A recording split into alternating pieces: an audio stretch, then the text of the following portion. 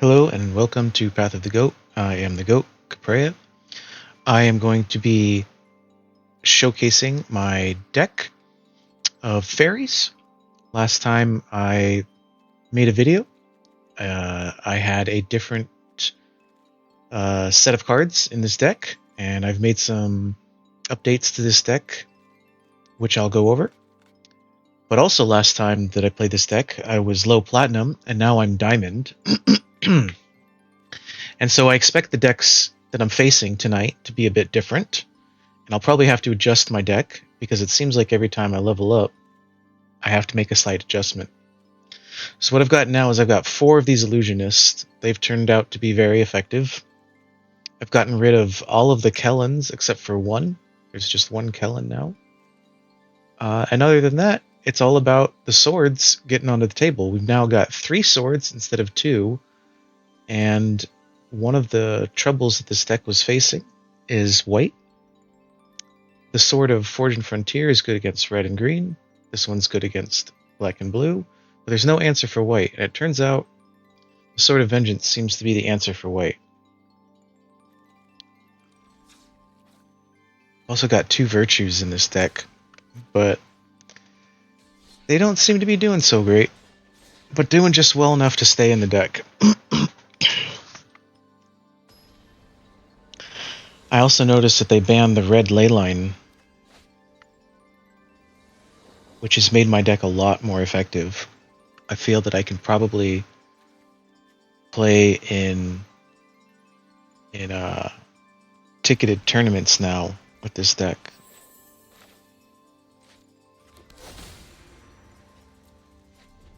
So let's see how we're doing tonight. We're starting off in Diamond tonight. Diamond 4, I think.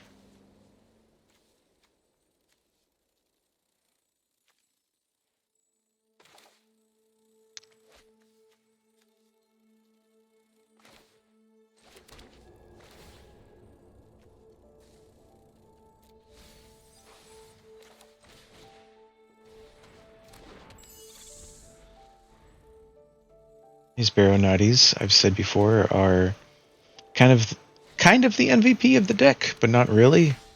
They're not so great, but as sidekicks, they do a great job of distracting the enemy.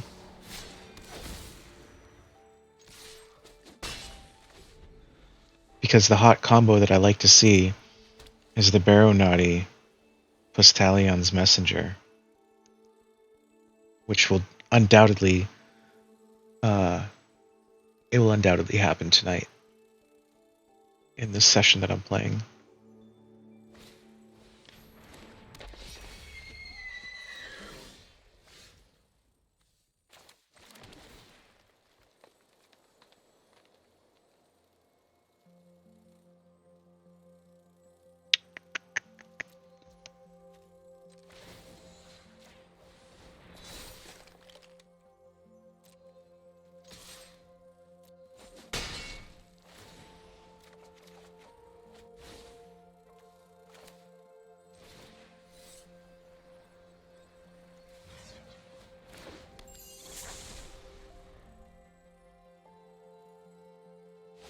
This is a perfect example of why these Baronautis are great, because with just this Pixie Illusionist, this Baronauti now has lifelink.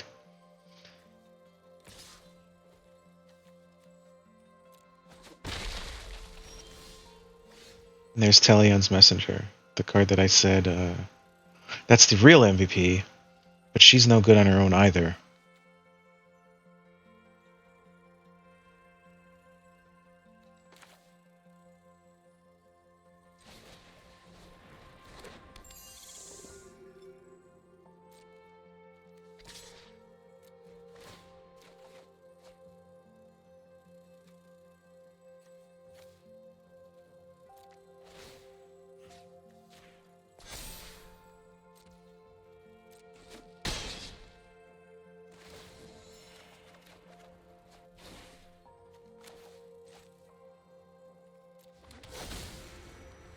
It's a really good idea if you have the Sword of Forged Frontier to not play your land until after you've attacked, because you might get 2 lands from the sword's mechanic.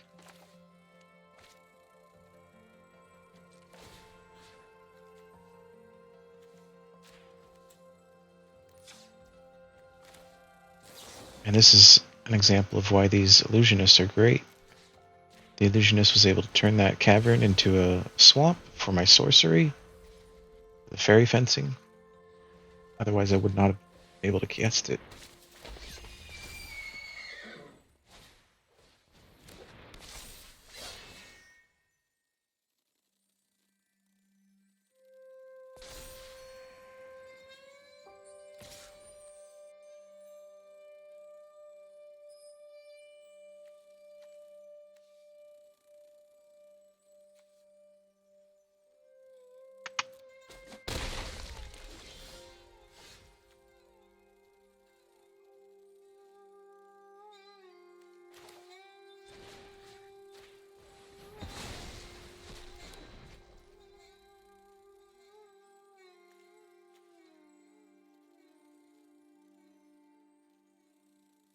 I'm debating whether I want to use the fairy fencing on one of these guys, or if he has something even more powerful in his hand that I need to be worried about.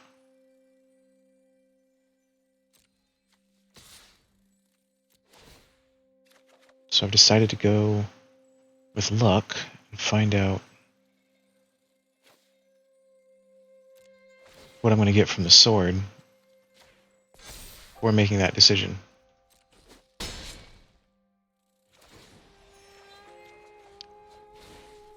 Lady Luck gives us a cavern and an illusionist.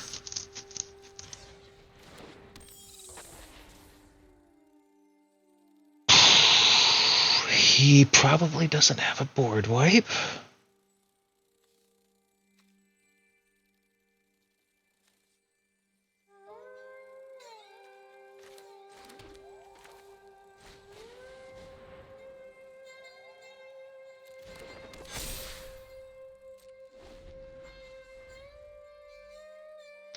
I have enough creatures on the board right now that I can end it at next turn. So, unless he has a board wipe, I think this one's in the bag.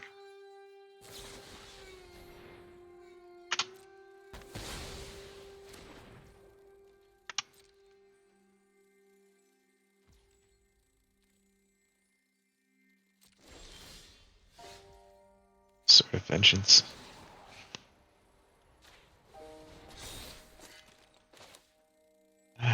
Normally I wouldn't equip this right now. I would wait. 9, 10, 11. Okay, if I put it down, I could possibly end the game, so I'm gonna go for it.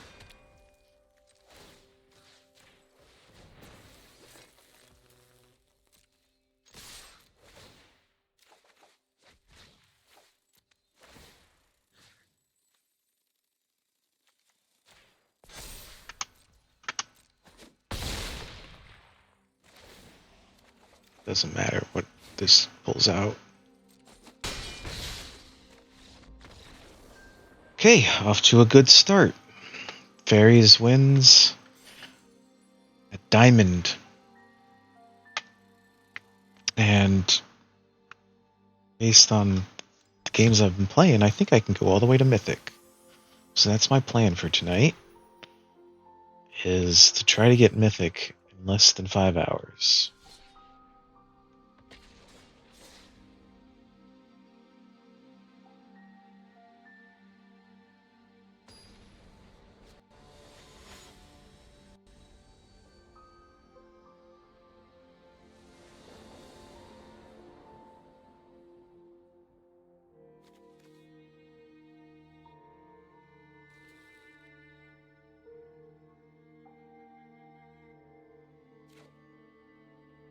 I just realized that that whole game wasn't even streaming it.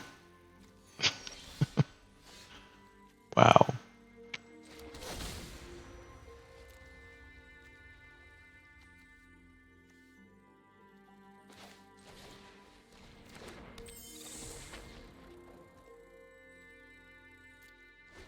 You know what? I'm gonna just re-say everything I just said so that I can edit this later. Welcome to Path of the Goat. I'm the Goat, Cabrera. Tonight I'm playing my fairy deck. Last time I left off, I was showcasing this deck with some slightly different cards at the platinum level. Since then, I've ranked up, made some adjustments to the deck, and have been enjoying playing this.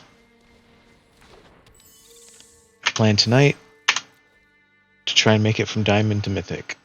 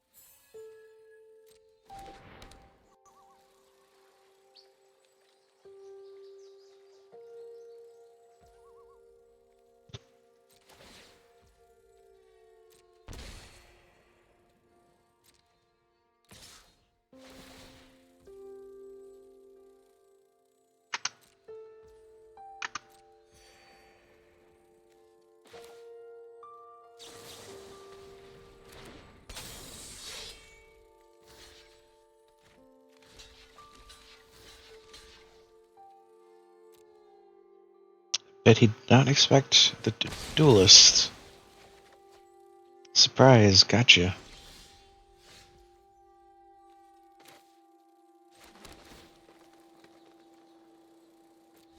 Normally I would not waste an exercise on this artifact. Seems like a waste. But since his deck seems to be based around gaining life, I think I'm going to have to.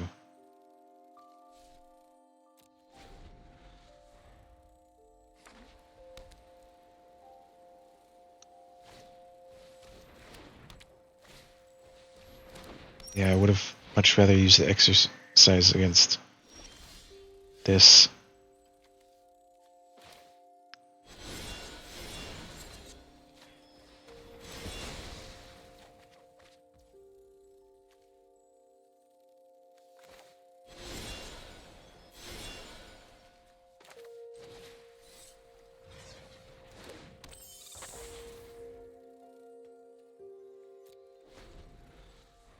So I don't have too much going for me, but neither does he. So I feel on equal footing. I'm happy with my 2 birds to his 1.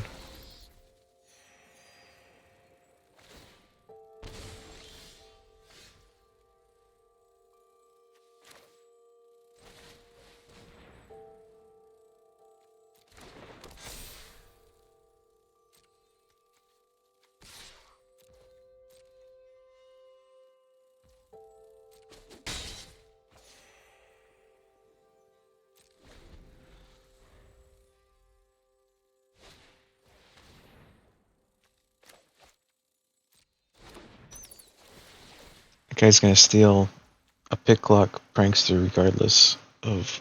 Oh shit, he's gonna steal both. Can't let him do that.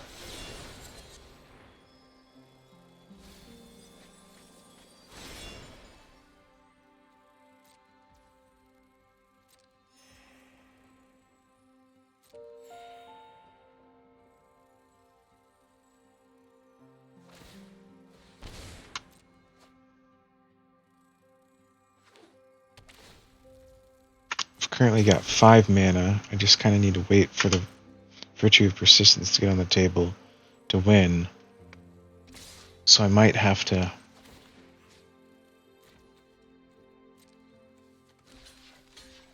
Might have to sacrifice my fairies and block this throne just to stay alive.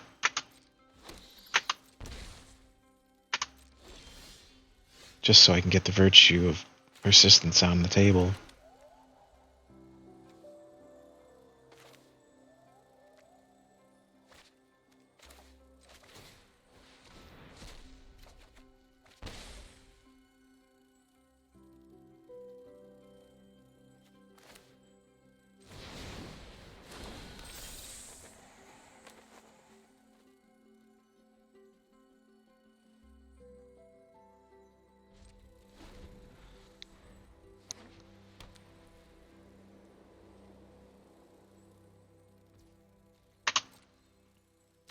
Maybe I can double up on my blockers.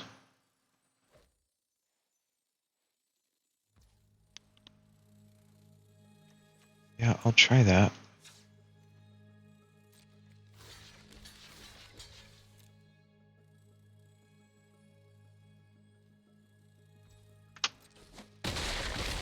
Alright, that's a good trade for me.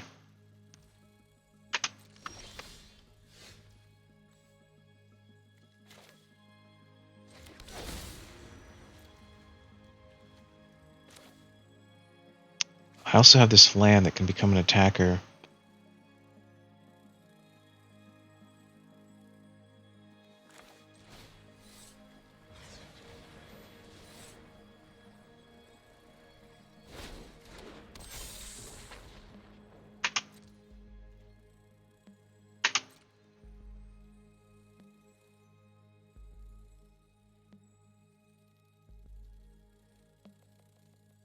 If I'm able to get this virtue of persistence on the table, the first thing I want to steal is this throne. Then maybe that bat.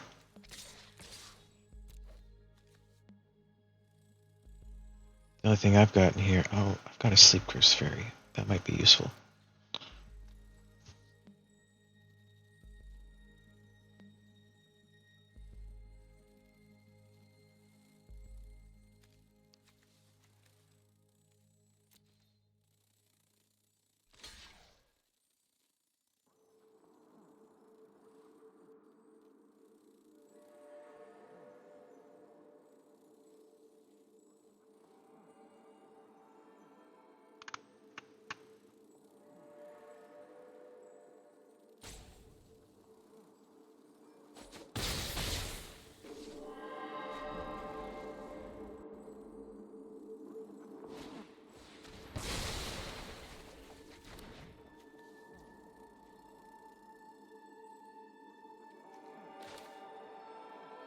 That kinda sucks.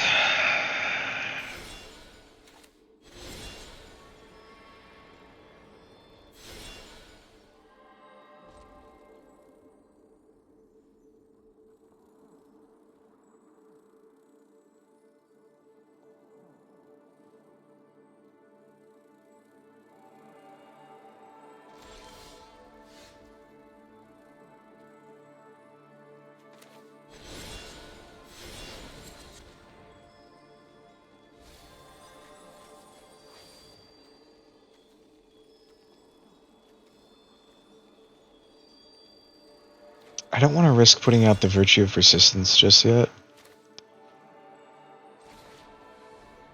Because he's been holding this one card for a long time. There's lots of white removal spells.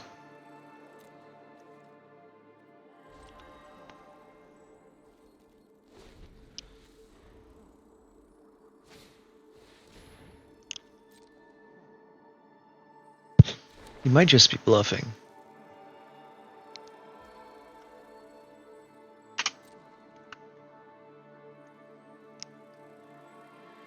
Either way, I've got the other upper hand. I don't need to risk it.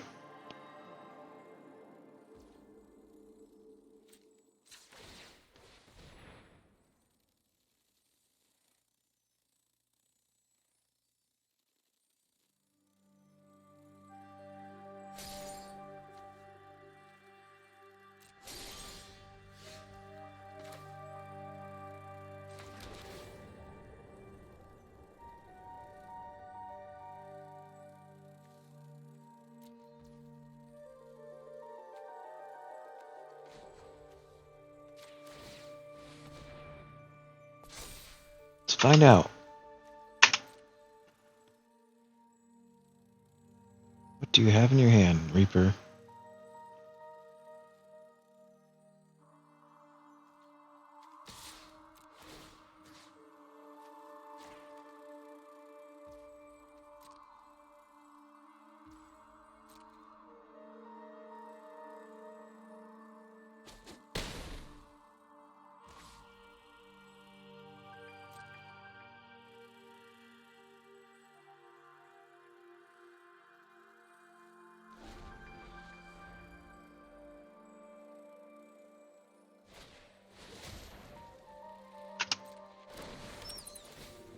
Okay.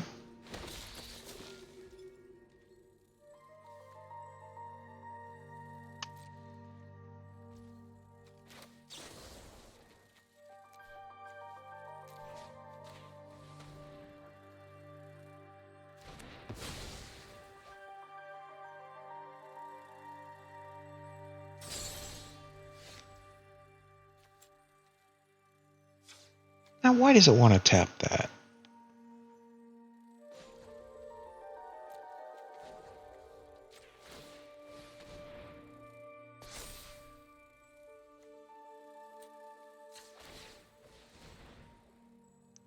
Oh, shit.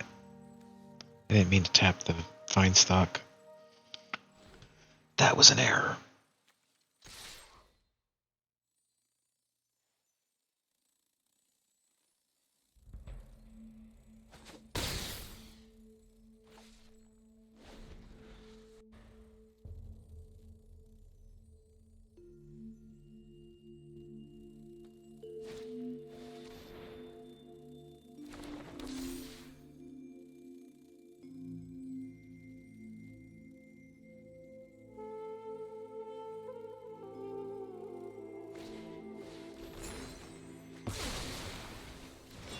So glad that I held on to this virtue.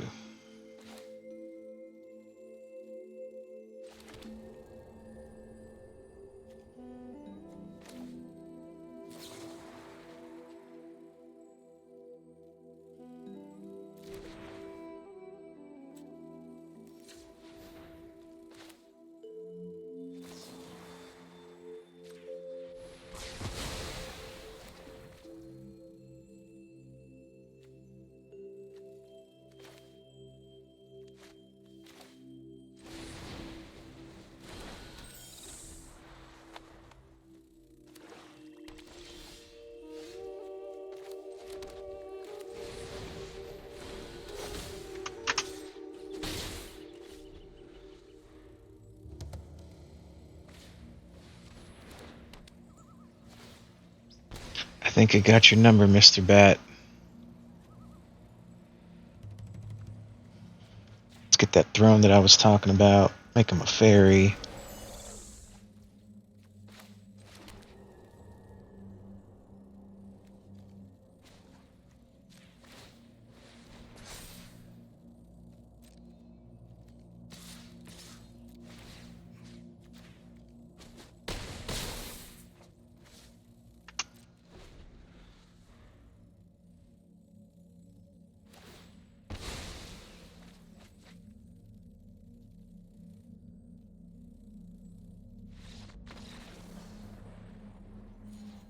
Alright, that's 2 wins and no losses for tonight's session.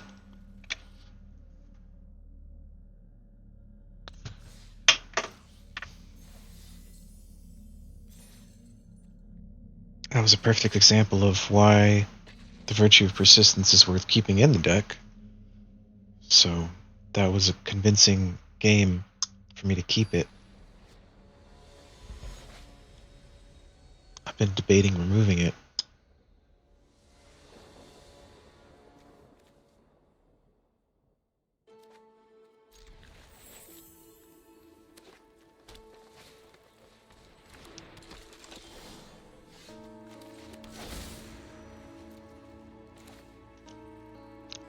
I love the Sleep Cursed Fairy.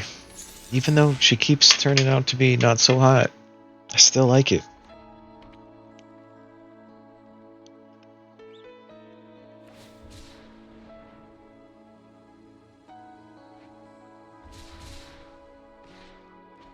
think I'm just in love with the design of the card. That thematically, she's like asleep.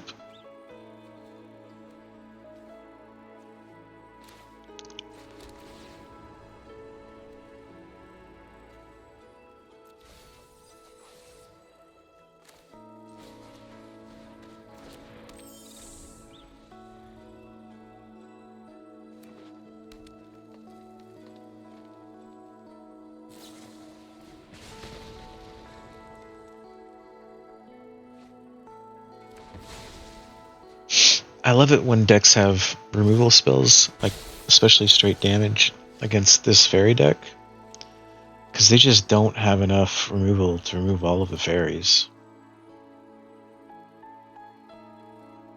Design this deck to be resistant to removal, because I noticed that in the last set that was released, that there was a lot of removal spells.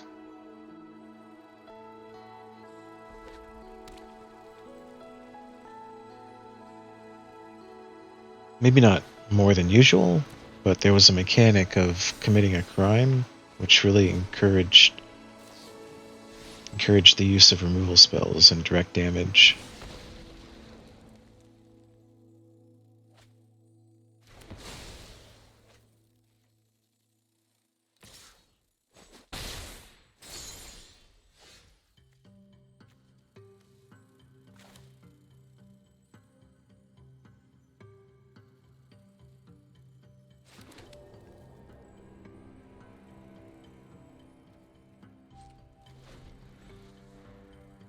Is this a dinosaur deck?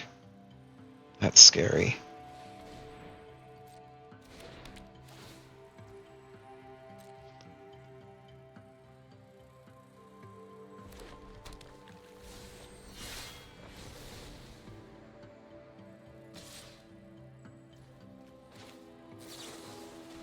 Surprise!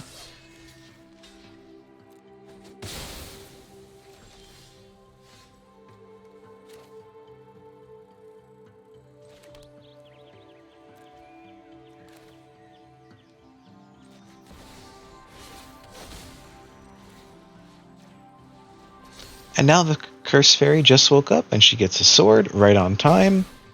Timing is beautiful.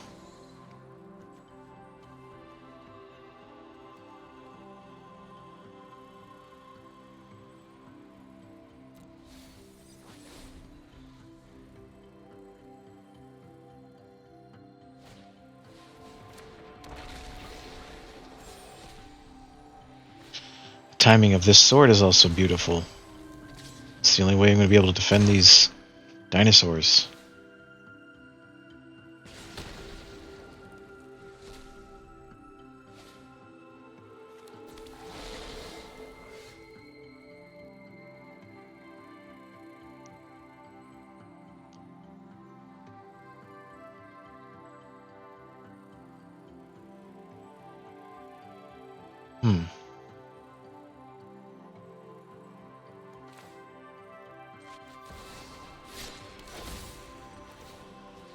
I'm really not happy that I have to defend.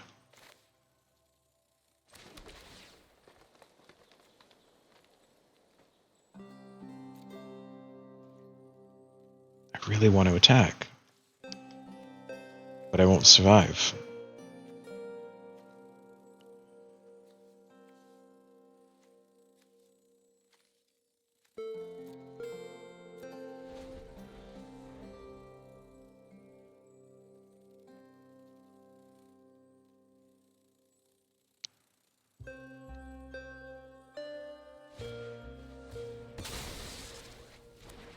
Wow. I got super confident with the sword that gives me protection from red and green, thinking that he couldn't do anything to me because he was red and green. But the forced sacrifice, it did me in.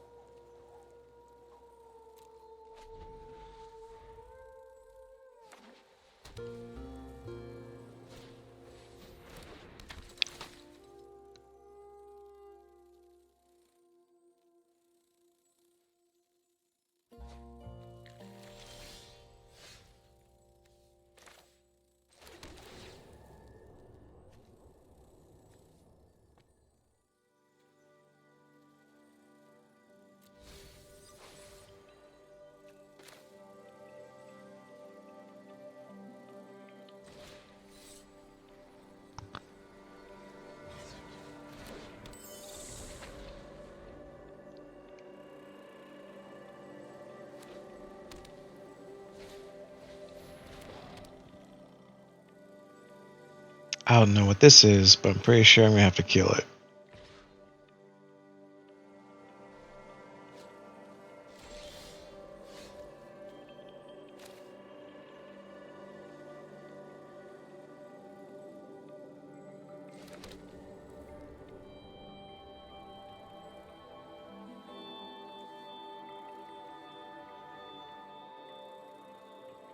What I'd like to do is cast the Virtue of Loyalty after he attacks, take him by surprise.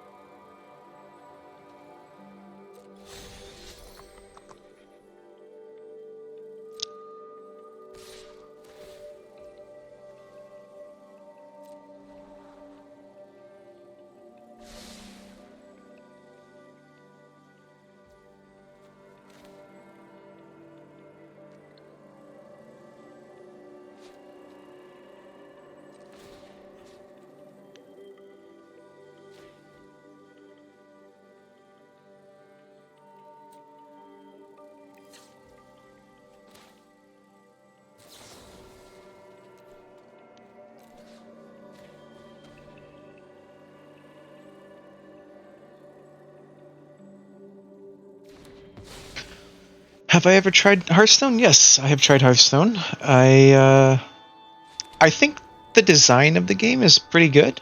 There are things that I don't like about it.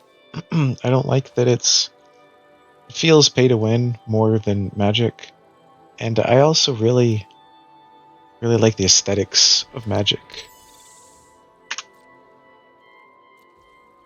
But yeah, I've played Hearthstone.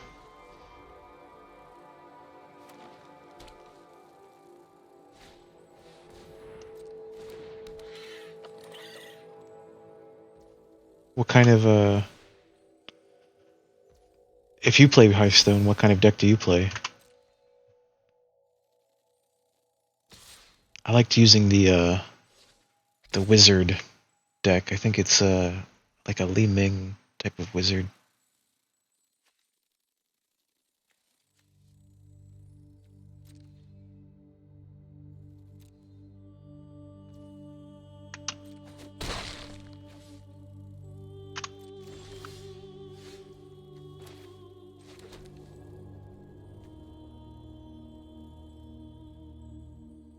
These cards with saddle are kind of confusing to me.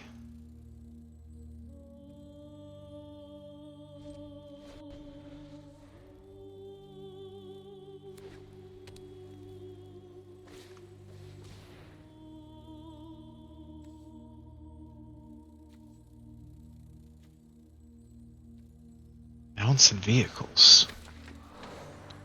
Saddled creatures count as mounts? Or mounts. Dummy.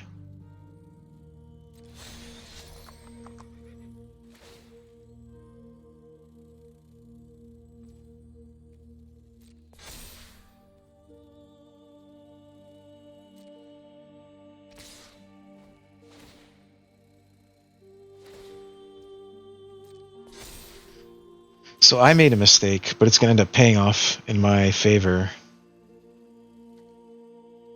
I think.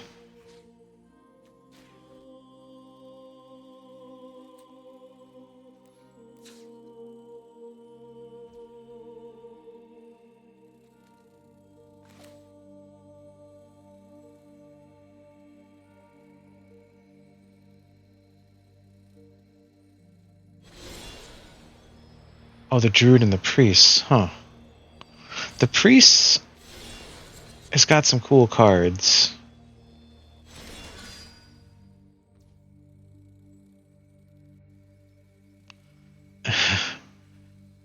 I'm sure it was whatever you called it in middle school. It was insulting. That's what I bet.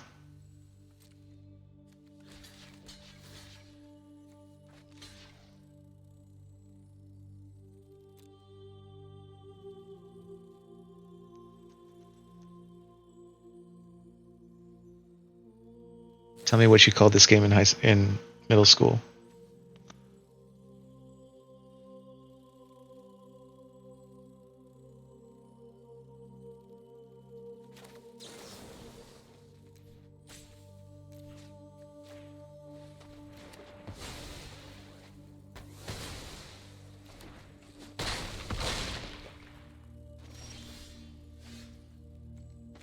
This is why I say it's going to work out in my favor.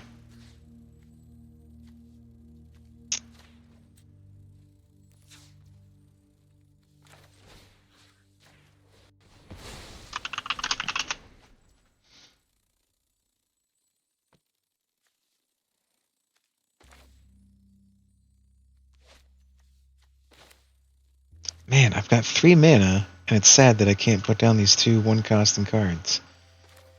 So I have to choose sleep.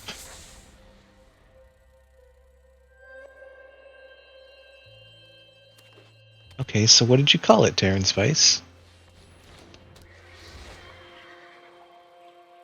Or what did they call it? Oh, yeah.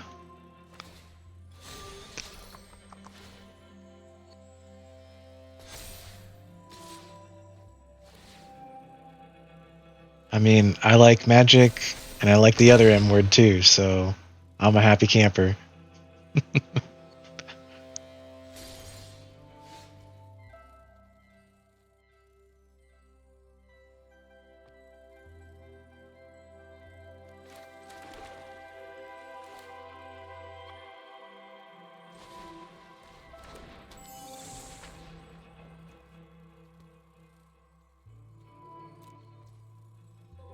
I think I'm kaput. I think I'm dead this game because I didn't pay attention to the saddling, and that thing got hexproof before I could get rid of it. I was too busy having a good time with the people in chat. Alright, that's fine. I lost this one. One loss.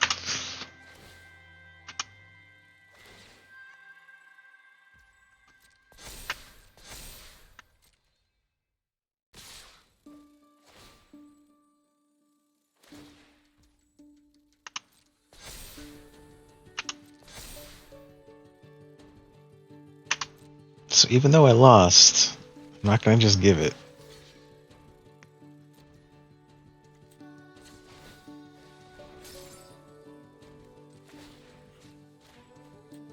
Turn that into blue. Untap you.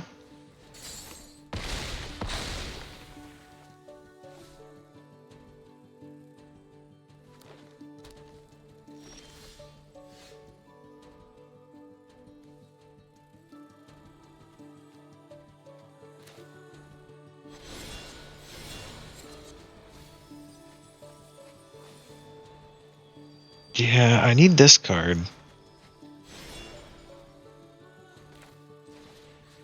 But that still won't save me from losing.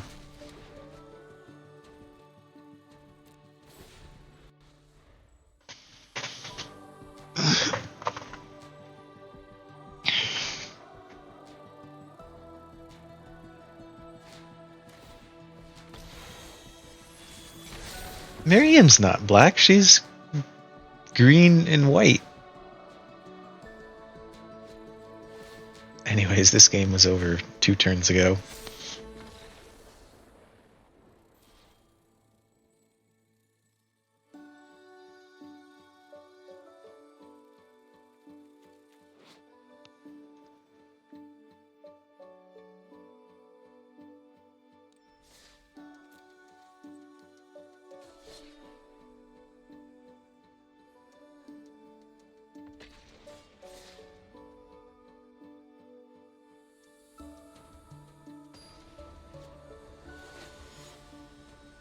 So this is the diamond icon. So that's 1 rank below mythic. I'm hoping that tonight I can reach mythic. I think this deck has got promise. It's not the best deck I've made. I'm eager to get on to playing my Nightmares deck, but I really want to get to mythic with fairies. I want that accomplishment on my belt.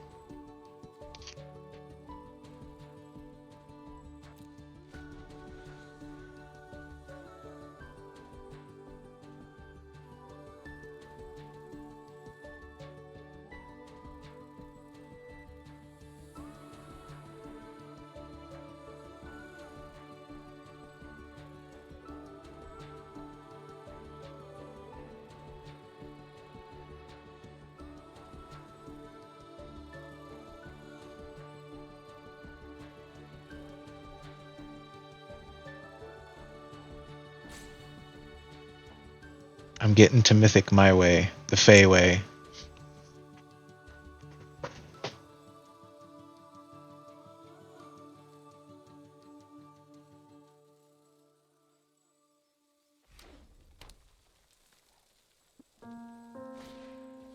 Well, I got to Mythic 3 seasons in a row with zombies, which is probably the worst deck in the format of the season, and I still accomplished it. So if I can do it with zombies, I can do it with fairies.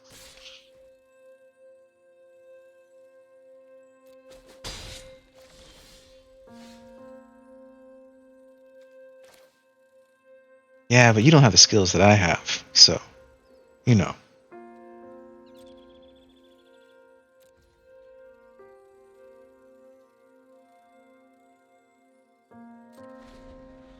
Well, I put in the games the zombies, and I'm trying to put in the games now. I was losing a bunch of games, made some tweaks to the deck, and now I'm climbing. I climbed up from low platinum to now diamond, and I feel like I'm within 5 hours of getting to mythic. And what's funny is that I don't even know half the cards in the format, which is kind of sad. Like, I'm still reading. Like, this is the first time I've ever seen Resilient Roadrunner.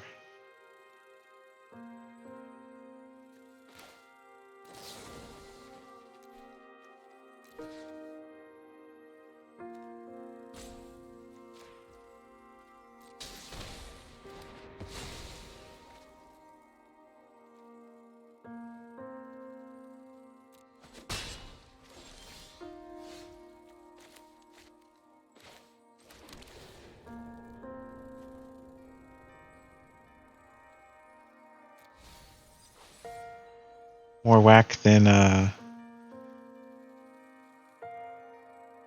Heroes of the Storm.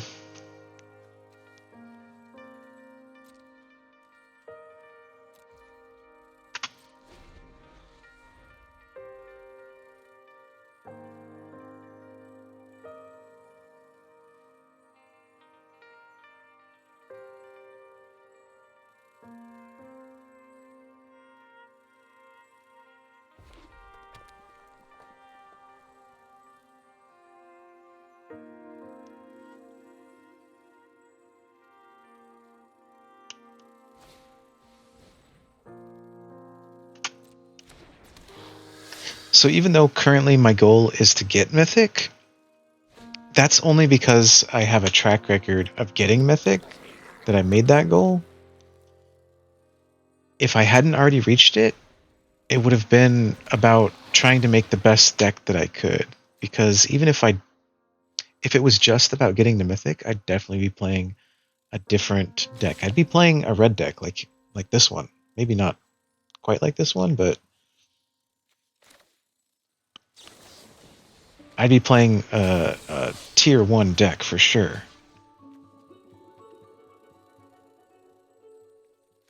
What the hell is this?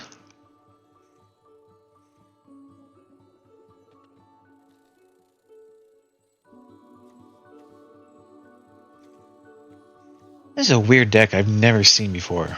So I'm having to read all these cards. I can't quite.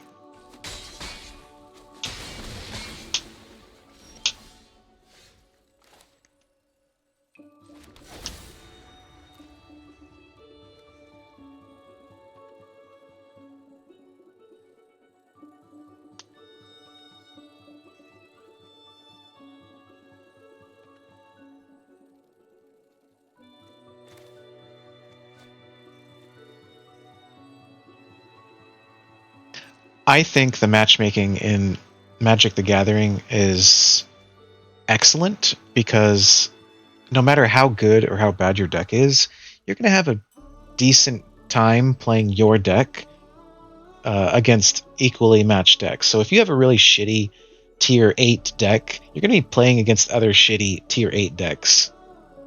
And, you'll have a 50% chance of winning, and it's all you.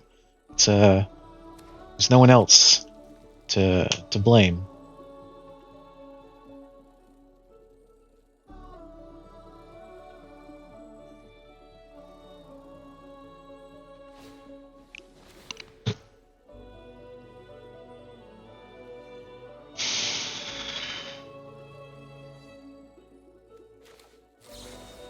Well, I don't know what shenanigans you're up to, but I'm not gonna let you do them.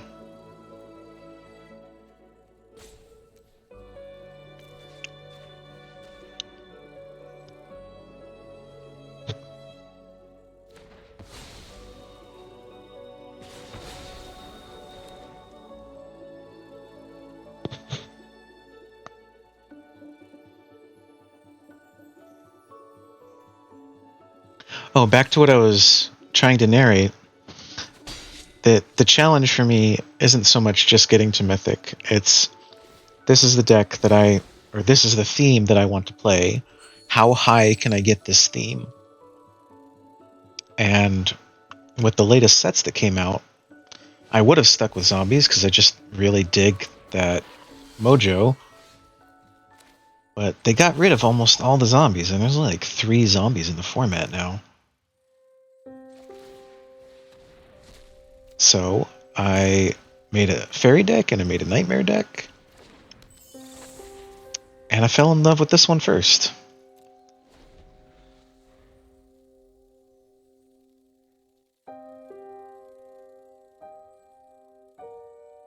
Probably because I've been playing so much Lunara on Heroes of the Storm.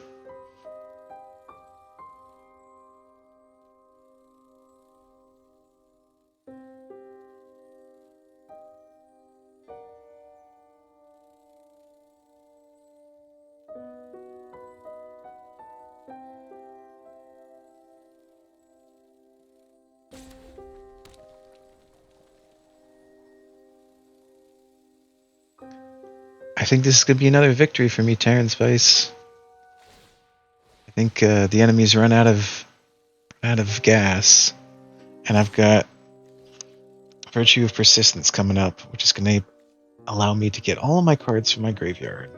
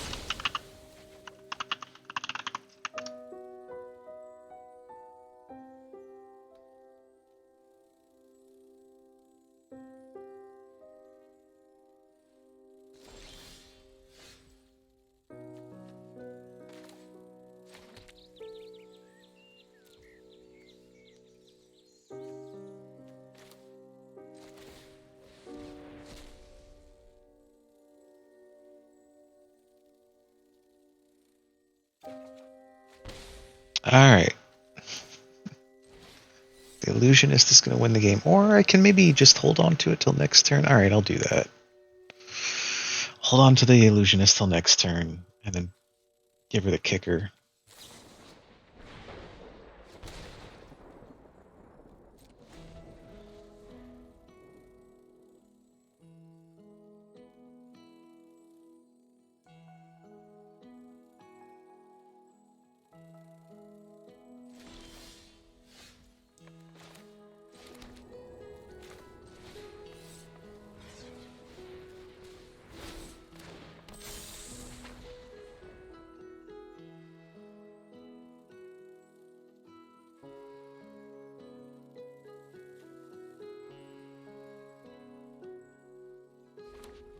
Look at this beautiful art. Isn't it captivating?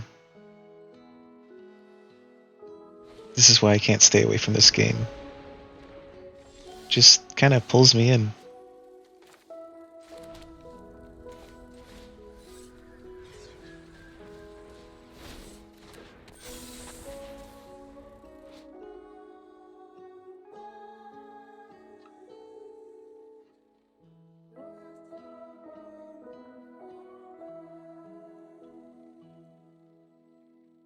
You got this artwork with the fine flowing magic and this hidden grotto. It's so On theme.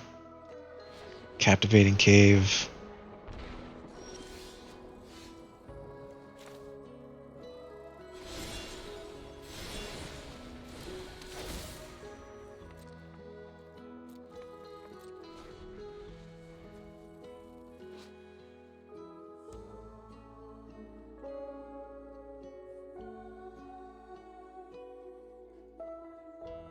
Matches the music so well.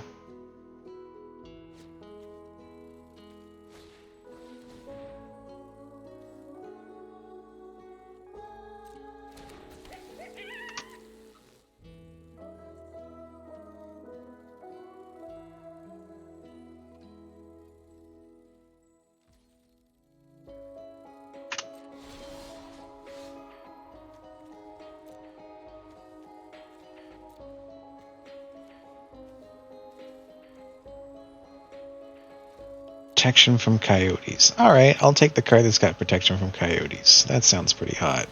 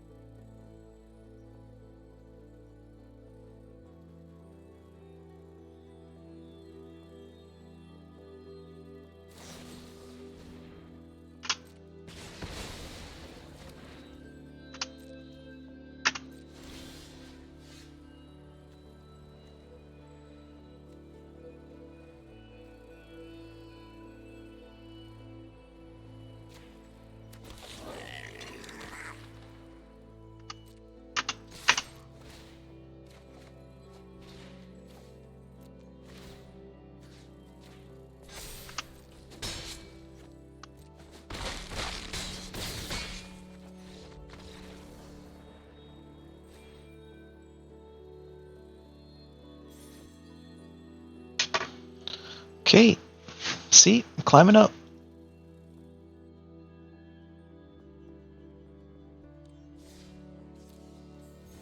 That's insane. And where did you get these? Man,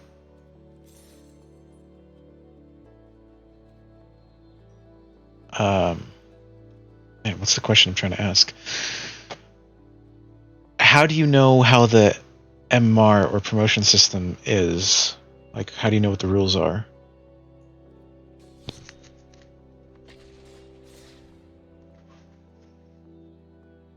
Is that published somewhere?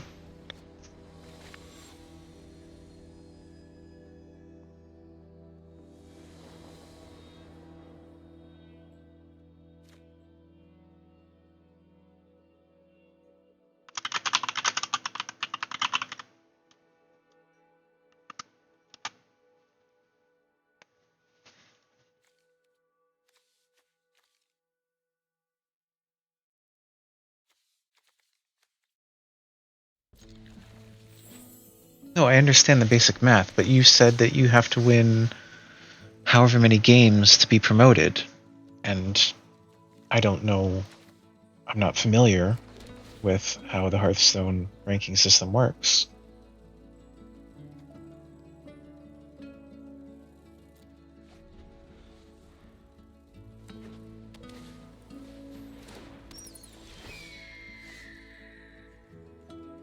Okay, I understand that.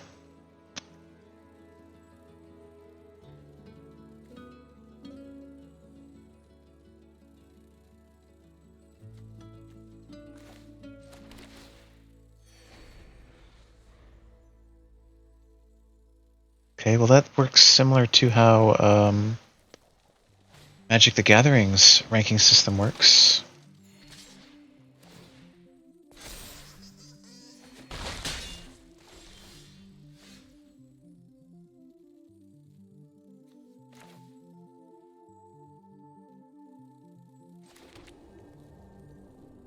So after I win or lose this game, I will show you how the ranking system works in this game, which I think is very similar.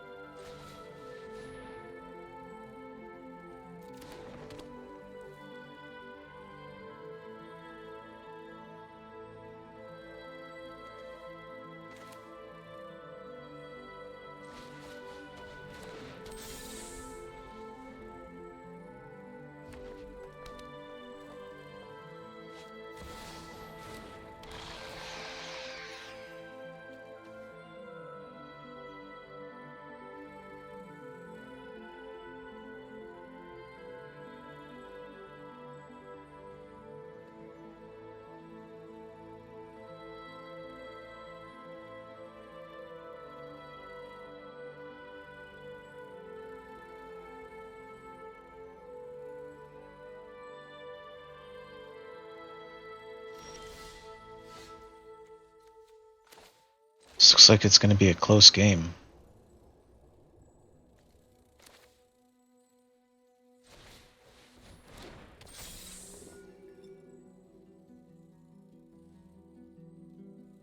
He's playing red and white. I wonder if he has removal. Because I want to use Kellen to search for an equipment, but I have a feeling that he might have a removal. And destroy the equipment that I find.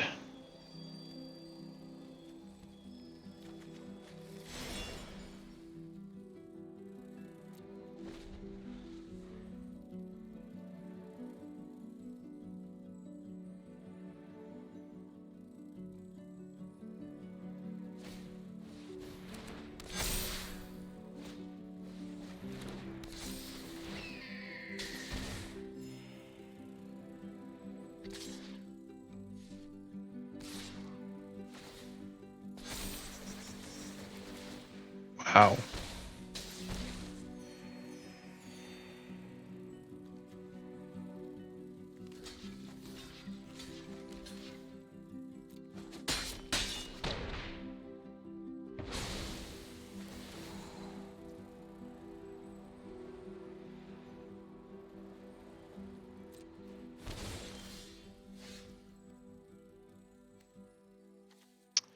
So I've got this exercise. So I can remove that threat, or Elish Norn, or this enchantment. All of which I need to remove.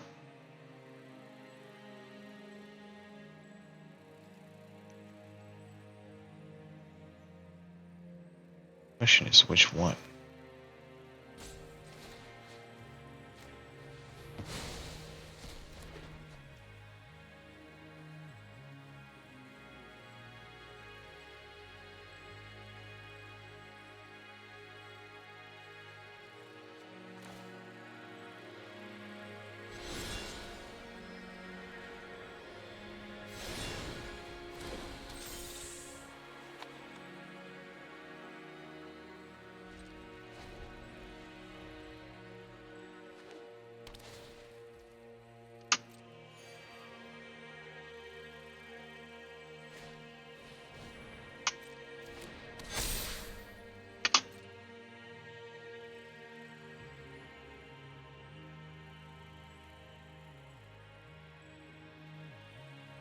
Is it going to be another word that's not permitted by Twitch?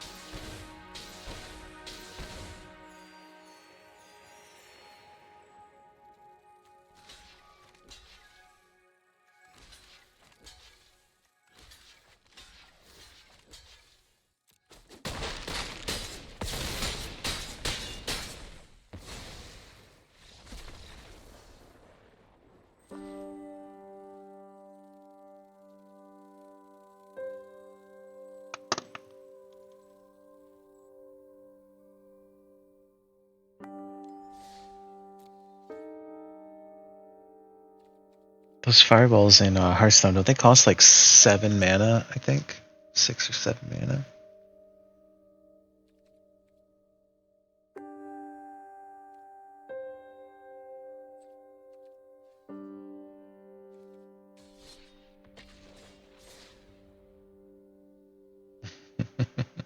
So that one was also not allowed, but I'll allow it.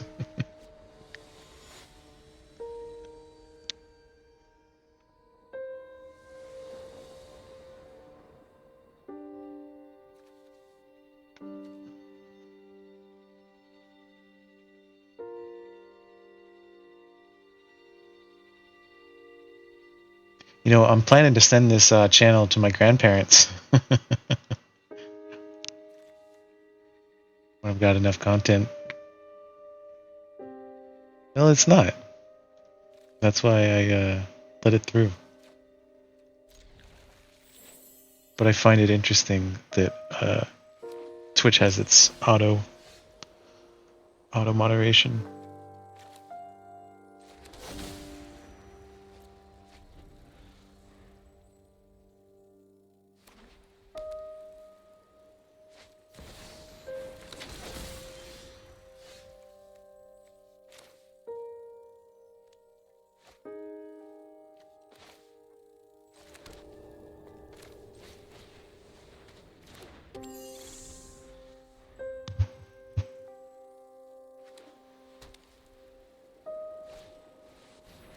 I felt like they were coming out with sets too frequently in Hearthstone, that it made it frustrating for me.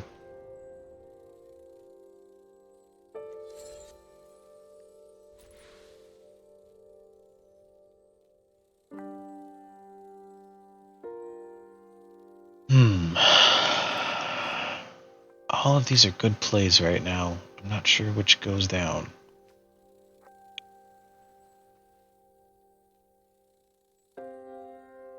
If I put this, I'll have 4 mana next turn. Put down the swamp gives me 5.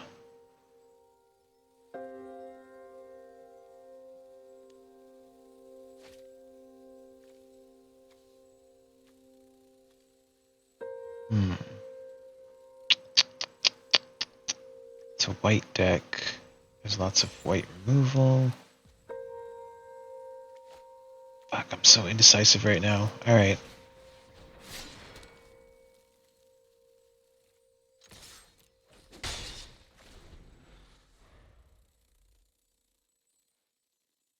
I've seen enough ASCII art for a lifetime. Thanks.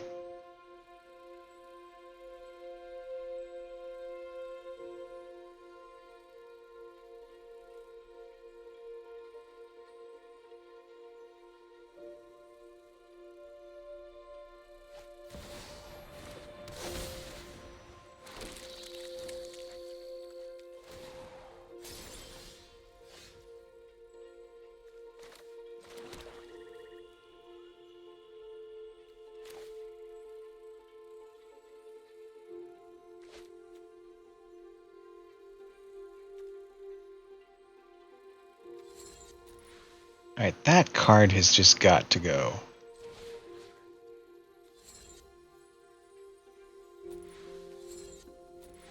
But he's going to create more next turn. Fuck, I'm in a bit of a bind here. Everything's got to go.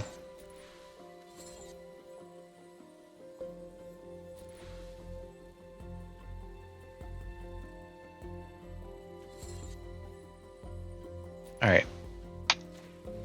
I can deal with an extra 1/1.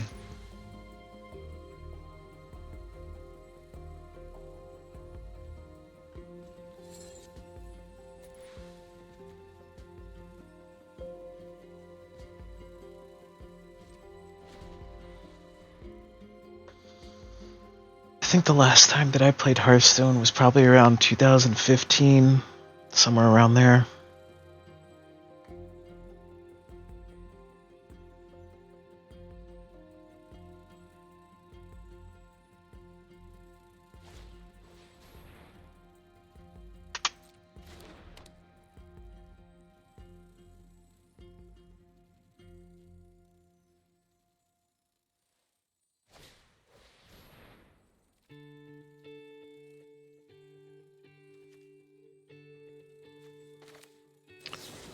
Boy, I'm glad I held on to this.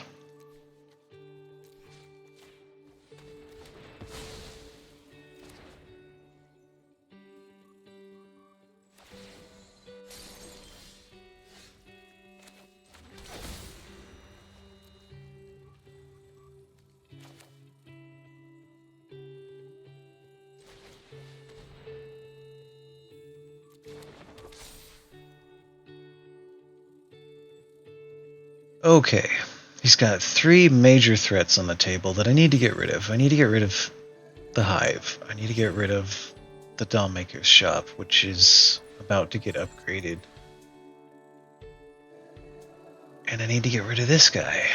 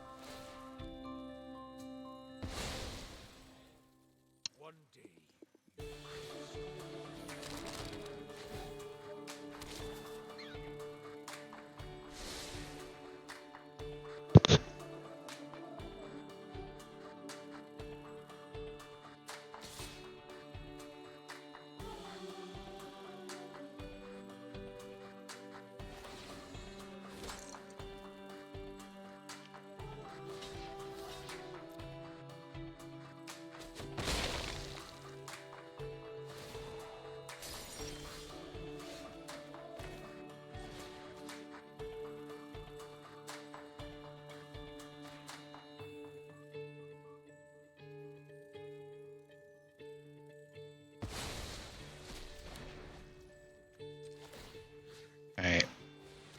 Time to go full throttle.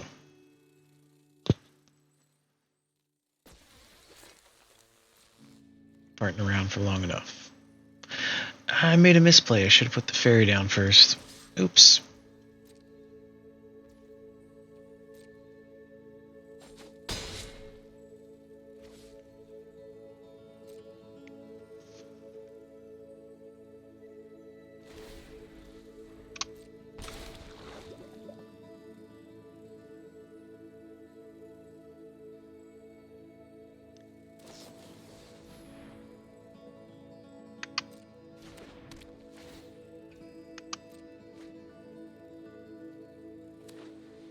Well, shit. A porcelain gallery is going to unlock next turn and make all of these into 5/5s.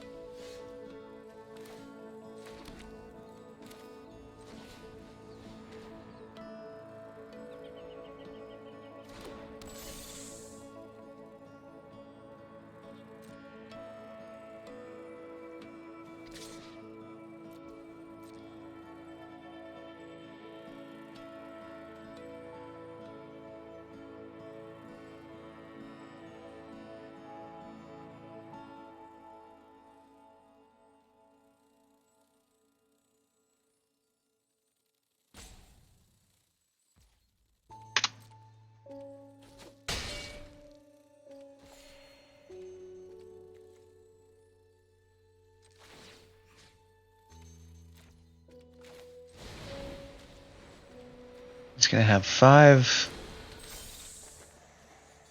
5s.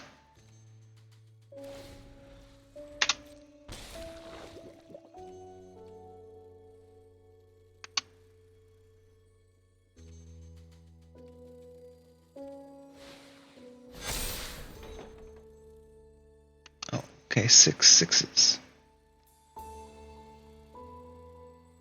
Not really sure what to do about it. I think I just lose. Yeah, I can.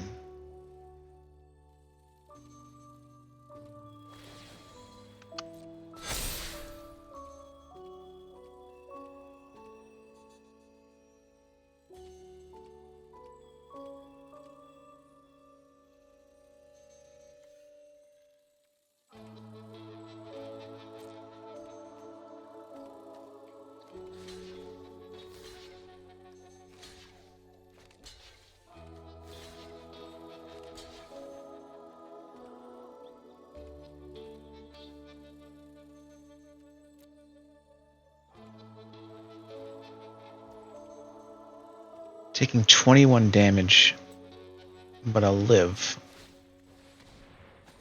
But I don't think there's a card in my deck that's going to help me win the next round.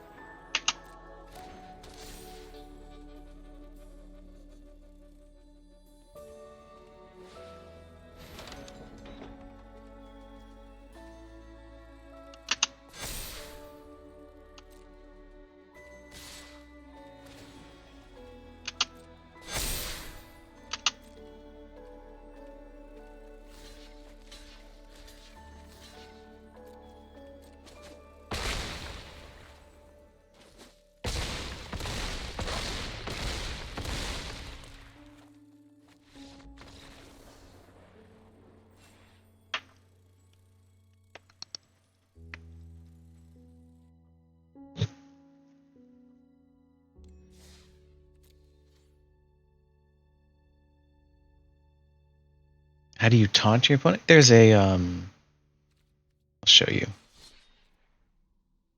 Next game. Other than by playing really wacky decks, that's a way to taunt them.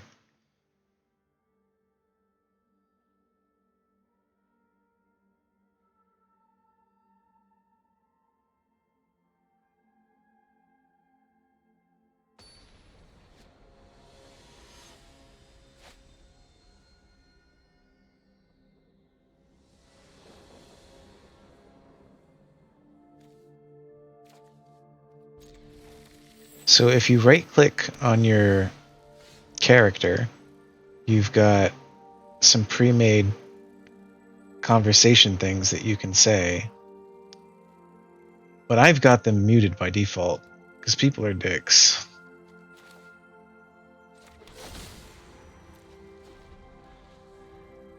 And I find that while I'm trying to read cards, they like to just spam taunts and messages. I find it obnoxious.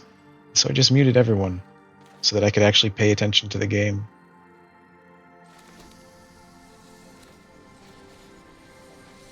And it makes a much more peaceful experience, and I can go at my pace, instead of the pace that they want me to go, which is a pace that makes mistakes.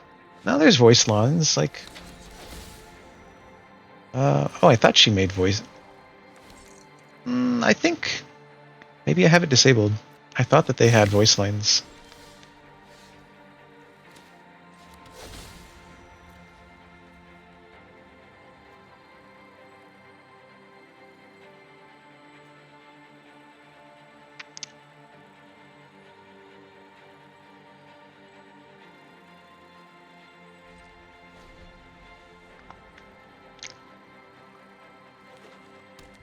If these aren't voice lines, then I think that you can buy them in the in-game store.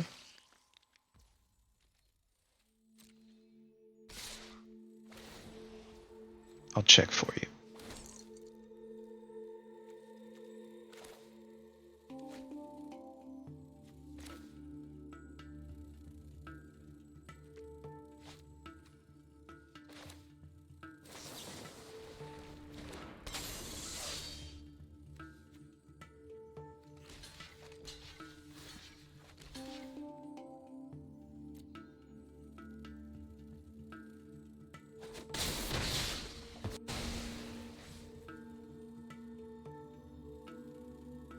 And that example that you give of sometimes they surrender is exactly why I have them turned off.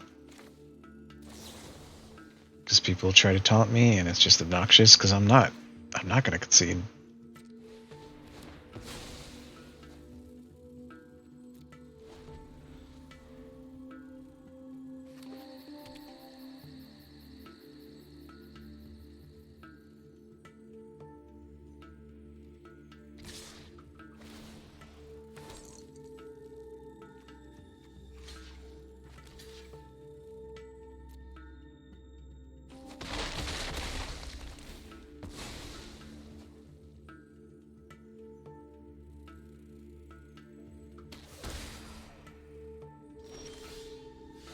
Yay, I got a sword, but I don't really have the mana to support it.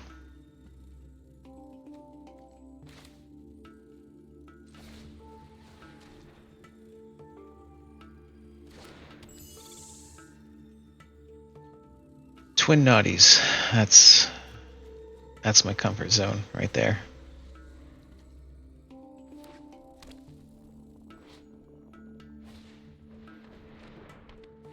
Hey, Terran Spice, what's the difference between Mischief and Malice?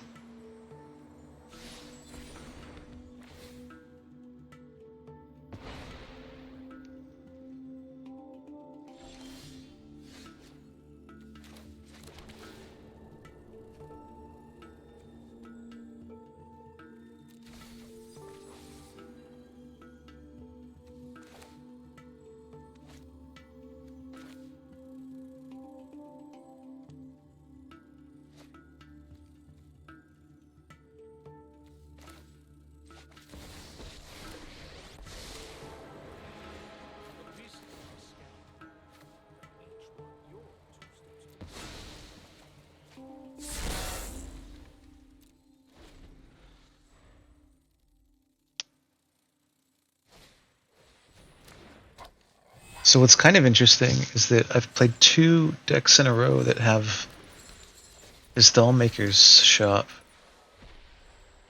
So I might make some tweaks to my deck to deal with this card specifically.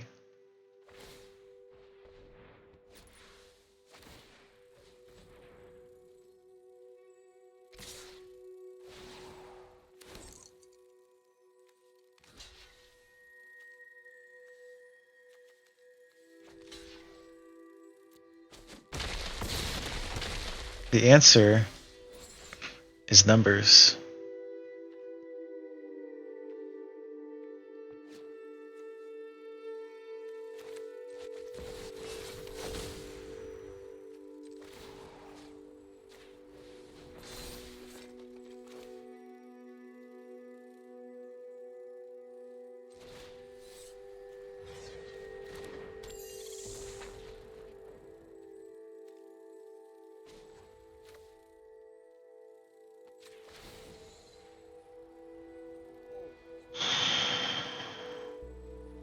Why can't I exile this?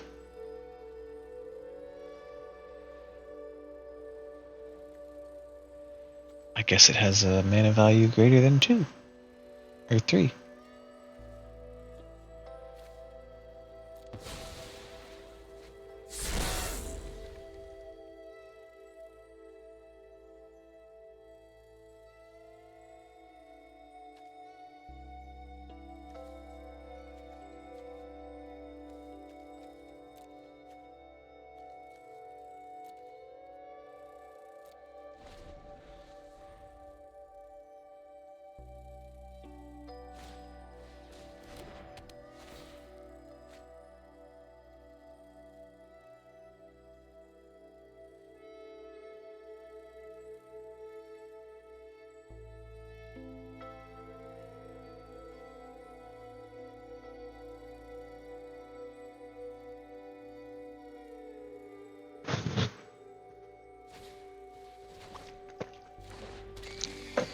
I'll tell you what fake news is. Fake news is a guy pretending to be a blue-collar worker at a fast food restaurant that now is serving E. coli to its customers without wearing any sanitary gloves so that he could serve up his actor customers. That's what fake news is.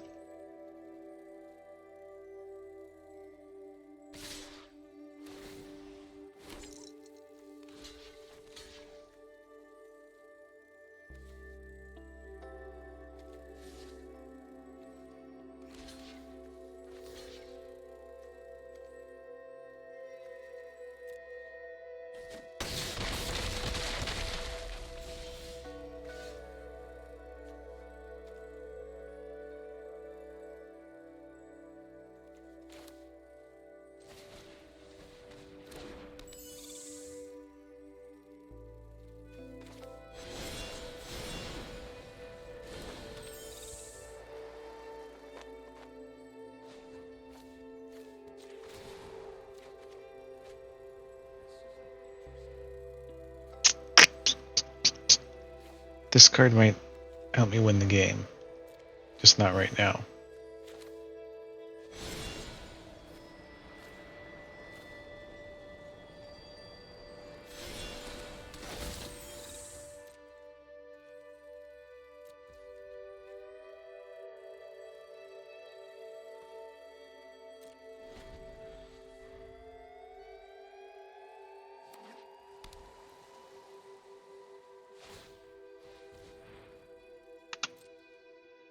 Well, what they mean is they're not serving customers. They're serving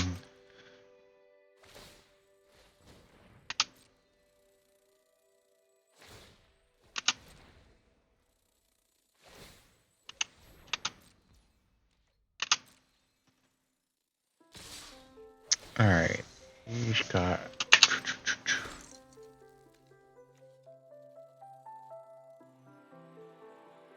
what can I do about what he's serving up?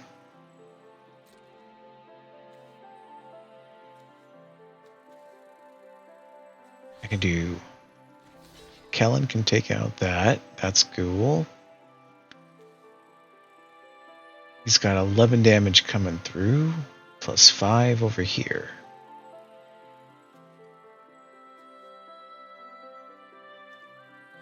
You can mitigate 3.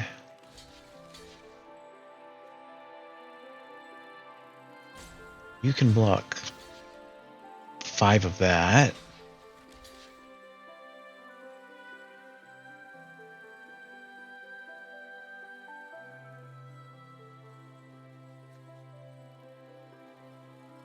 I think this is the best I can do.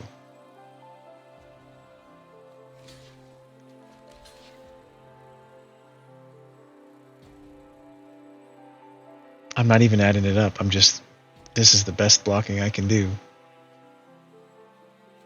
Actually,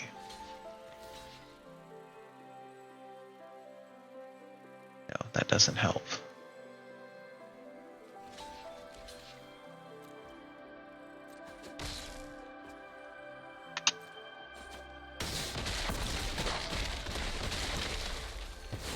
Ah, I was off by, well, even if I had survived, I probably wouldn't have made it to the next turn. And that puts me at 3 wins and 3 losses for tonight so far.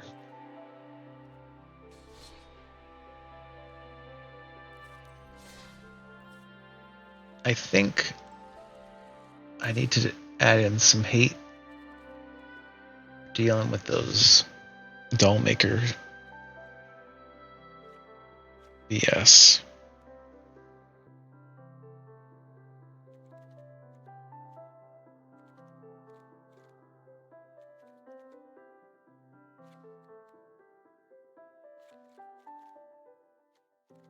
Alright, I opened 3 slots for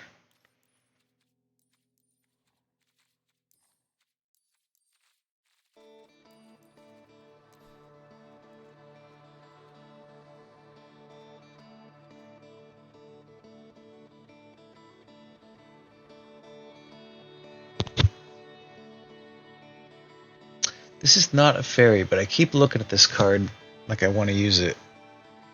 Because it can take out the 1/1s.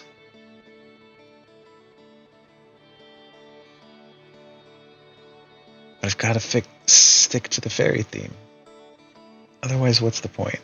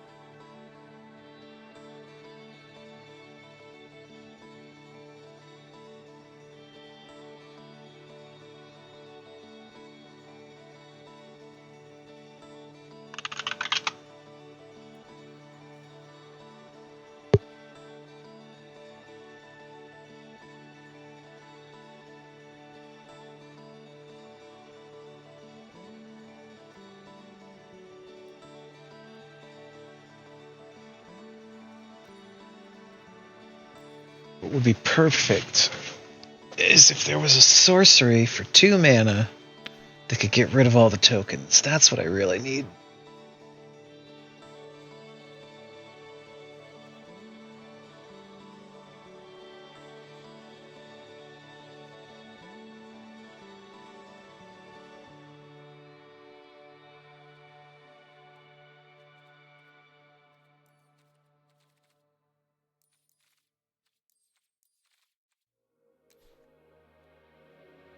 Cosplay a fairy every day.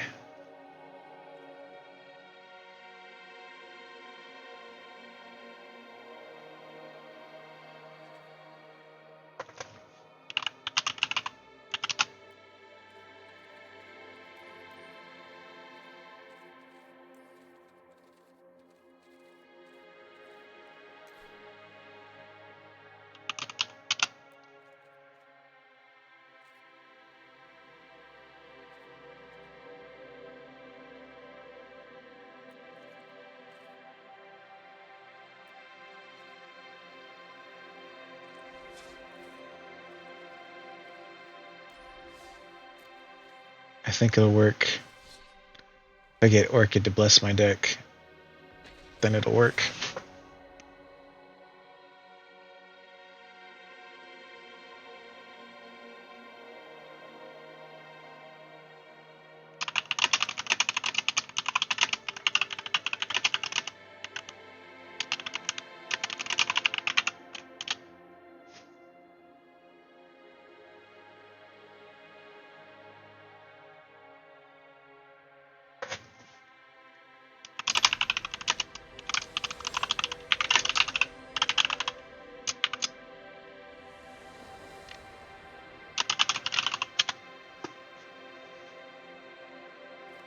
I need Orchid's Blessing.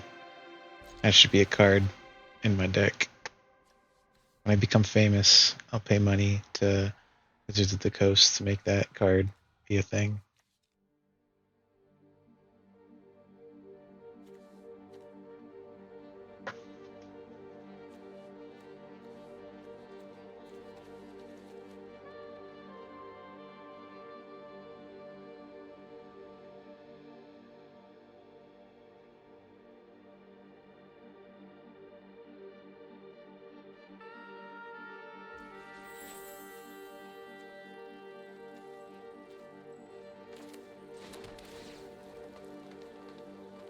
Look, there it is. I'll bet you he's not playing any kind of tokens, though. It's fine. If he's not playing tokens, I've got already 2 removals in my hand.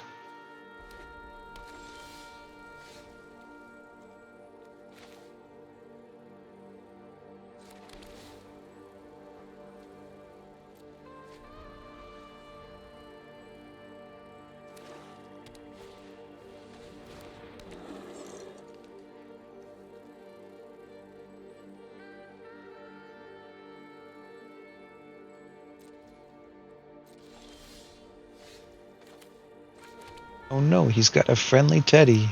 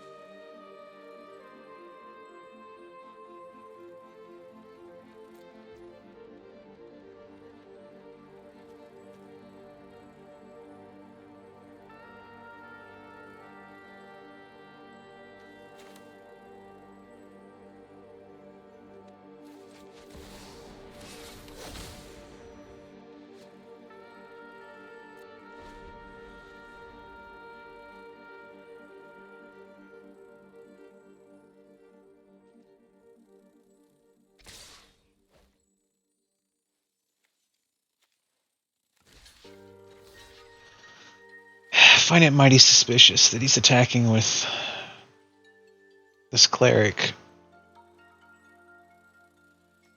You know what? I'll just take the 1 extra damage. I'm not going to risk it.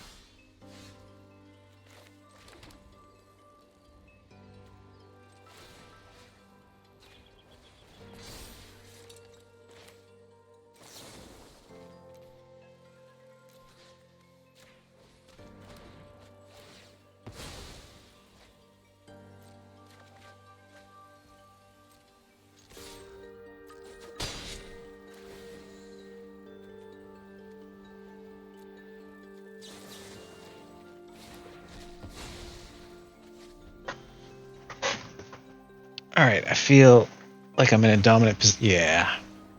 Alright, let's taunt him. How do I taunt him?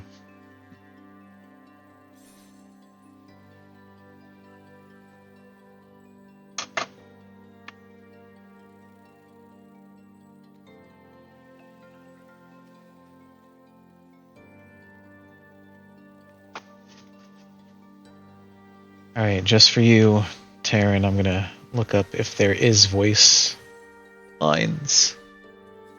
I don't think there are at the moment.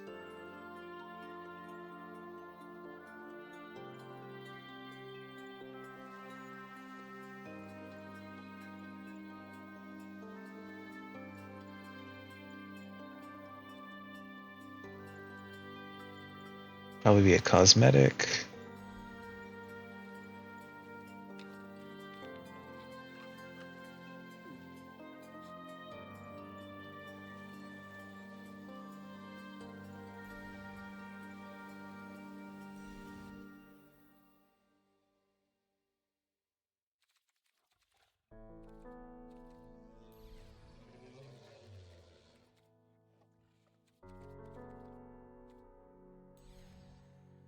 I full on dex now? Didn't know that.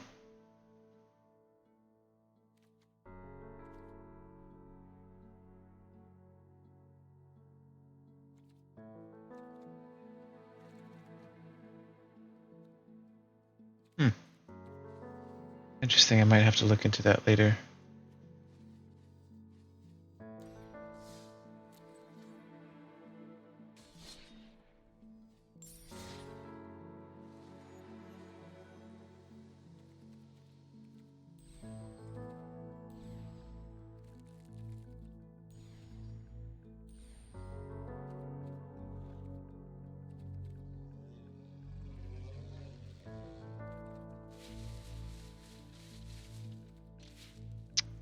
No, I don't think I'm familiar with that.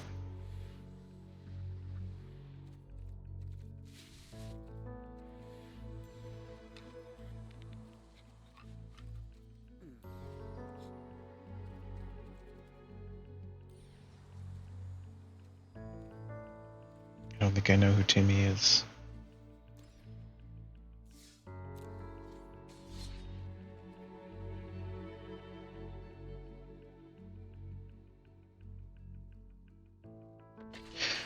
Alright, that puts my record at 4 wins, 3 losses for today.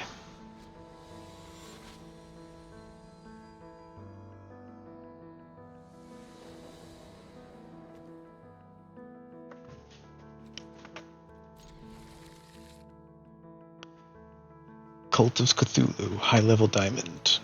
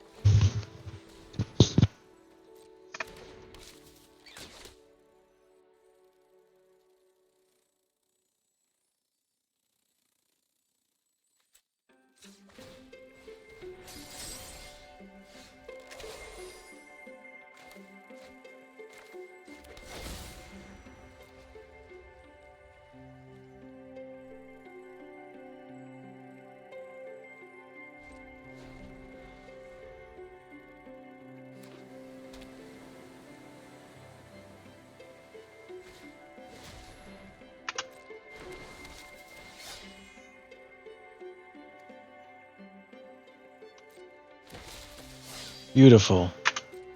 I think one of the cards that I just added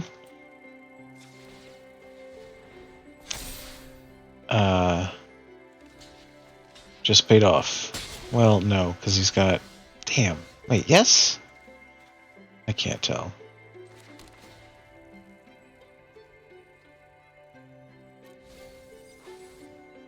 Yes! Yes!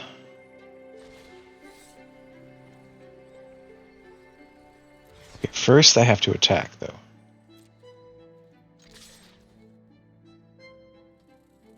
Well,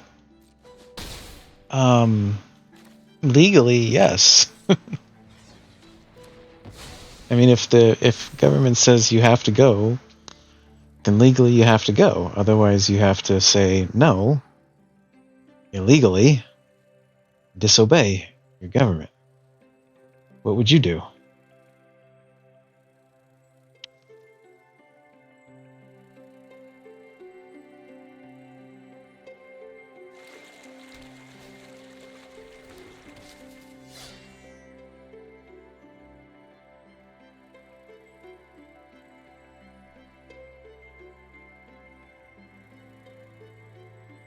So the fear of getting drafted is something that every man who turns 18 has to deal with, and you know, I turned 18 a long time ago, so it's something that I have thought about until I got to be over 40. Now I'm not so worried about it anymore.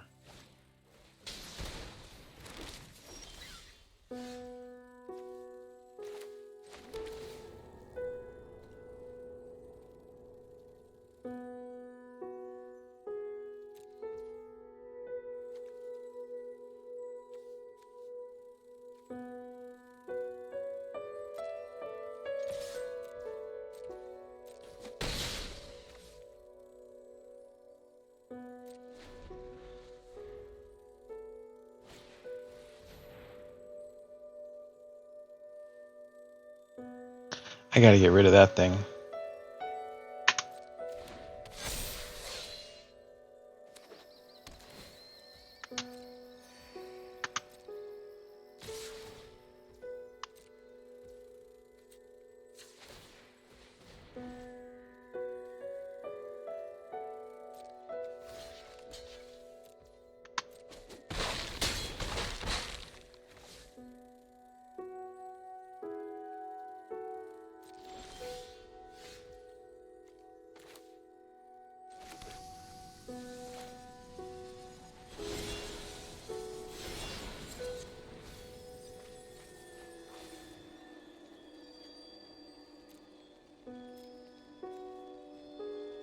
Man, I need both of these cards.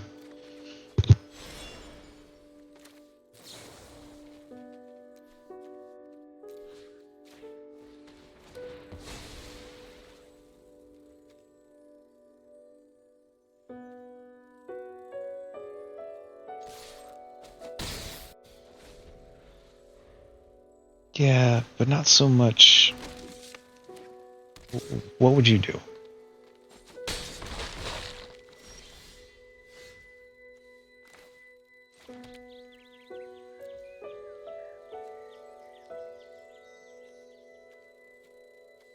Do I have enough for this? I do. This is gonna freaking work. That's awesome. It's paying off, Taryn. It's paying off. The slight modifications are paying off that I made. This is how you level up. You gotta make your deck adjusted to the metagame. And right now, tonight specifically, the metagame is these damn token decks.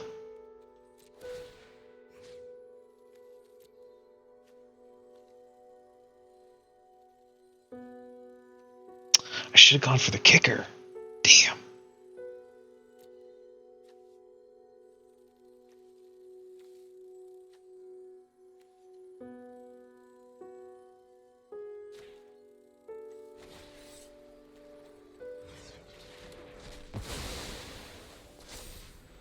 Look at that.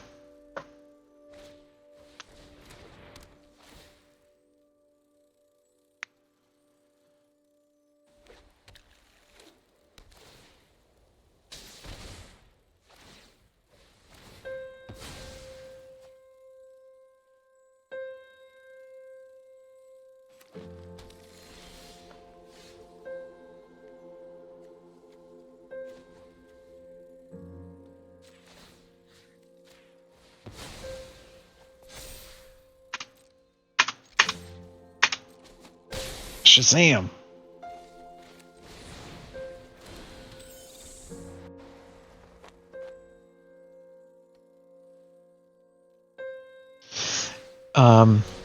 I think for Modern Warfare, if anyone gets drafted, they're going to be drafted into controlling mostly remote vehicles. Yes, you'll need some boots to go, but if we really need to summon up a large portion of our population, a lot of them can be here within our own borders, actively contributing.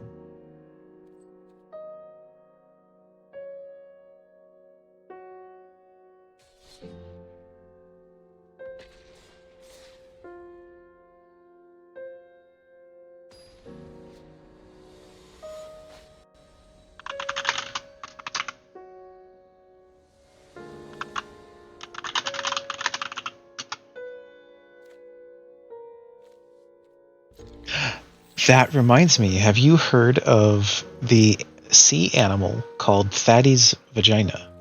It is a real thing. I'm going to look it up for you. Also changing the subject.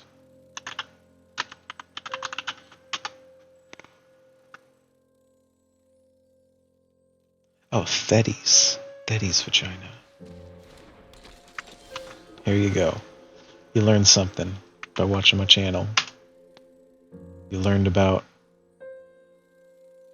the salp. Is this salpida? I don't know what a salpida is, but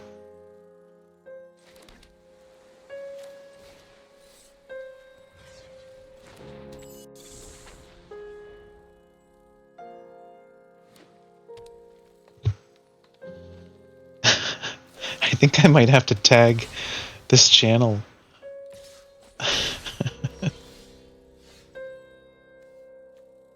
For the animal that I just posted.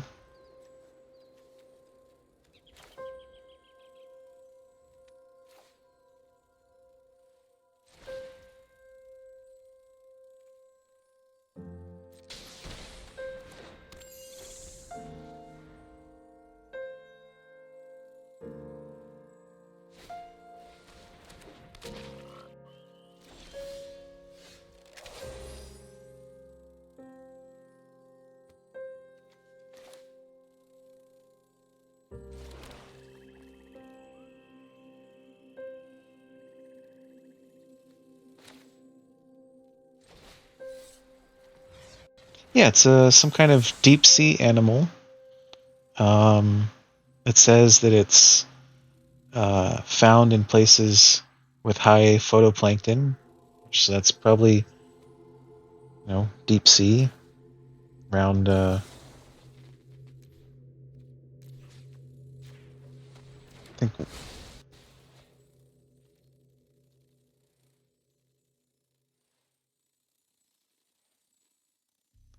says it's found near New Zealand in the Tasman Sea.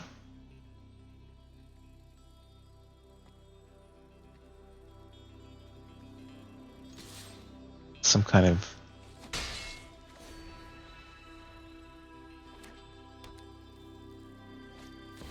gelatinous zooplankton.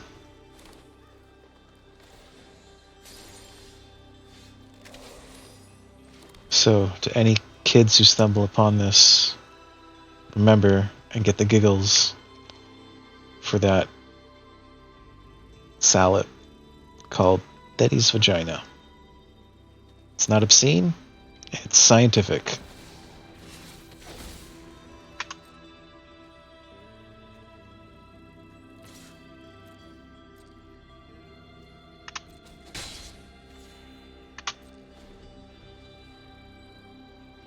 That's what I'll tag tonight's broadcast as scientific.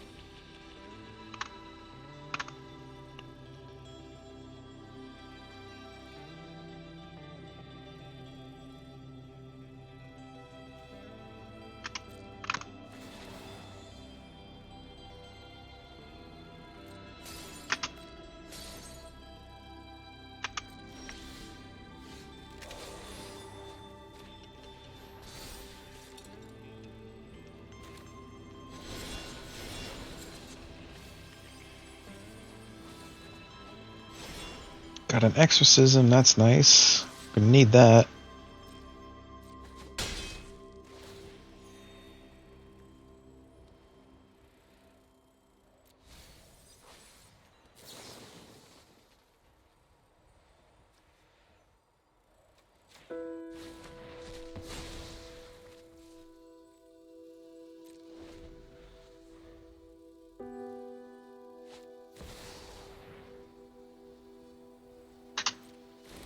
Crap.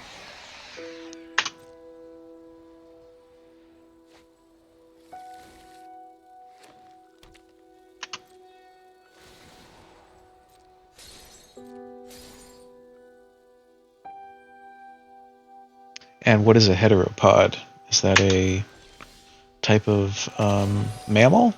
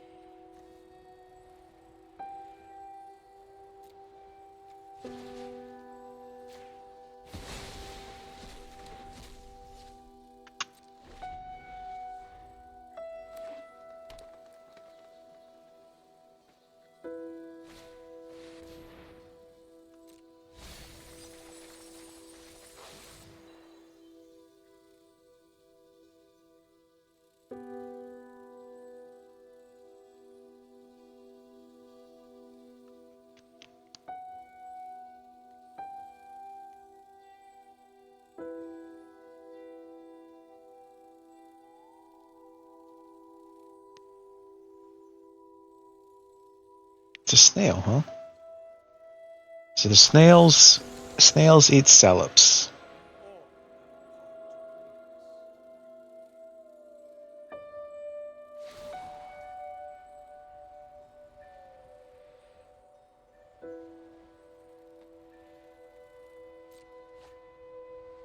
Did he steal my Jace?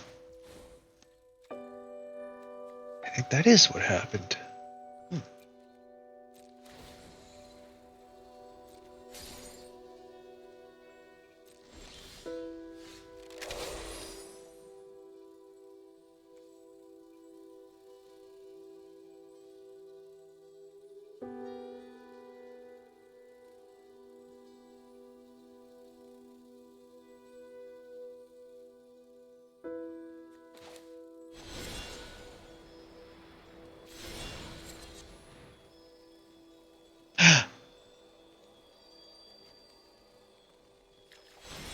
The sword that I was looking for is in my graveyard. Don't like that.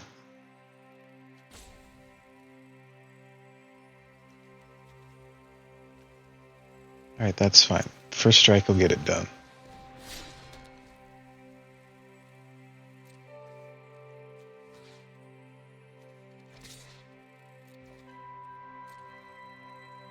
Yep, I'm gonna sacrifice my naughty to this spider.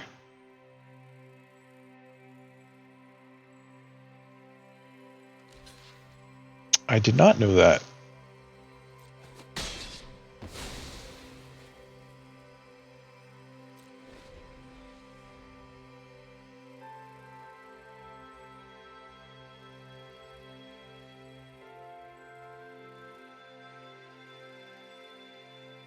Do scientists speculate about what advantage that might give chimps?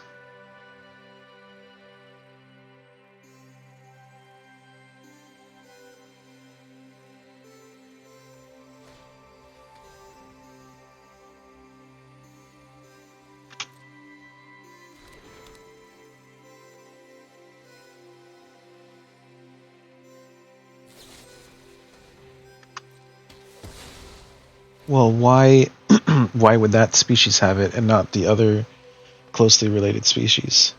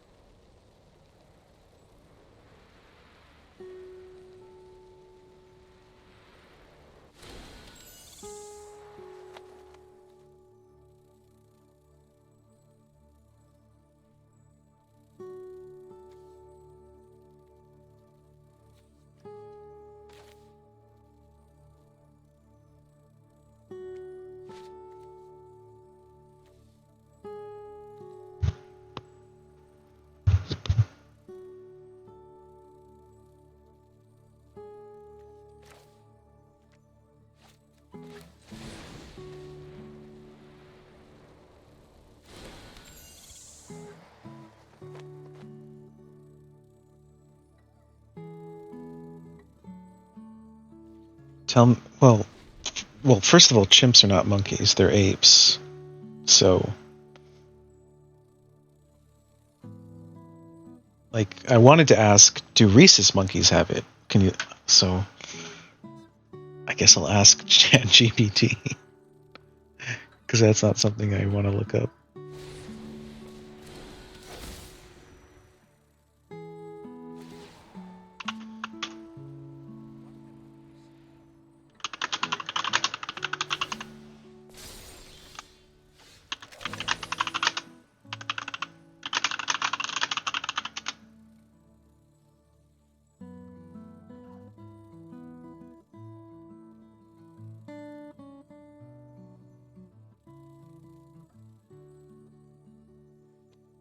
It says yes, rhesus monkeys have a baculum.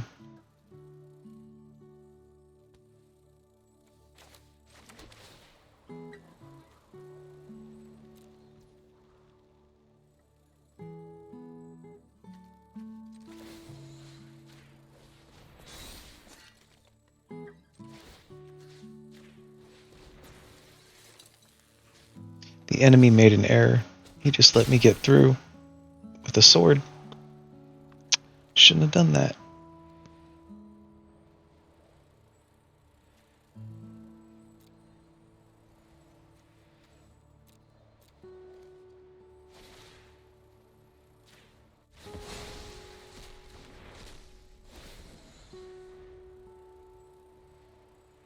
Oh shit, I didn't notice the virtue.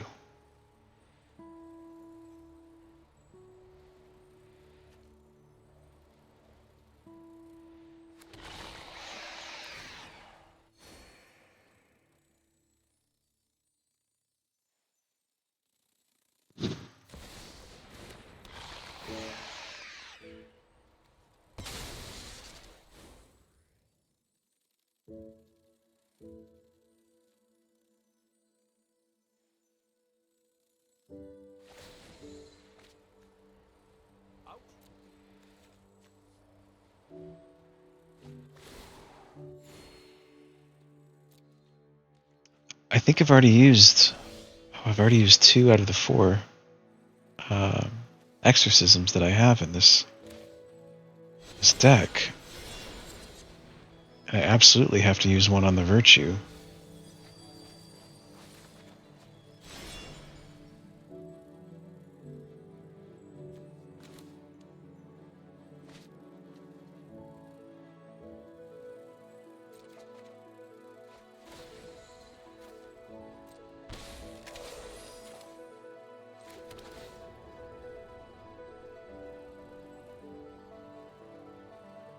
Give me an exorcism, please.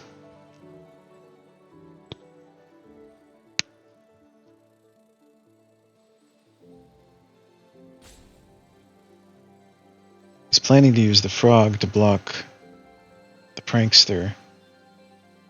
But it's got trample, so it doesn't matter. I think he overlooked that.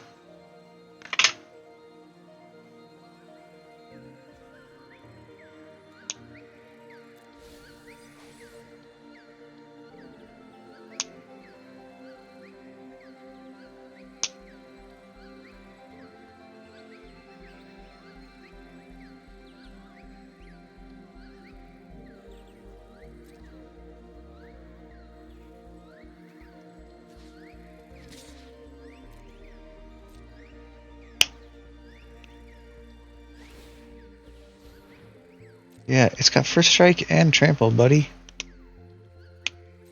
He didn't even block. There's the exorcism, great.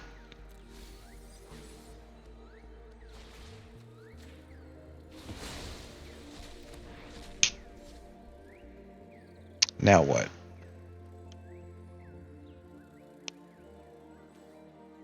Shieldred is the threat.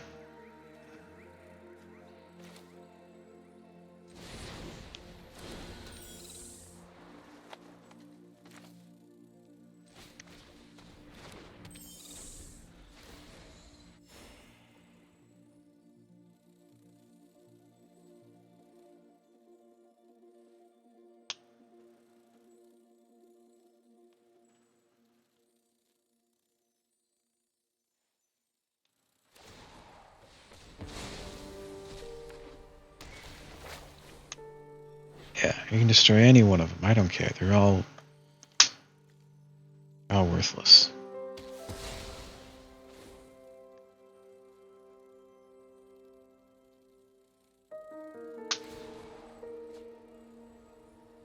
I have to end the game in 2 turns, otherwise Shieldred will turn into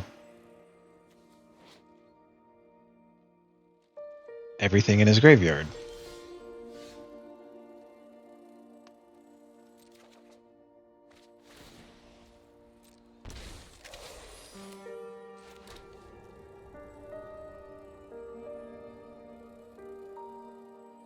Is it possible for me to end the game in 1 turn?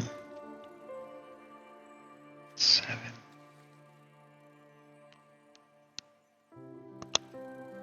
7, 8, 9. I can do 9 damage, but I don't see 10.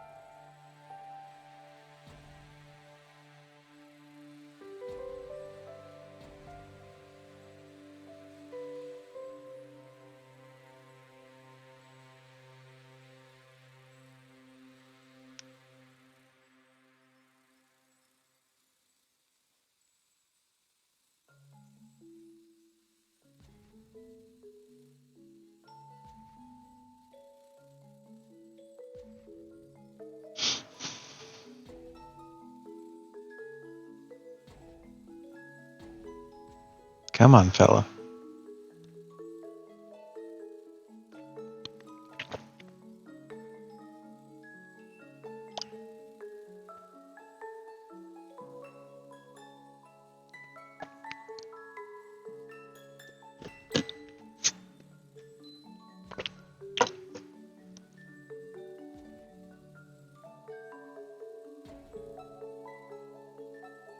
So, Taryn, tell me again, how did your channel get banned?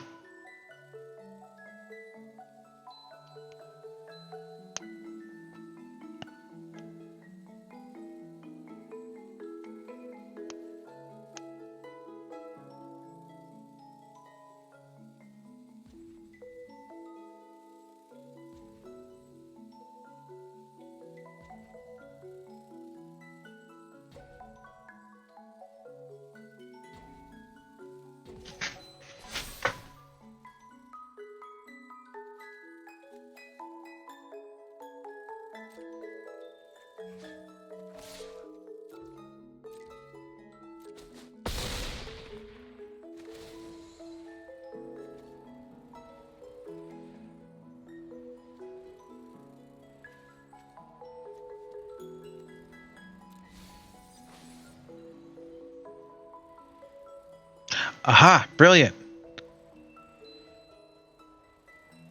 Yes. Yes, I'm a genius.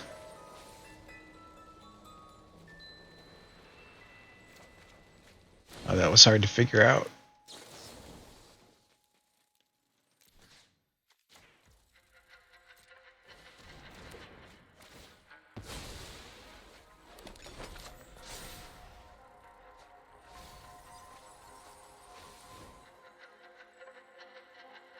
I think I got him.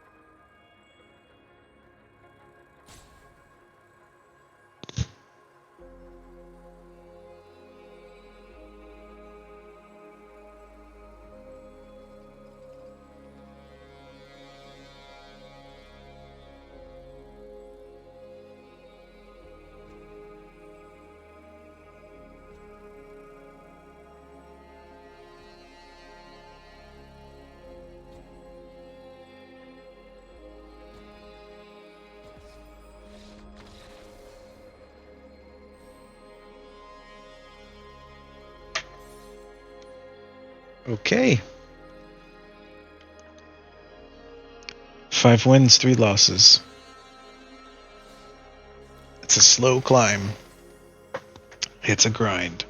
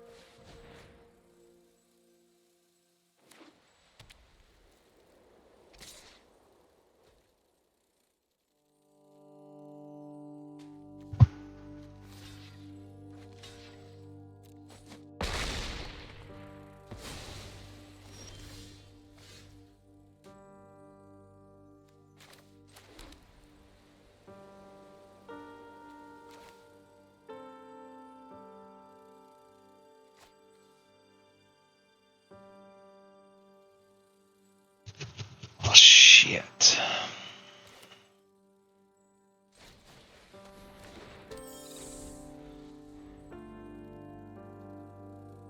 I'm going to need to adjust my mana base to be less green. I forgot that I added a lot of green recently because I was planning to play a certain card, but I ended up removing that card, and I still have the green mana base to support it.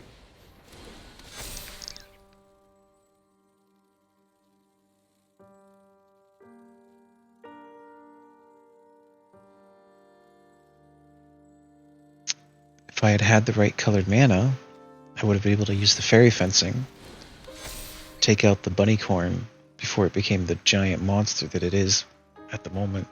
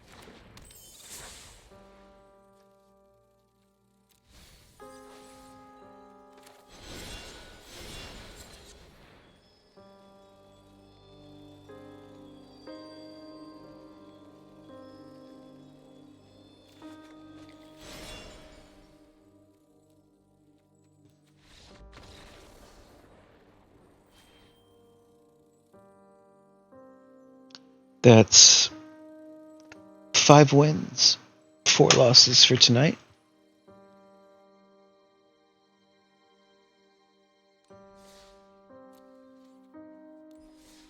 Got to adjust the lands.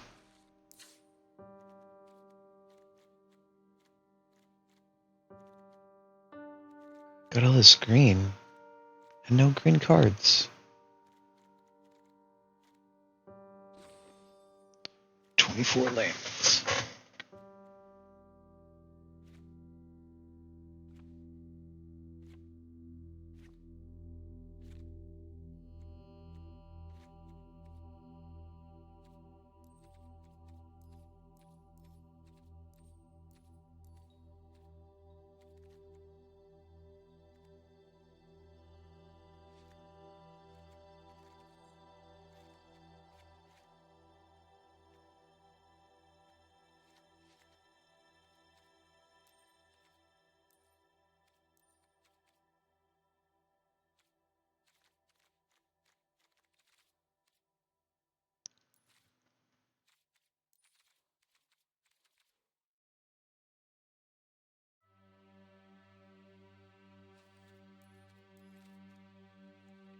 Well, you can watch the replay.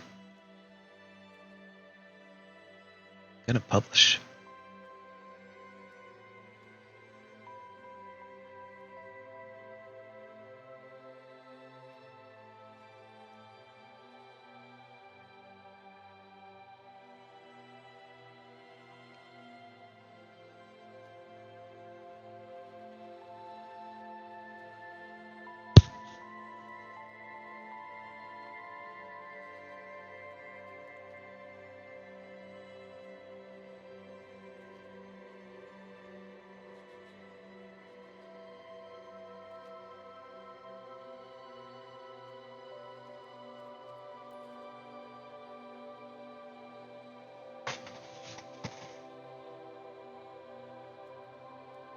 This might be a boring part where I try to figure out which lands that I actually want to include. It's not enough that they are providing the mana base. They also need to appeal to me on an artistic level.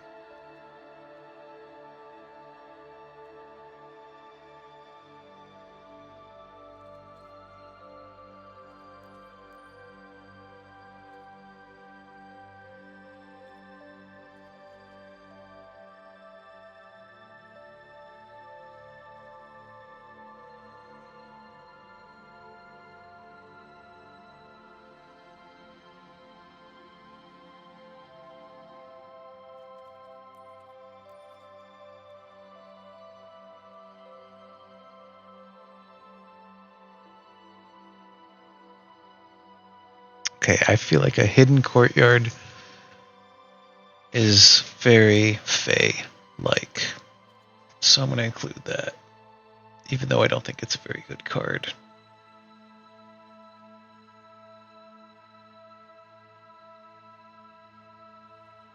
There's a hidden courtyard, and there's a concealed courtyard. I don't really like the artwork for this.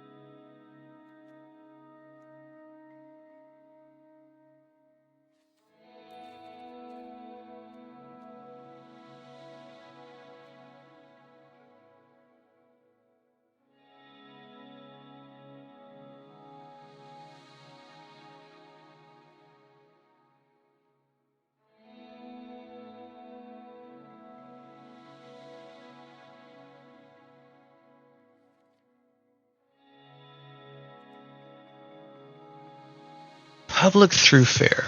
I kind of hate this card, but I do like its artwork, so I'm going to include it. Let's go.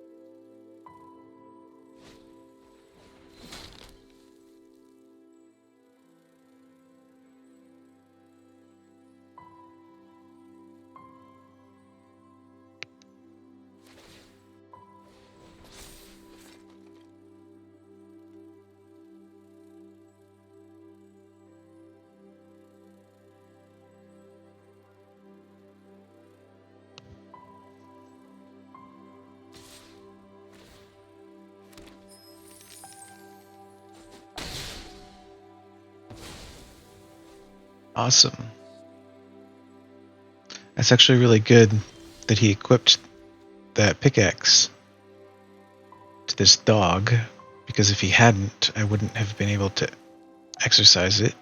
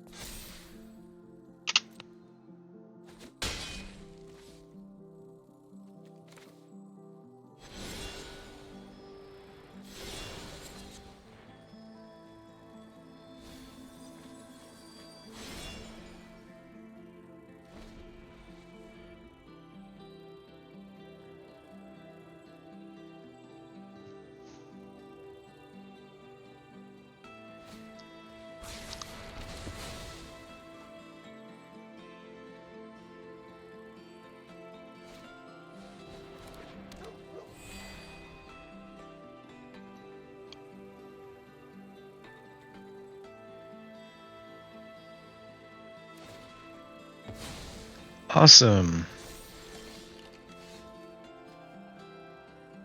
The same thing.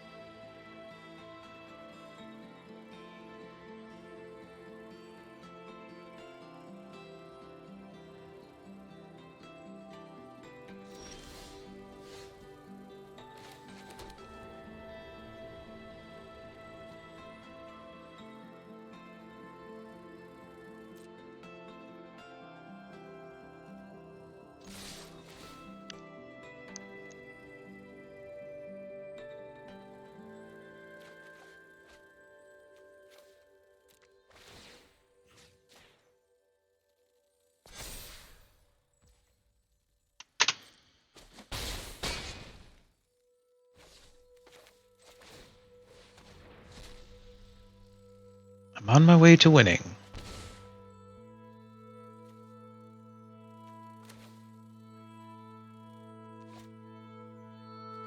I think I win next turn.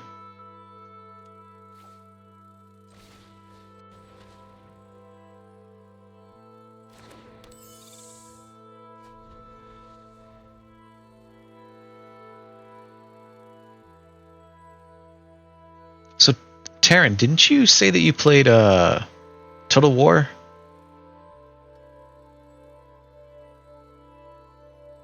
Or am I confusing you with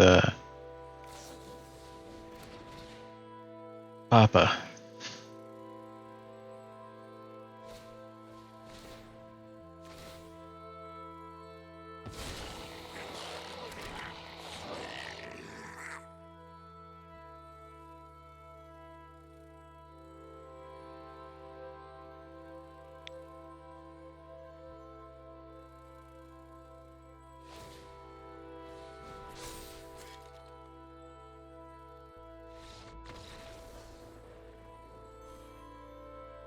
Okay. By my tallies, that's 6 wins, 4 loss.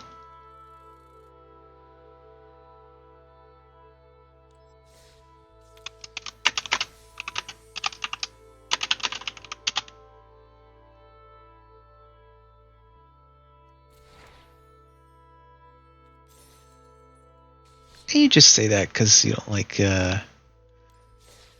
like fairies. Check out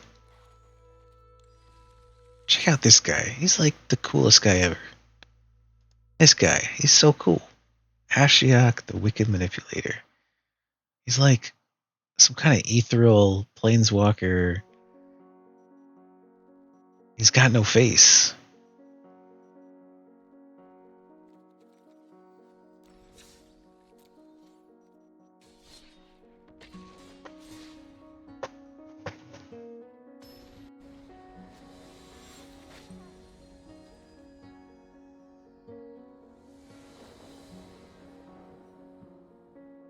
You know what I'd really like is some better music selection. I like this music right now for what I'm doing, for playing Magic the Gathering. But the music that I've found that's royalty free for when I'm playing MOBAs, not happy with it.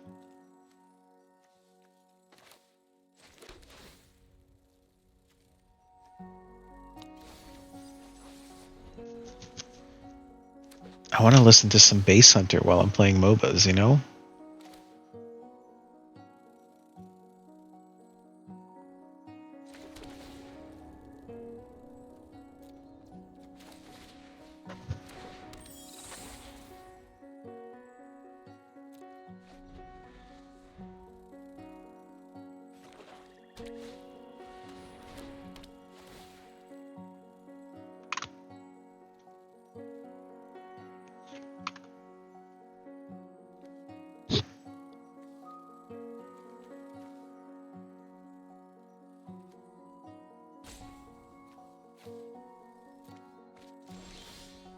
Checks in the mail.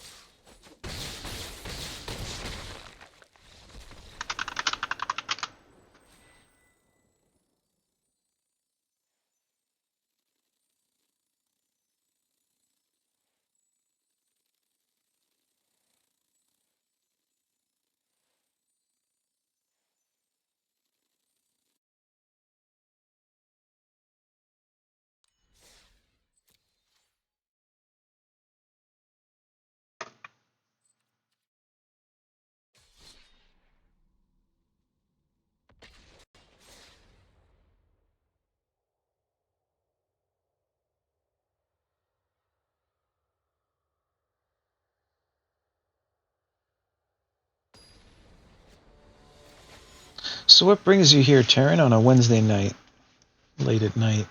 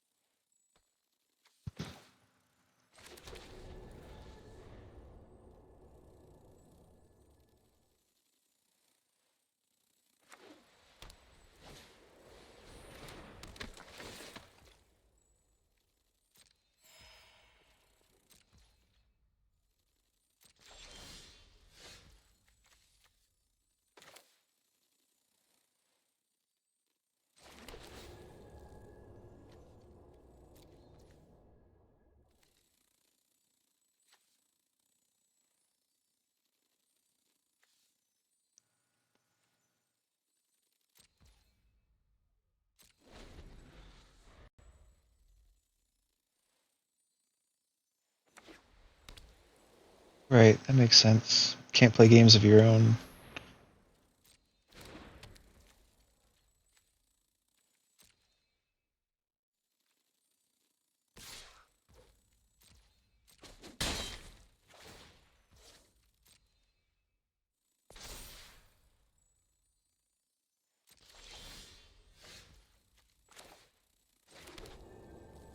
Alright, here we go.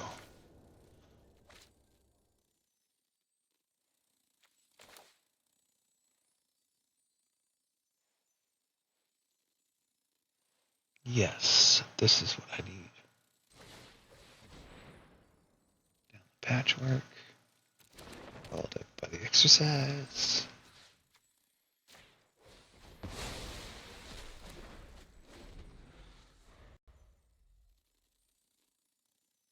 Would you like to discuss philosophy, Taryn? I recently had an encounter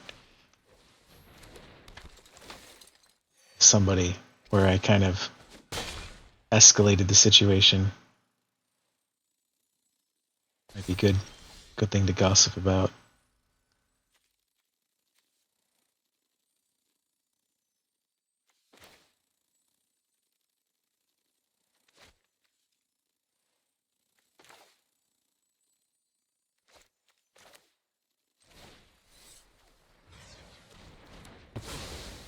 Bam, one card for 3. That's a good deal.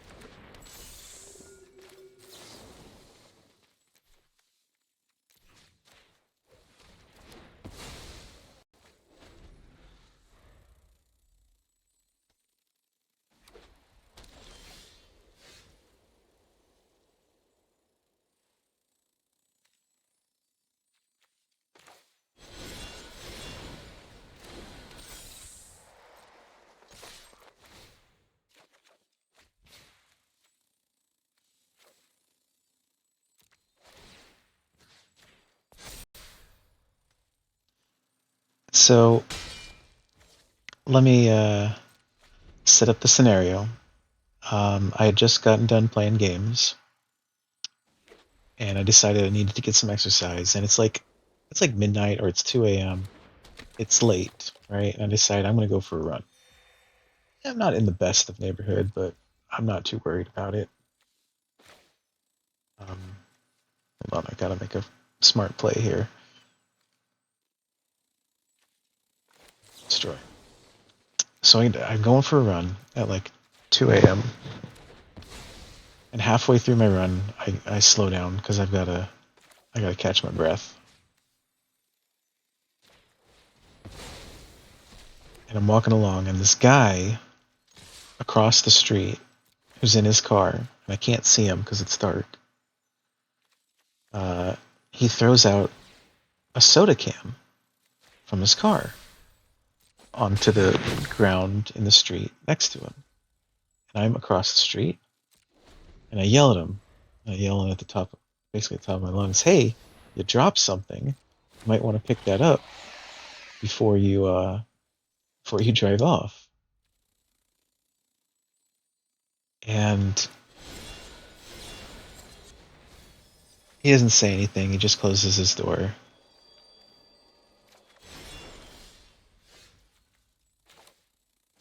And I continue on my walk.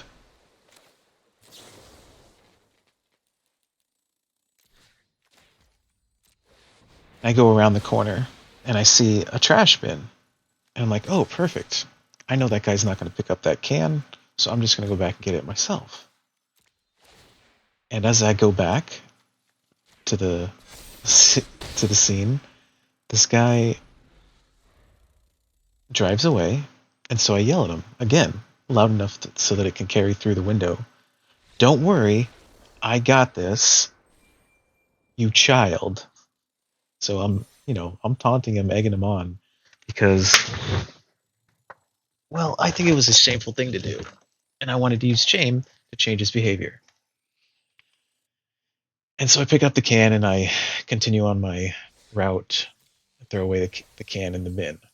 And I question myself, like, why the hell did I get possibly into an altercation over a piece of aluminum on the ground? So I ask you, what would you have done? That's the question.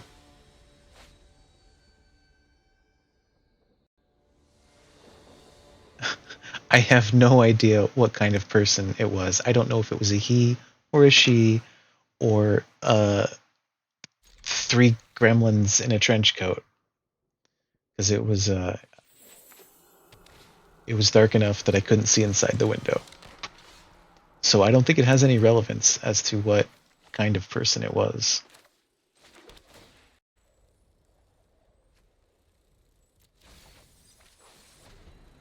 It was a Sprite can.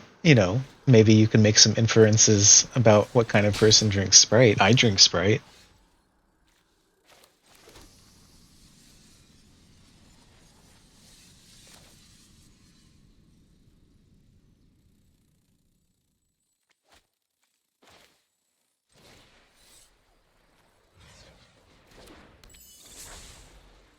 I just think, hey, this is my city. It's, even though it's not my job to make it clean, you know, I'd like it to be clean for a little bit of effort.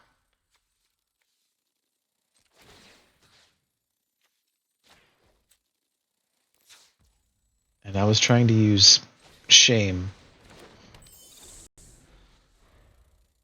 as a tool, which is probably not an effective tool to get a person to change their behavior.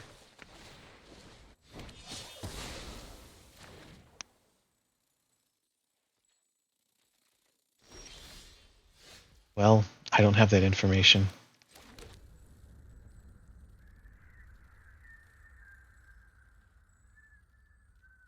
Why would that matter?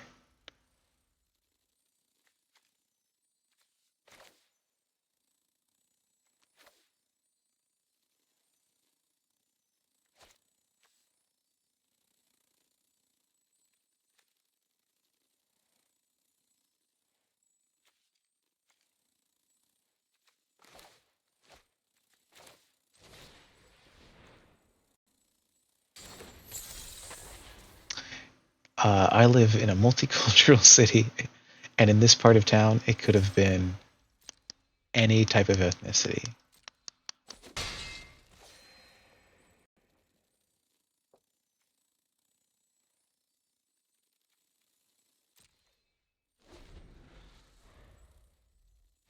So you're saying that depending on what color their skin was, you would have had different reactions to the scenario.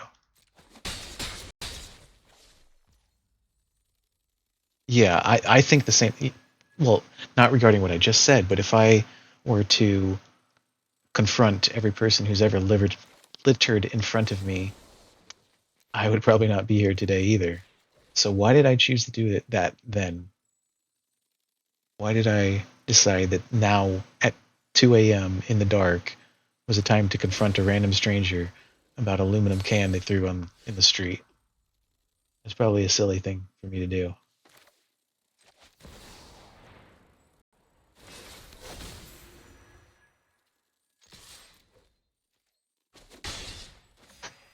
No one's to be trifled with. I would challenge the idea that there are people that are worth trifling with and not worth trifling with.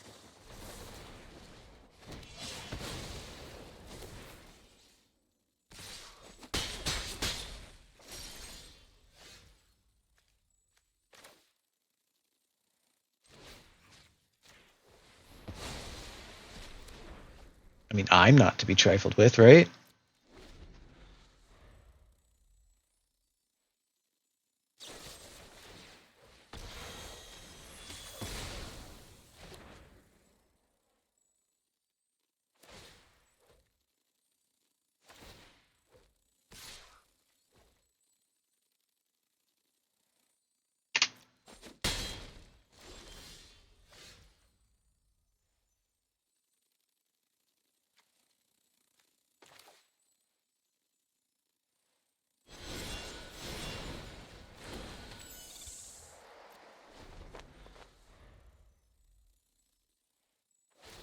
Being sleep deprived can be worse than being drunk. I remember. Do I want the healer? Yeah. Why does he keeps baiting me to kill this freebooter?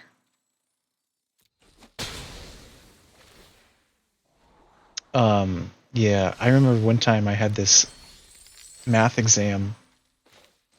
I don't know if it was the final or what. And I had stayed up basically all night studying for it.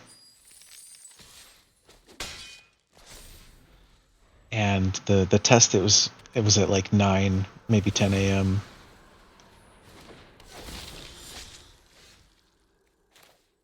But I didn't sleep. And so when I took the test, I just flew through it like kicking its butt, thinking I was on top of the world, getting all the answers right. And when I got the results back, it was a big fat F. And it was because I was drunk on being sleep deprived that I thought that I did well.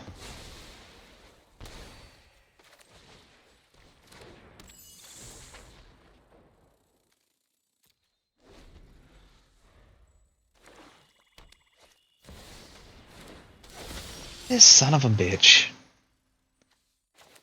I'm gonna be dead if I kill this creature.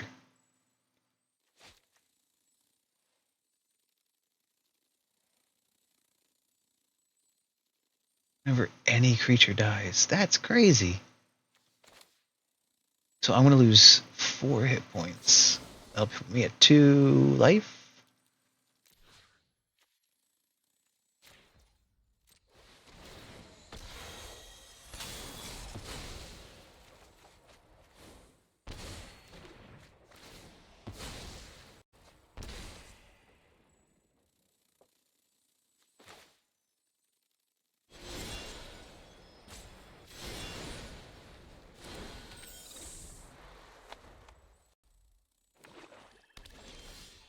What happened to my music? The playlist just ends and then that's it? There's no autoplay? That's lame.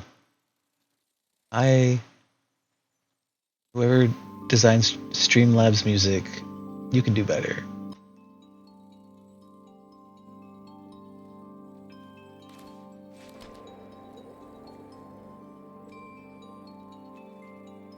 So if I draw a card, I'll have 1 hit point.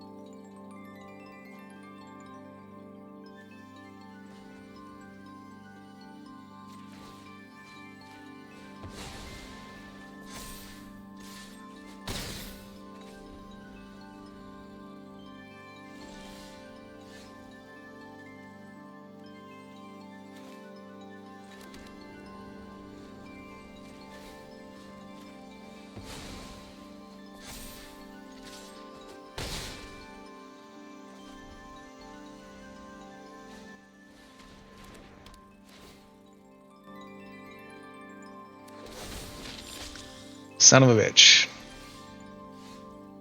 This game was easily winnable. It just RNG gave me land after land. Oh well. There's nothing I could do.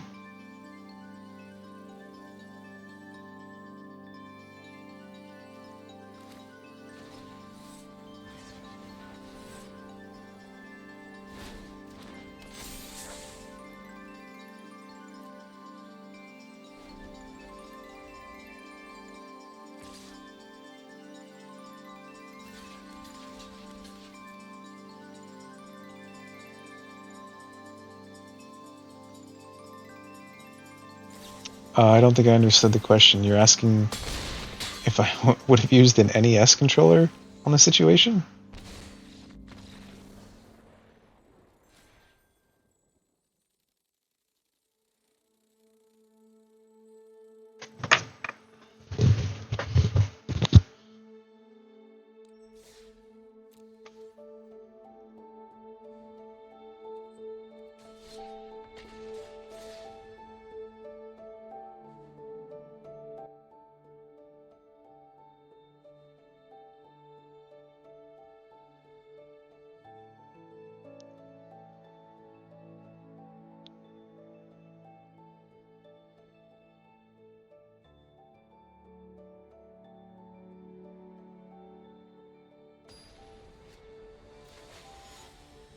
I think what you're getting at is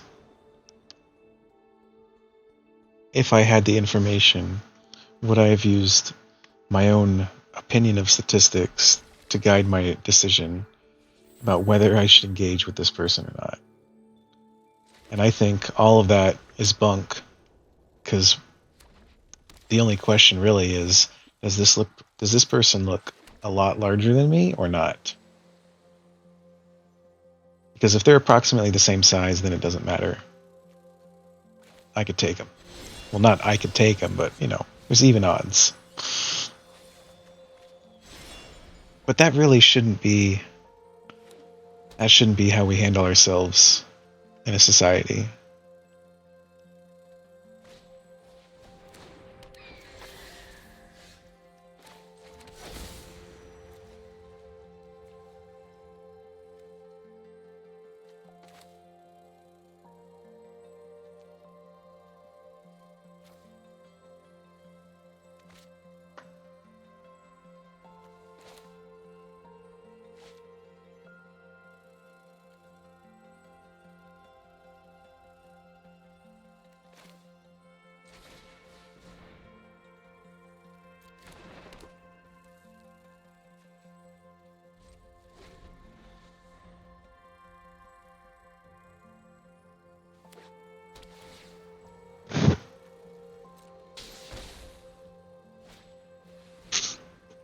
Yeah, the question is, what would you have done in that situation? I think I was probably an idiot for confronting a person in the dark at 2 a.m. But I also think that most people would agree that littering is a pretty shitty thing to do, but it's probably not something worth fighting over. Or even get shot.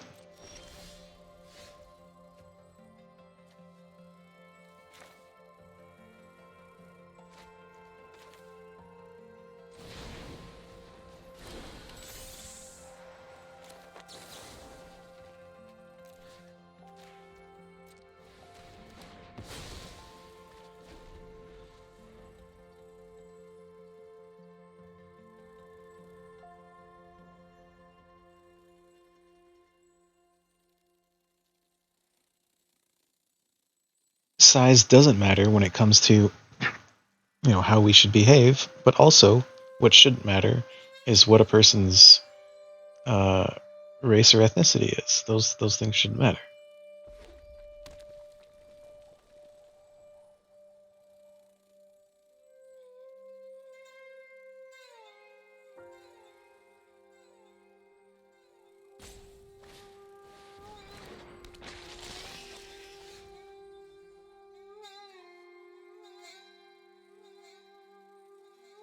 Right. All those things are things that a smart person would take into consideration.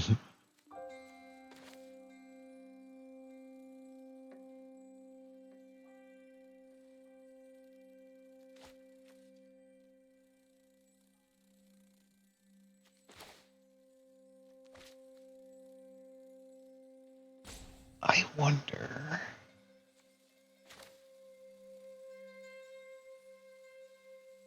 I might be able to kill that thing.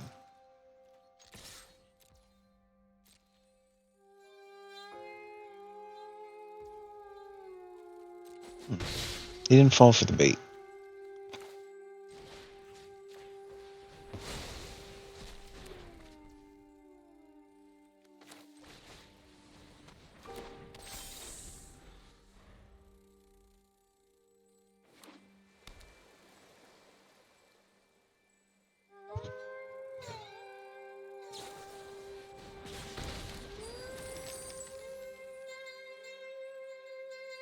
Yeah, those things shouldn't happen. And you know what else shouldn't happen? Littering.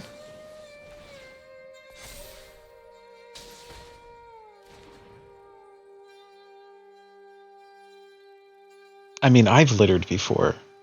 I'm not a saint in that regard. I've been lazy.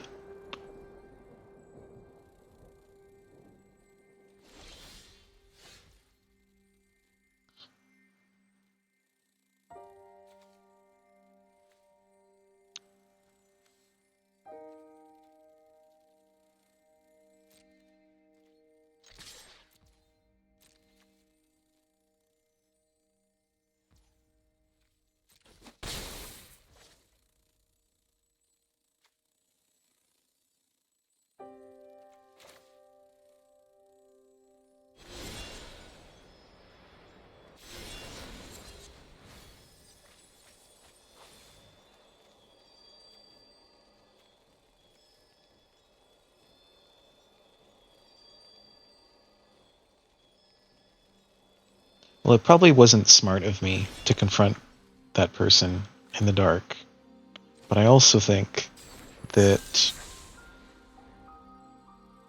as a people, we could be more proactive about community and teaching. Like, I live in a neighborhood where people just throw their trash out the window. I've lived in other areas where that doesn't happen. And so there's a different mindset here in that other area that I lived in. And I think the way you get to that other mindset is by taking actions in the way that I did.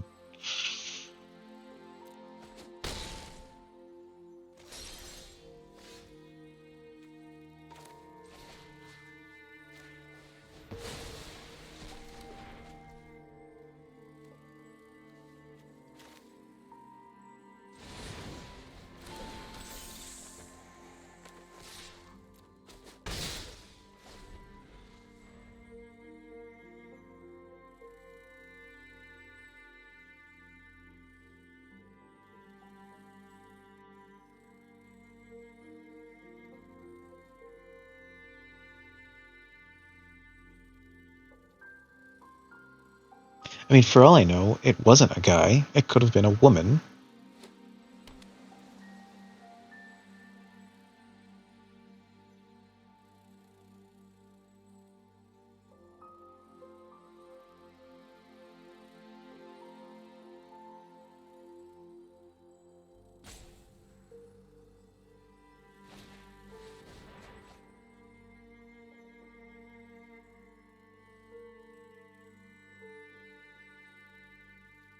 right.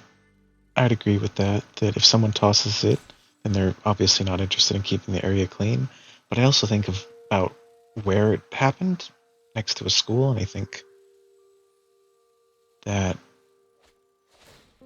they were probably from the neighborhood.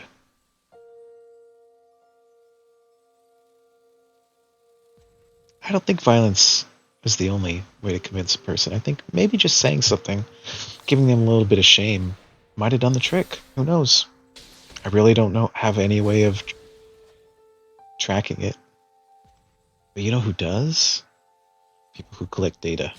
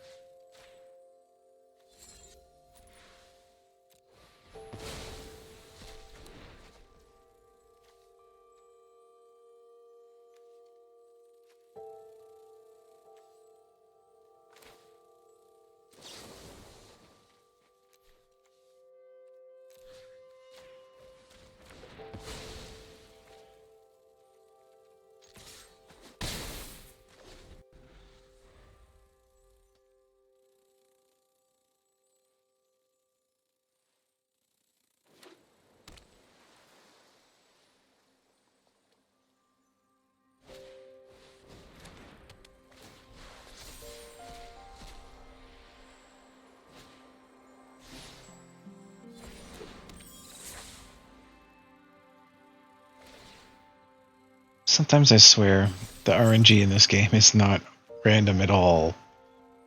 Too often it feels like either I or the enemy are pulling exactly the right card for the right for this situation, just to make it a nail biter game.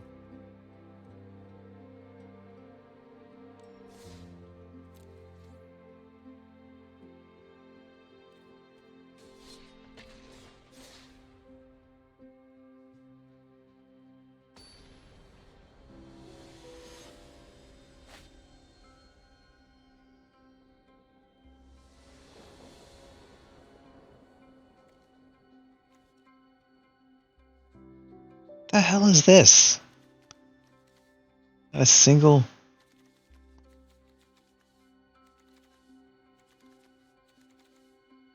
Not a single fairy.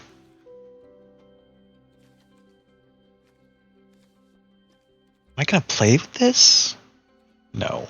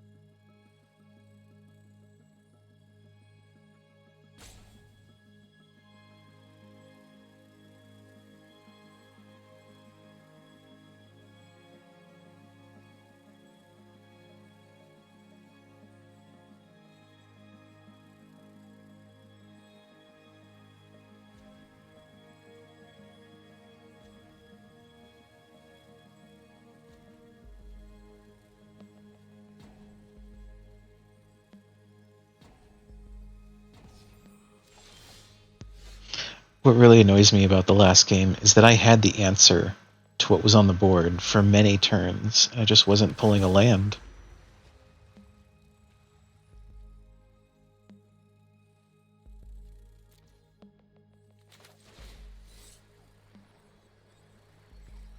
And then as soon as I pulled the land, the enemy changed the board state so that the card that was the answer no longer was the answer. And that just happens so often. So very often. That it makes me suspicious. Not just because it feels weird, but because there's documented evidence that the shuffler in this mode that I'm playing, best of one, is not random in any way. They have actually stated that it's not. So that kind of sucks, because I build my decks with the expectation that it's random cards that I'm going to draw. And when you go into play in the tournaments in this game, it's supposed to be more random.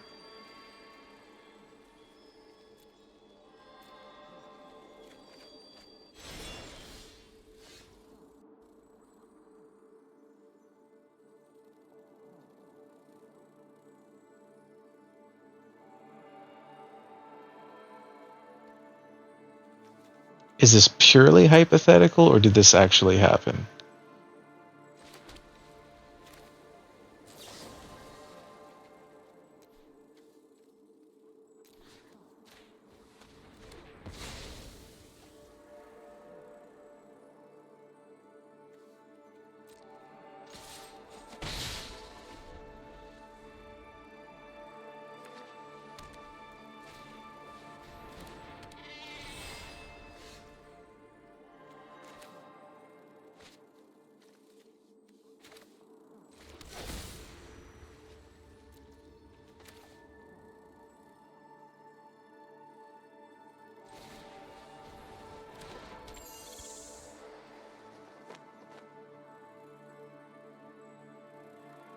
What I would do is I would cast Fairy Fencing, and I would zap them. That's what I would do.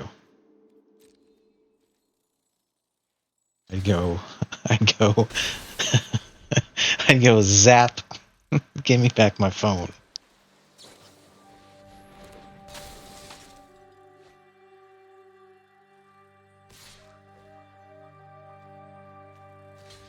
I'd be like, you calling your mama?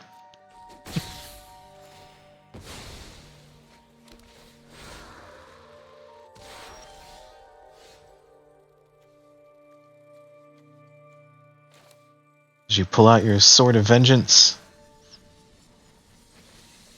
That's the sword that I just played right there. That's the Sword of Vengeance. It's got first strike and trample. It's pretty good.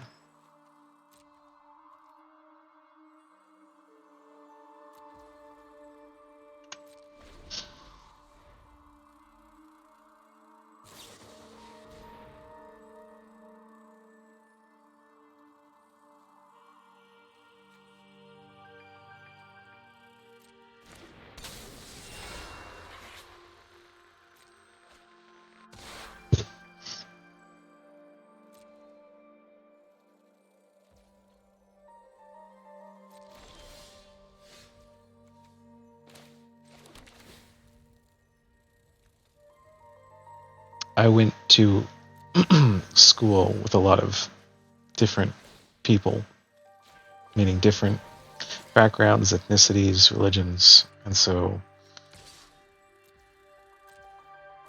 it doesn't really change the equation for me.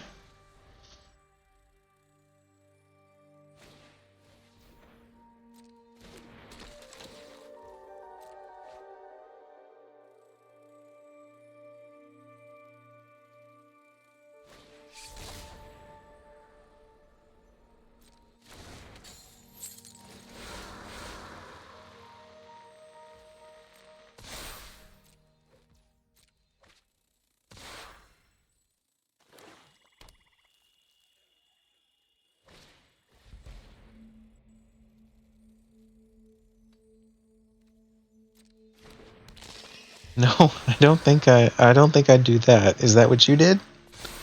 That probably got you in hot water.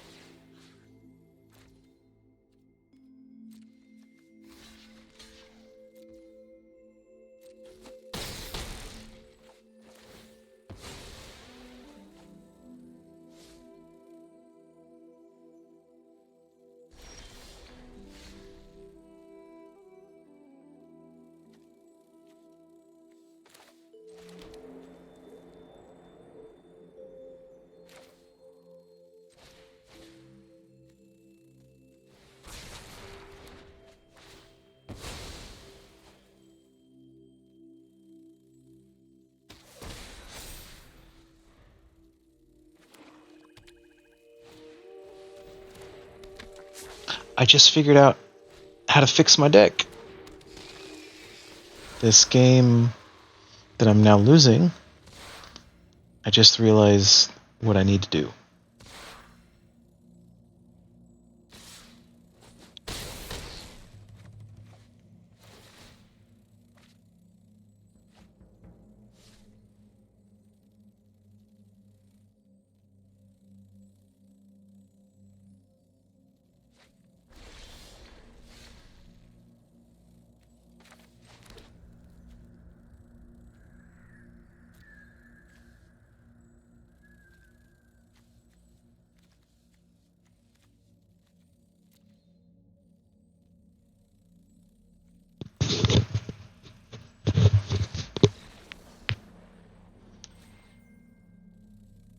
I need to add Fairy Court.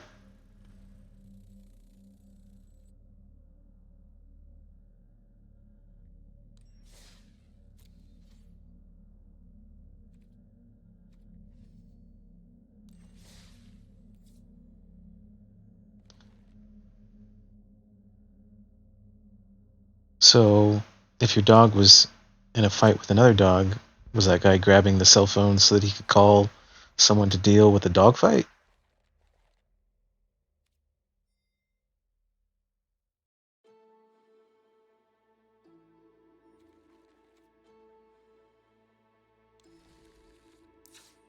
What I need to do is I need to get rid of these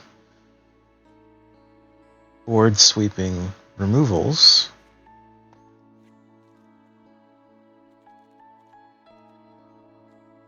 And I need to add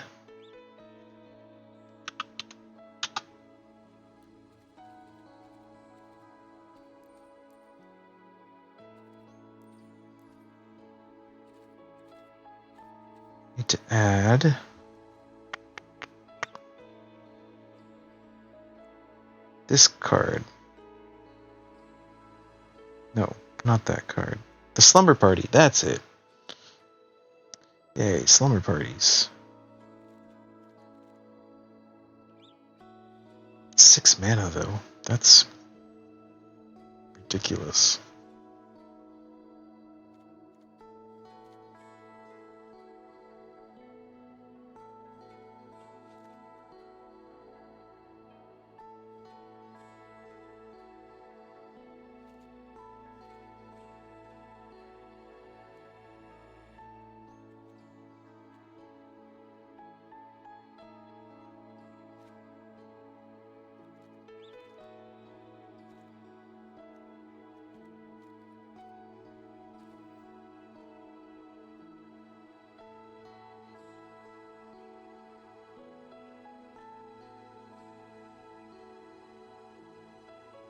Well, one of the problems with statistics as you're citing them is that it's really, really, really hard to gather statistics about social phenomena because you can't morally create a control group for a lot of these things. Like, you can't socially isolate groups of people in order to prove your statistic. right or wrong. And so the confounding variables are just too many to make conclusive conclusions.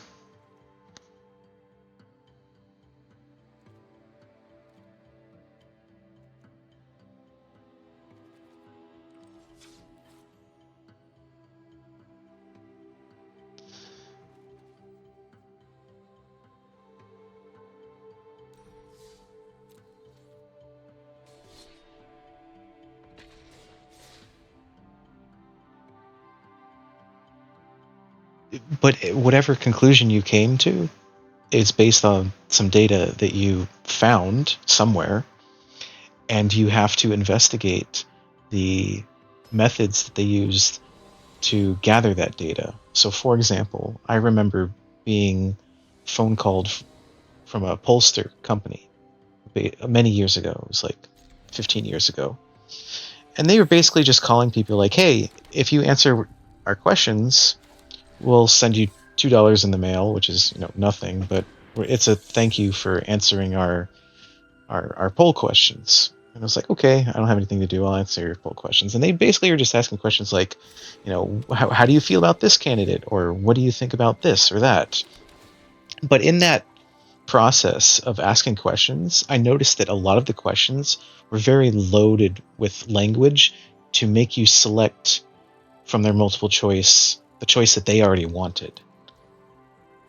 And that puts a bias in the results right off the bat.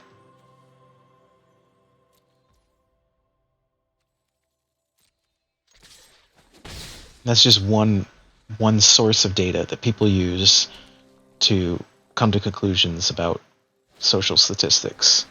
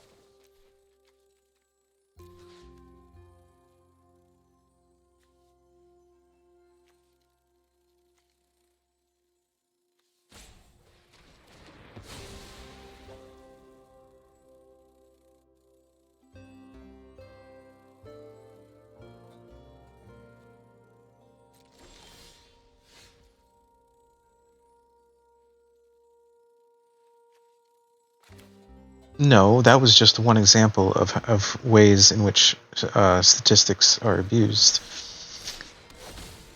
But when you're talking about was someone convicted, well, there's an argument to be made that the system is predatory against our legal system is predatory against certain populations, specifically underprivileged, who have no means to fight the system or defend themselves adequately, because the public defenders have a tendency to go for, what do they call them, bargains?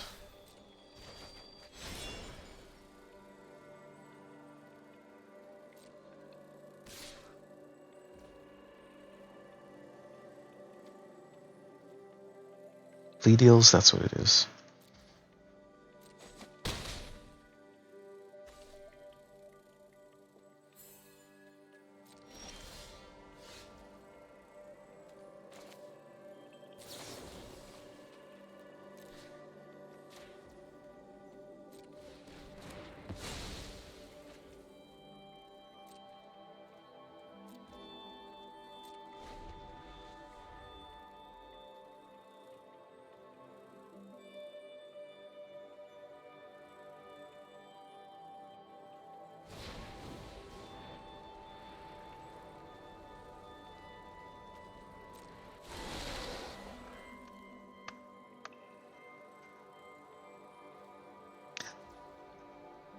that is a question that has a lot of difficulties being answered scientifically. I think we will never have that answer scientifically, and so it has to stay in the realm of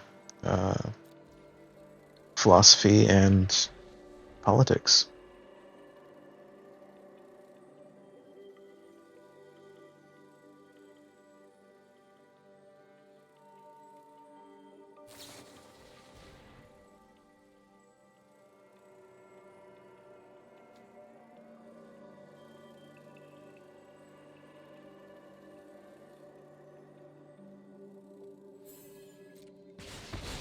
No, in any individual case, you can break down and come to a conclusion. But when you're saying statistics, you have to acknowledge that there might be some setups to the way you gather that statistics that might have skewed the data and skewed the results in a way that is not representative of reality. That's what I'm saying.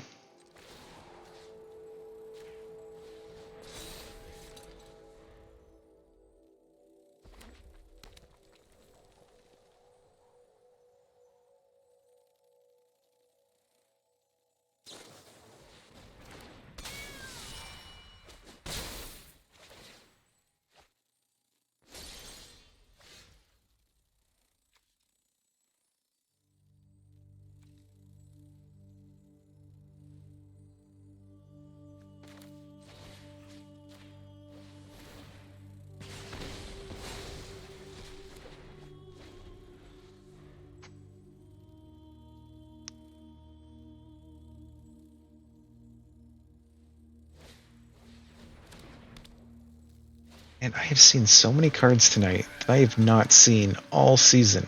Where did these decks come from? Like Malcolm. I haven't seen this card all season. No one's playing this card.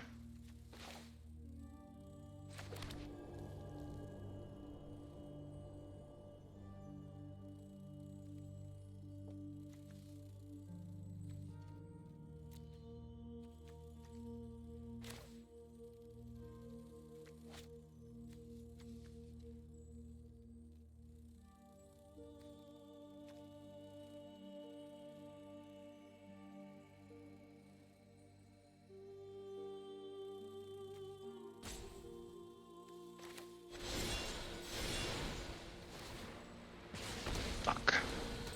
Forgot about that.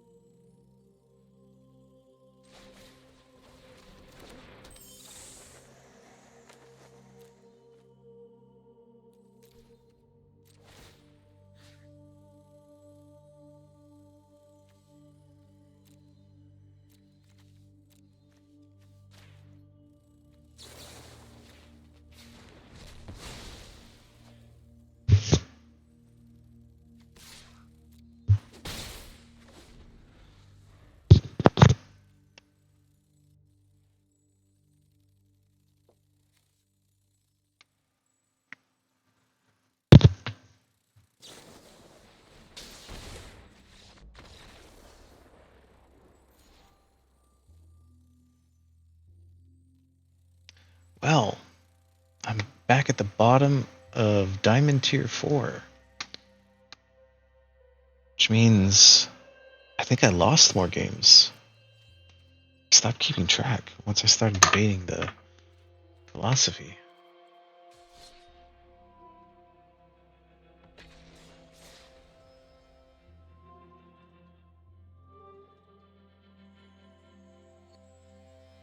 Alright, so let me sum up your point of view here. See if I get this right. You're saying that statistics about certain populations say something about their behavior, and that your actions about what you should do in a given scenario should be rooted in that knowledge of what you think is an accurate representation of statistics of that population. Right? Is that a fair summation?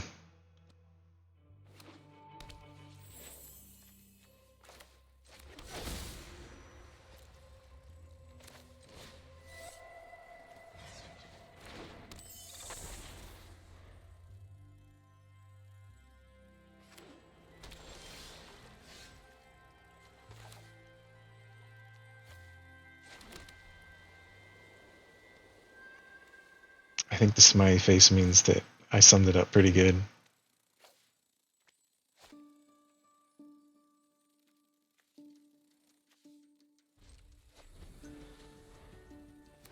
So my point is that all might be true, but I have seen so much bad statistics work in my life working in data that my instinct is to question almost every statistic I hear now.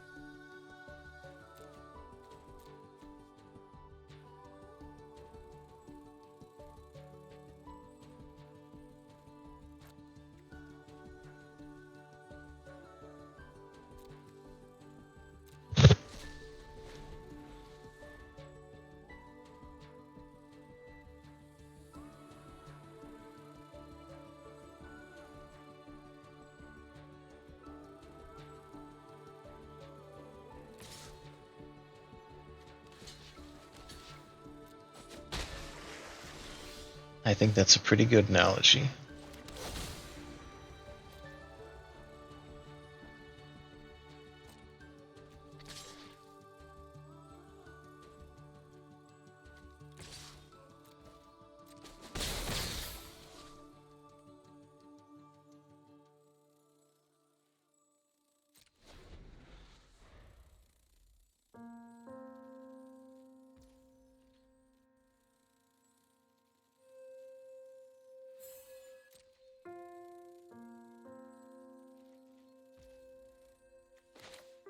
I know this spell is going to get countered, but I really don't care. In fact, the whole point is that I want him to use his counter spell.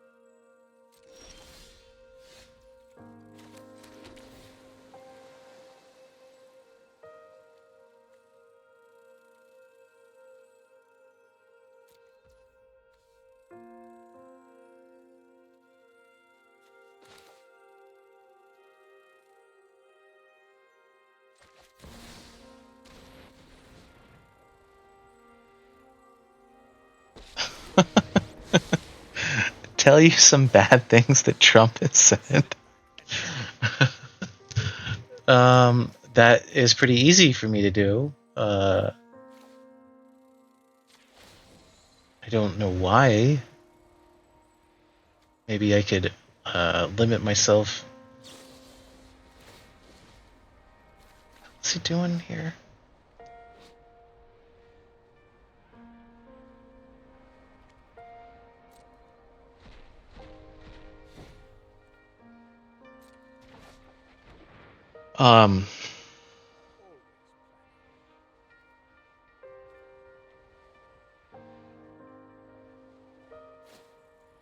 Wow, I'm gonna use Jace to exile Jace. That's freaking weird.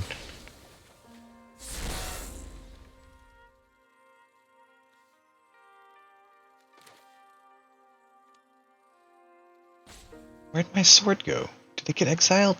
Damn it.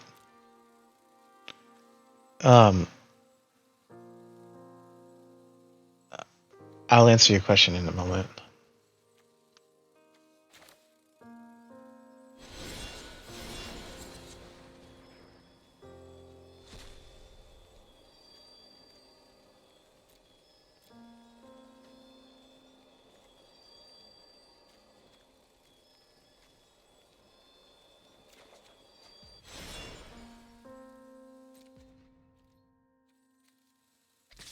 All right. Most recently, Trump talked about the enemy within, and I thought it was a very shitty thing to say.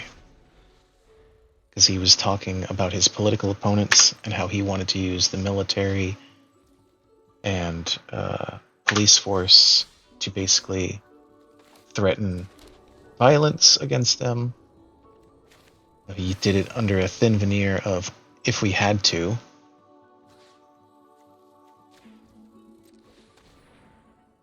Thought that was absolutely abhorrent.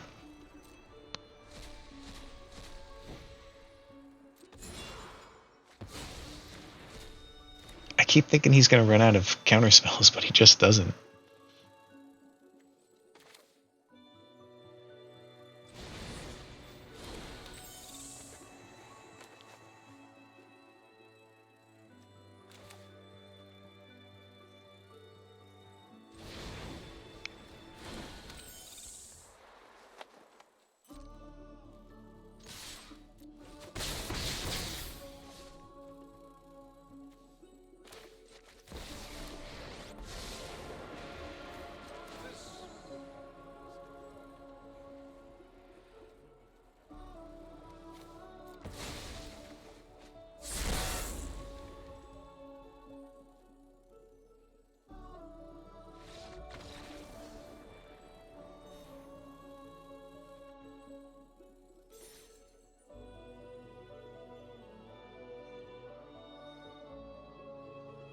No, I don't have to read his mind. He literally said that the enemy within is what's his face? Oh God, Schiff. Schiff. He said Schiff is the enemy within, and I'm not the biggest fan of Schiff either, but like I don't call him the enemy within. It's not the enemy. He's part of the opposing political party. It's very dangerous rhetoric.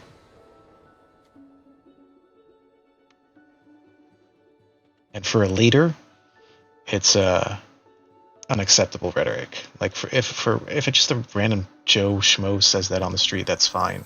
When you're a leader, your goal is to unite your people, not to divide them.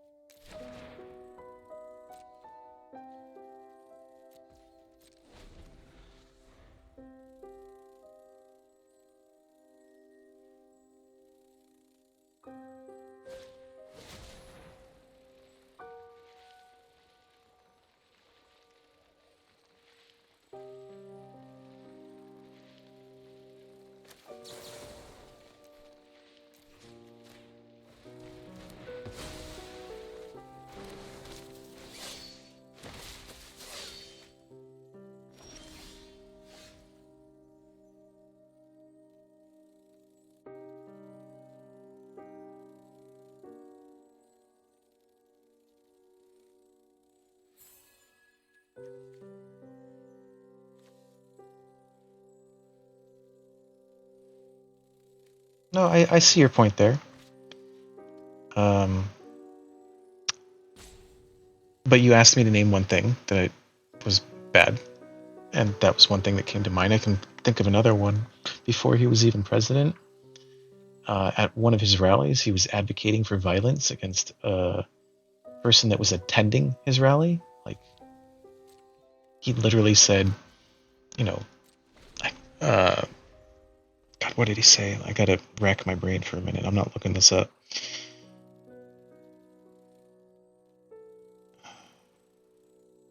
He very strongly advocated for violence against the guy who was attending his rally. And he said, "I'll pay for your legal fees," which he's known to not actually make good on any of his promises. So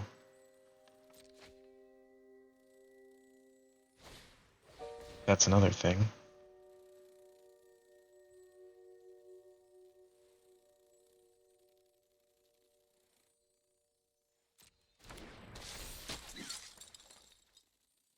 He thinks it's really great that the president of China now has a lifelong term. He doesn't see the problems with that. That's very not good of him.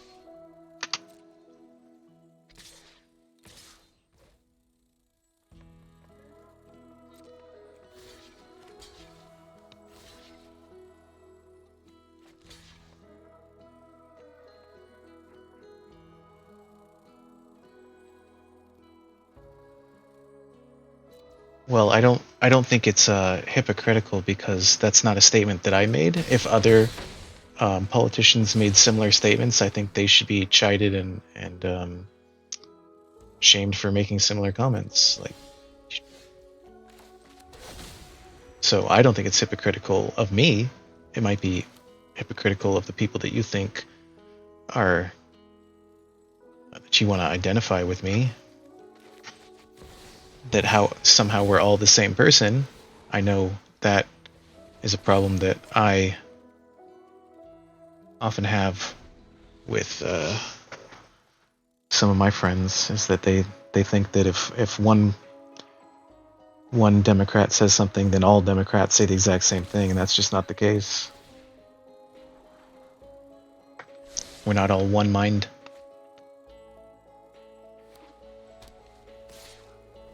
I'm not even a Democrat.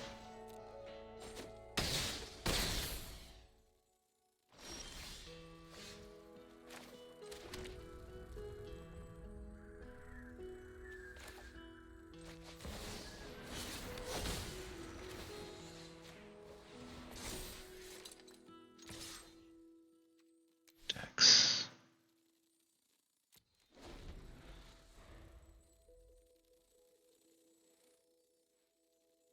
So yes, if any political person in the United States of America says that their political opponents need to be extinguished or eliminated, those are not leaders that I would want to follow.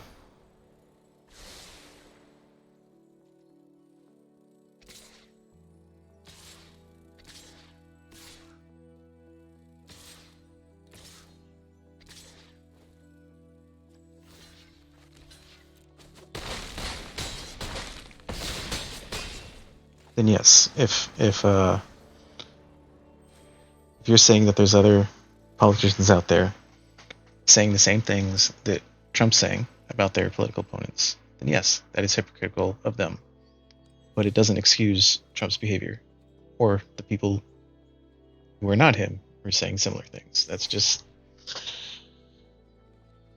maybe that's a leader that you or other people want to follow.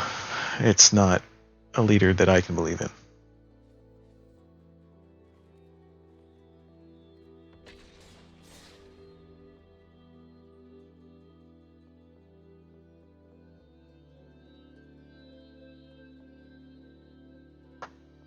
It, it's it's not speculative though. He specifically called out people, and I remember him saying, blah blah blah, Adam Schiff, who I call the enemy within. Like, that's plain as day. He's calling out Adam Schiff, Shifty Schiff, the enemy within. There's no debate there.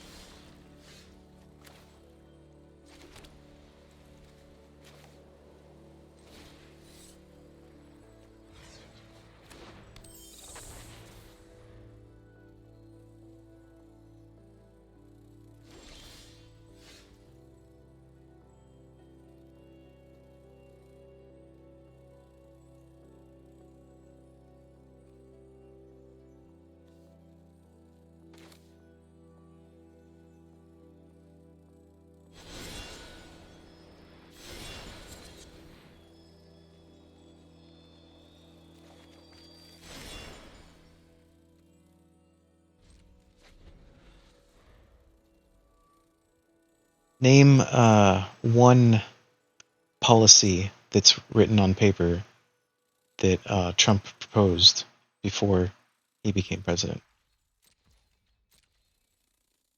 The problem is that Trump is full of hollow promises that where his whole plan is, trust me, I know what's best. What is my plan? Oh, I'm not going to tell you. Trust me, it's good for you. What's great about some politicians, and I'm not saying all Democrats, I'm saying some of the politicians, they have very detailed plans. And the plans are only, they're not, I mean, they're national level plans, so they can only be so detailed, but they do their best efforts. And in order to make those plans, they usually have to consult with a lot of industry leaders in order to make sure that other industry leaders are going to adopt those plans. Otherwise, they wouldn't be good plans to begin with.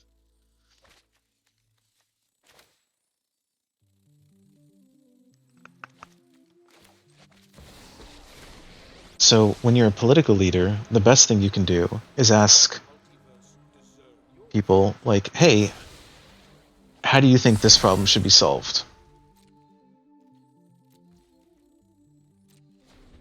That you're right. I think he did. I didn't research that one myself, but I think you're right that he did have a documented plan for that. That was not something that I wanted to see done. I happen to live near the border. Uh,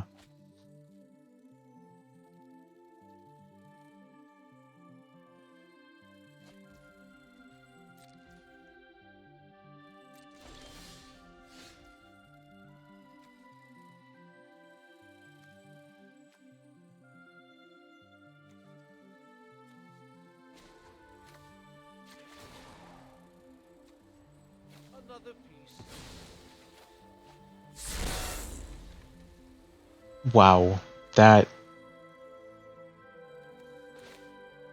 he is not transparent in the slightest. He is the most opaque. Um, I think we're still waiting on his tax returns or whatever it was.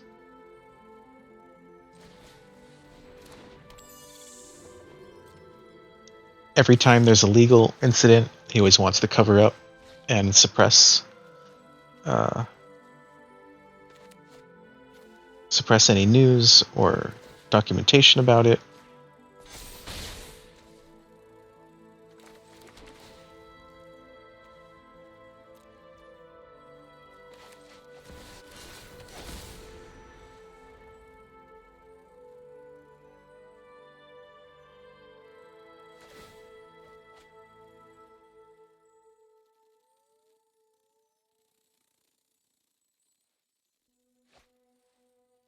Anytime you want to go to like uh, his rallies or something, you have to demonstrate that you're a supporter by proving who you are. But like, what's the point there? You trying to win over the people that you've already won over? That seems weird. He wants any dissenting opinion. He's very, very harsh with.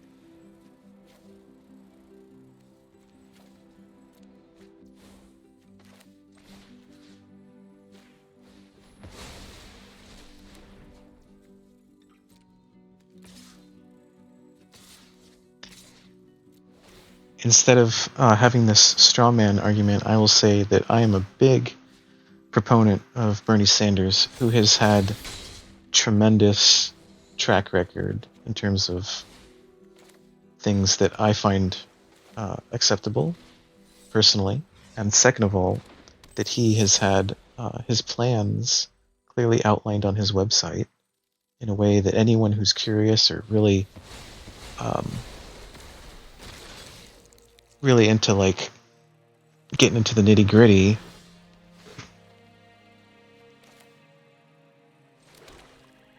you can.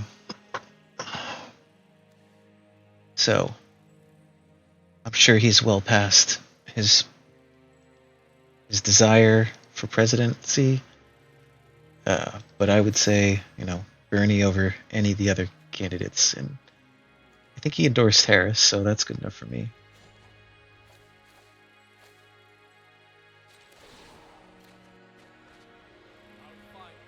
Who said we should be able to kick babies?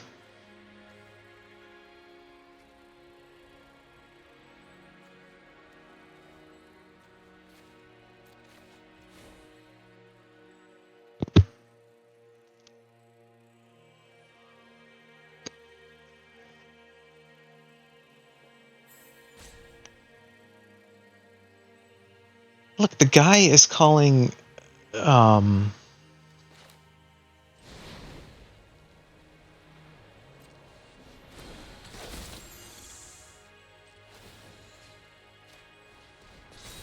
he's calling for overturning judgment from the Supreme Court. That's not his role. He thinks he's a king.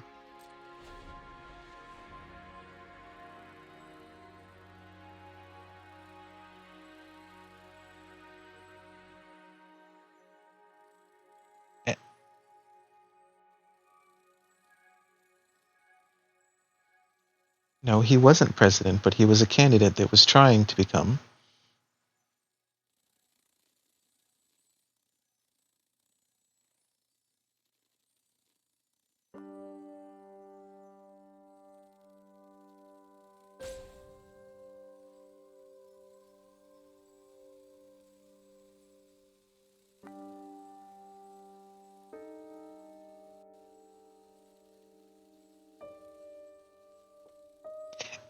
And it's bizarre to me that you think illegal immigrants are a drain on our system when in actuality they're a boon, because what ends up happening is they work for wages that are less, thus making people who own corporations able to get more done with less wages. They can spend less, they get more work done costing less, which is good for the companies and the GDP, but it's bad for society.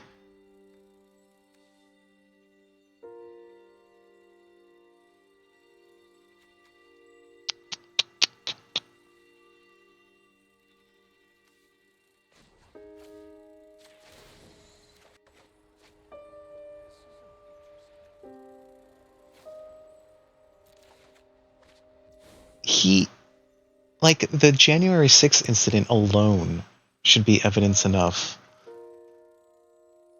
that he's unfit for a presidential role.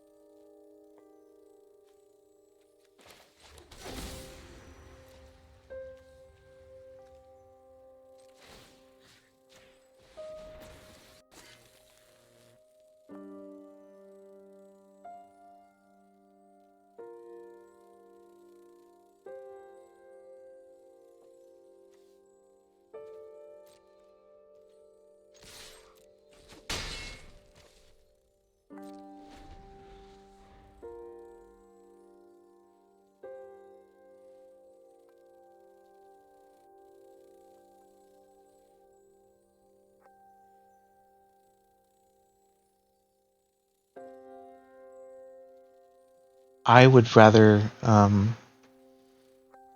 talk about other issues than the illegal immigrants thing, because I just think that any way you cut it, immigrants end up adding value to the population. Like, as far as the government is concerned, a human being is an asset that contributes. They're not a burden. Even if they are receiving welfare, they're still, it's just money that trickles through them, especially if you're into Reaganomics. The money ends up getting spent on food, which goes to the corporations like Vaughn's and Ralph's and Taco Bell.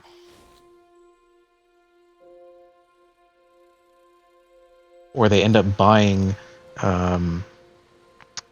toys at Toys R Us, which doesn't exist anymore, but it goes to Amazon.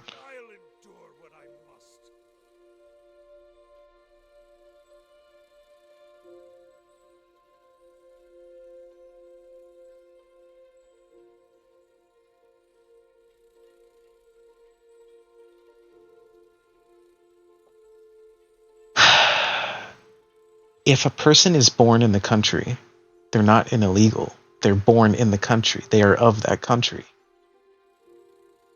They might have some allegiances to what their parents have allegiance to, and that might be a threat to some people's idea of loyalty and patriotism. Doesn't bother me though.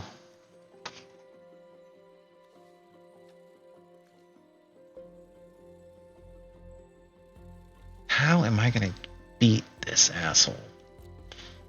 And by asshole, I mean the opponent Latte that I'm playing against, not you, Taryn.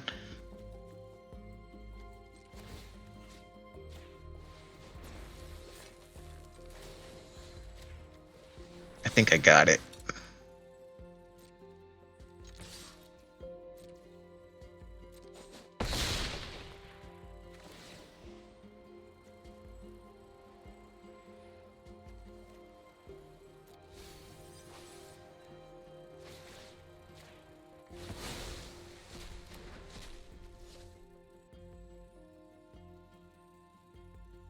I'm gonna have to echo Carla's comment there that the managers and leaders of corporations seem to be the biggest welfare recipients.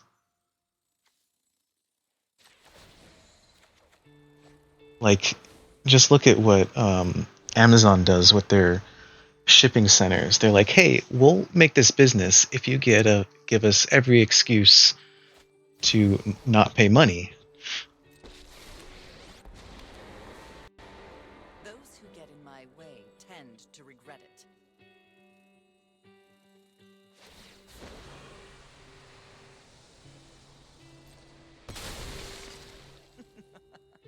Off you go.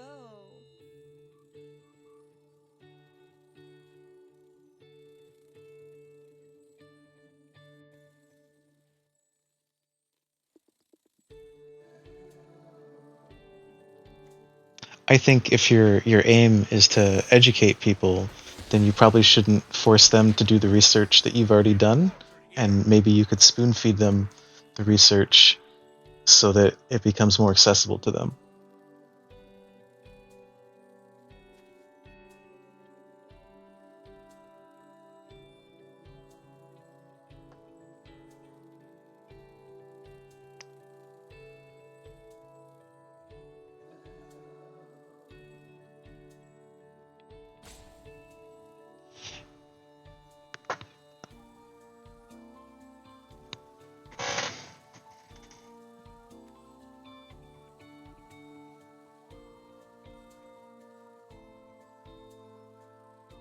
Oh, I meant so. For example, Amazon. I think it was a couple years ago now. It's been a while.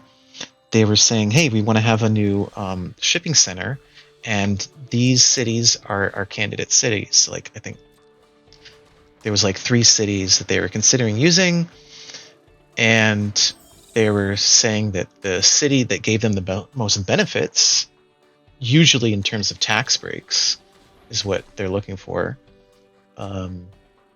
That's where they would choose to have their new warehouse center. I think I'm about to win, so I'm gonna finish this win before finishing my comment. But there's other ways that they can get benefits as too. For example, they could receive free land on which to build. There's been plenty of deals in the past, historically, for businesses to get free property because the local state or city believes that the income that they will bring in is worth giving them the free land. But that's one example of how they get something for free. They didn't have to pay for the property, and that's a handout. That's welfare. Of course, it's done with the intention that they think it's going to end up returning to the community and making it better. That's debatable, but I won't go into that. All right, hard-won victory.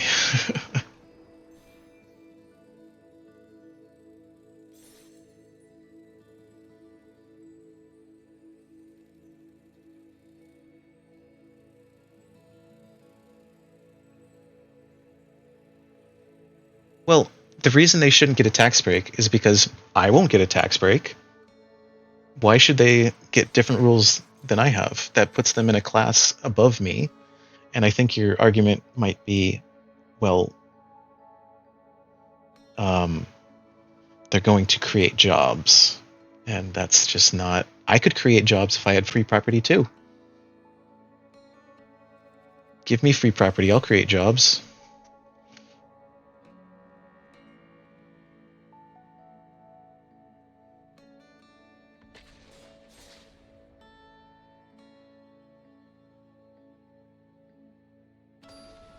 Yeah, that's true. That's semantics. That is not welfare.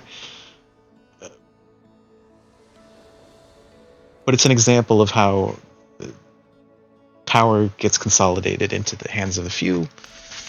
And if they had to pay the same way that the rest of the population would have to pay, I think also the community would benefit.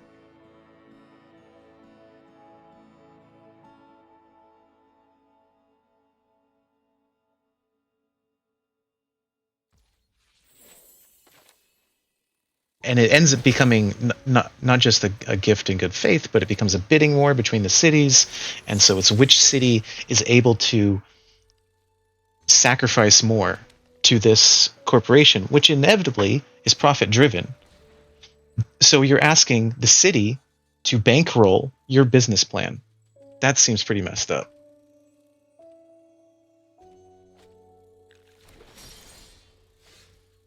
Those billions of... I'm getting a bit heated about this. Those billions of profit, I think, are wage theft.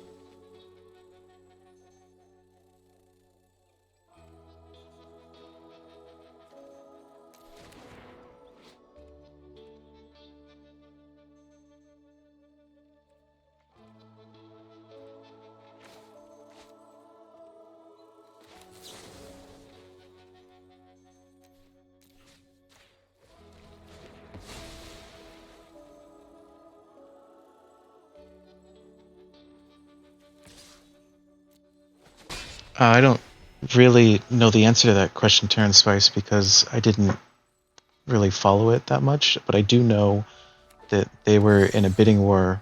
Or Amazon was in a bidding war with, or had multiple cities in a bidding war uh, for one of their recent shipping warehouses, and that's the extent of what I remember about that situation.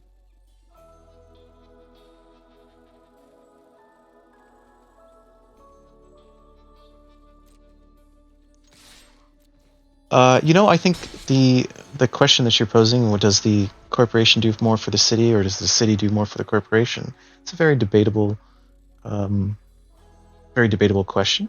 And currently, I land on the side that in this example, the city does more for the corporation, because the warehouse could be anywhere, and they're just asking to get, the highest bidder. But I'd love to hear your argument as to why you think that the corporation does more for the city. You so so you tell me.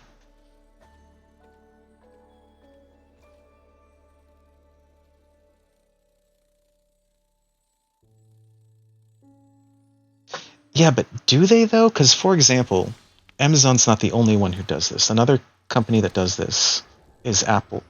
Technically, their headquarters is a shack in Ireland, and they pay like zero income tax. That's the whole point of having the shack in Ireland. It's that by naming that their headquarters, they have next to zero corporate income tax. Now, there's other countries where that doesn't fly, so they have to pay tax in those countries. But in the United States, the way our international income tax for corporations work out, it gives them a huge tax break. rather than if they had their headquarters somewhere in the United States. They'd be paying a lot more. Now, let's say they actually did have their headquarters here. They're definitely going to choose a state that had more lenient tax laws so that they had to pay less. And you would argue that's what they should be doing for their shareholders. But the whole point is it's really silly because they're a giant corporation, but they have to have a headquarters somewhere for tax purposes. And of course, they're going to select and have a shack that's not really representative of the company.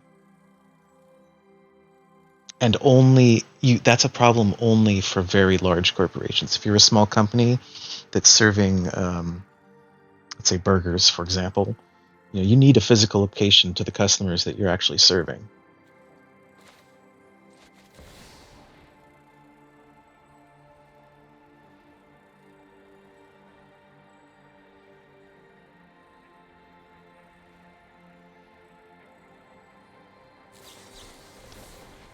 Well, so Terran Spice, the the deal that you're suggesting, that if I were to give you $100 and you give me this great return of $10 million every year, I would want to take something like that, but I would also realize that kind of return is basically impossible. So I'd be very skeptical, and I'd want to see a detailed business plan. But then again, $100 is nothing. I could gamble that away.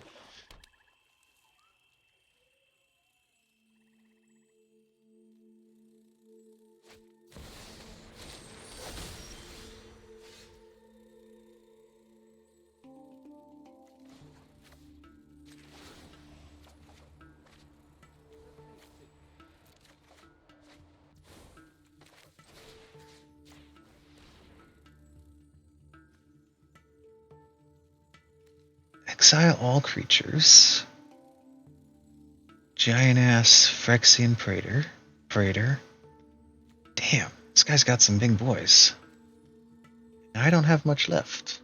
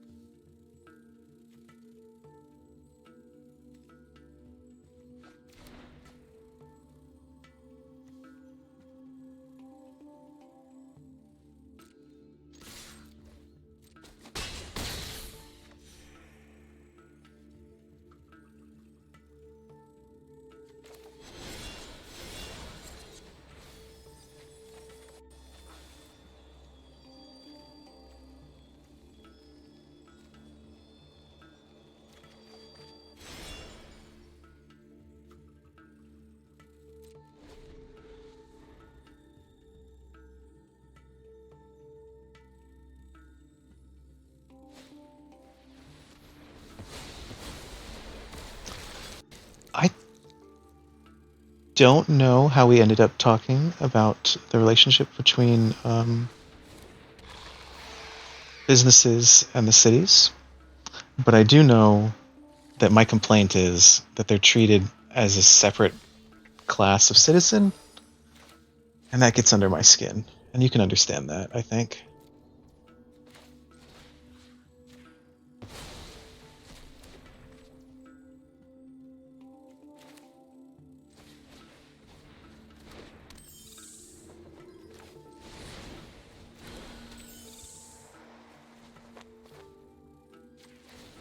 No! Oh, I didn't mean to discard that. Oops. Fuck. I did that last game, too. Fuck.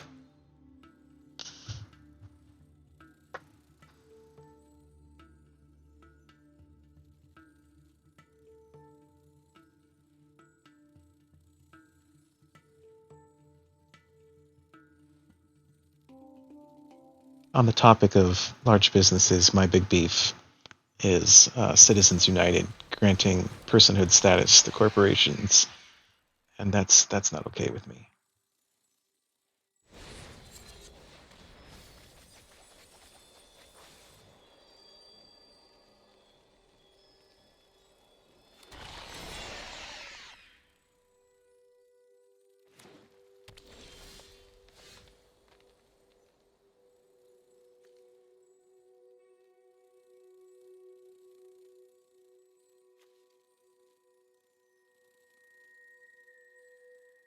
but they have personhood status.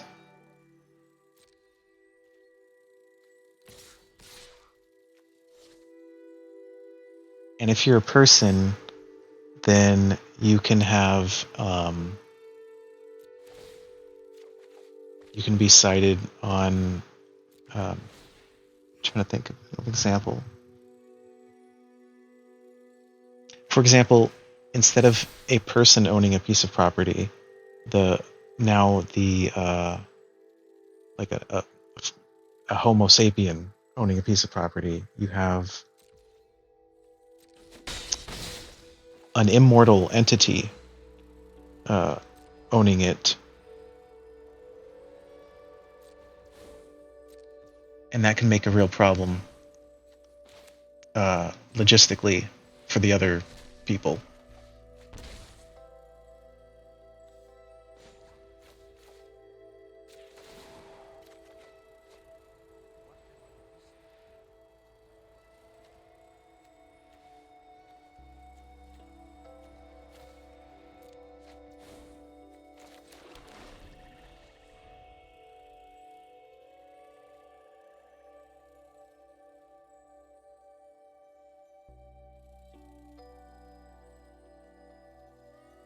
Well, I think by definition, anyone who's getting a ridiculous amount of pension, we'd all get upset at it. We're going to have different lines as to what we consider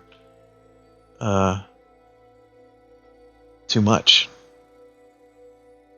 and that's a big philosophical debate in itself. Like, should citizens of our country expect that when they get into their twilight years that they can be taken care of for the input that they had given to the state or country during their best of years, or even in their military years?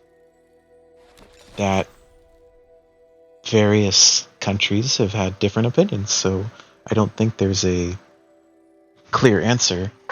I know there's an answer that I prefer, but I think you would disagree with me.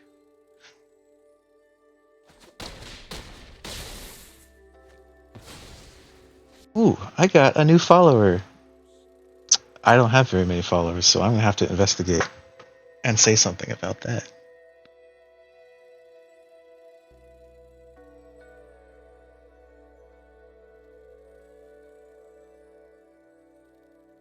Oh, Oni Tenzin. Thank you.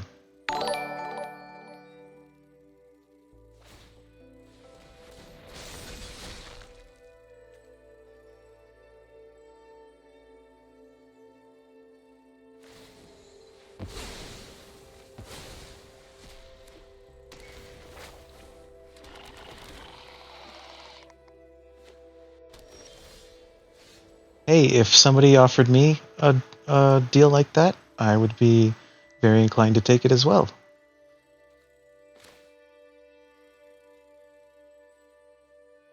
Do I have the means to end this game right now? I don't know.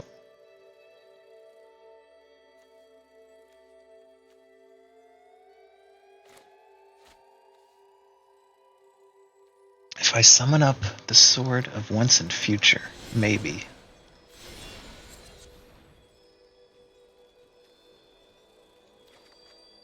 Don't have enough mana. Darn.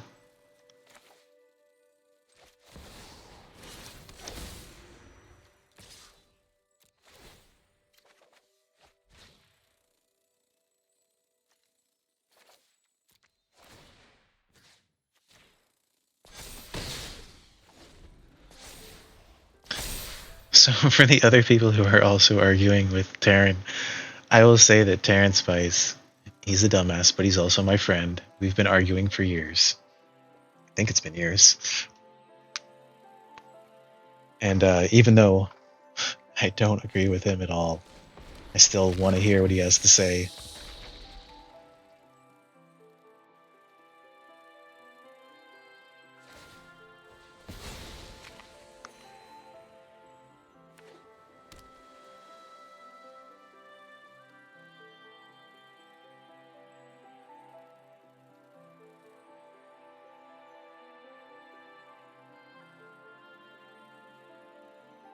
You know, I put this card in my deck specifically for this situation that I'm facing right now.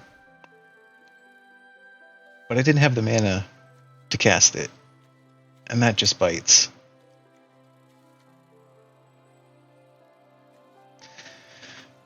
Double strike. Oof.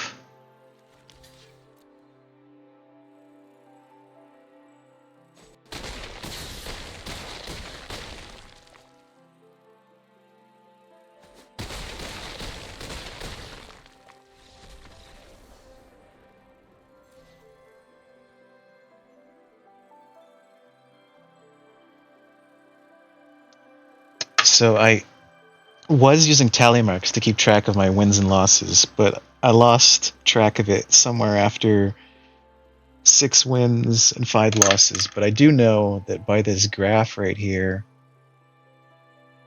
that I'm pretty much in the same place as where I started tonight. And I said I would give myself 5 hours to try and reach Mythic, which gives me another 30 minutes. Well, 45 really.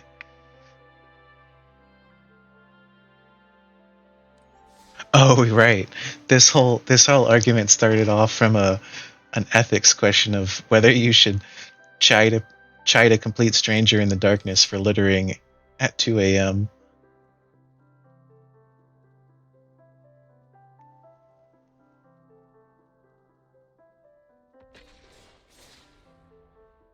Yeah, maybe I should recap that.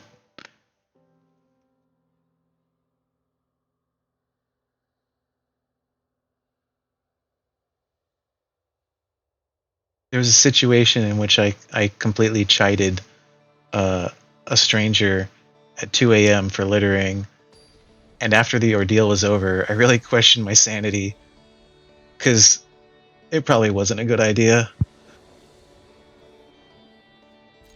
And I have no idea what kind of person it was. Their window was rolled up. It was dark.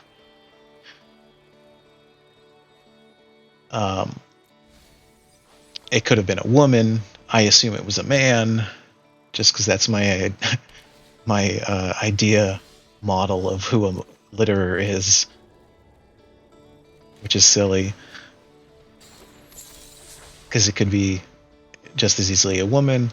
But then he went on to say things about, well, you don't know who it was. Could have been a violent person.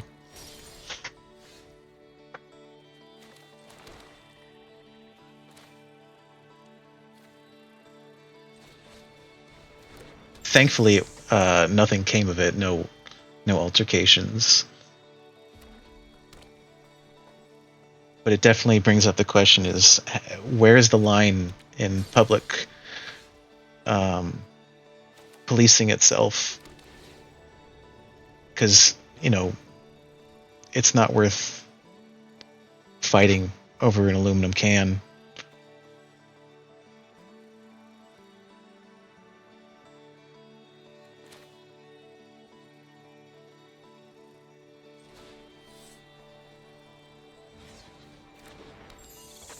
Yeah, could have just not just been the person in the driver's seat who I saw actually toss out the can.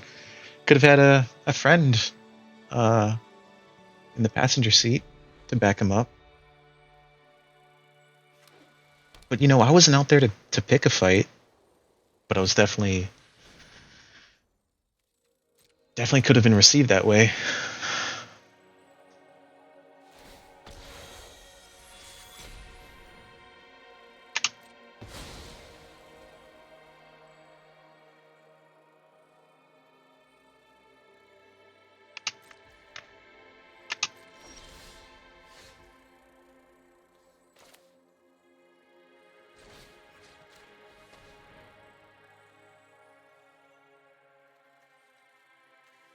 All right, ego drain paid off this time. That was my counter for the dollmaker's shop.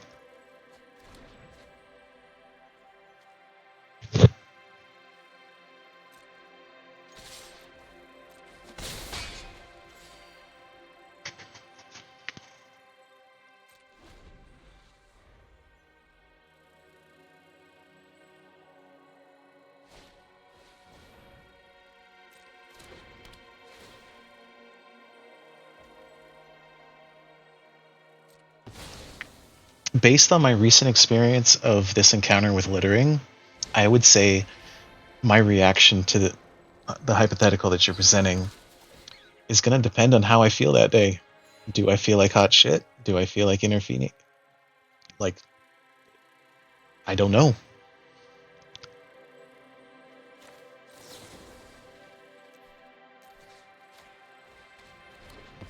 I question my sanity. I definitely think that, if you see something you don't like, um, maybe you should say something. But I also know, because I've encountered a lot of crazy people in my life, that maybe saying something isn't a good idea.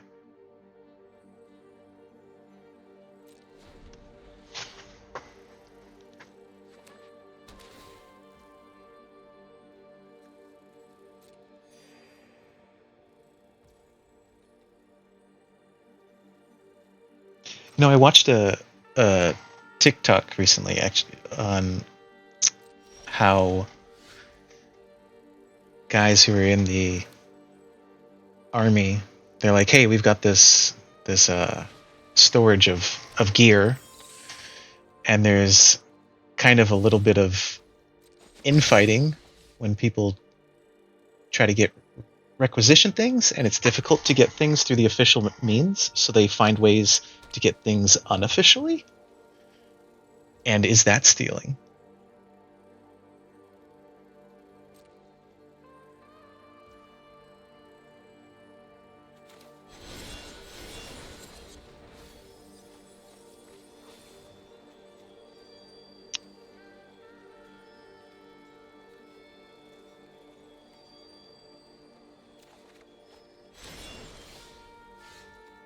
Yes, you're right, Darren Spice. I'm rediscovering who I am every day.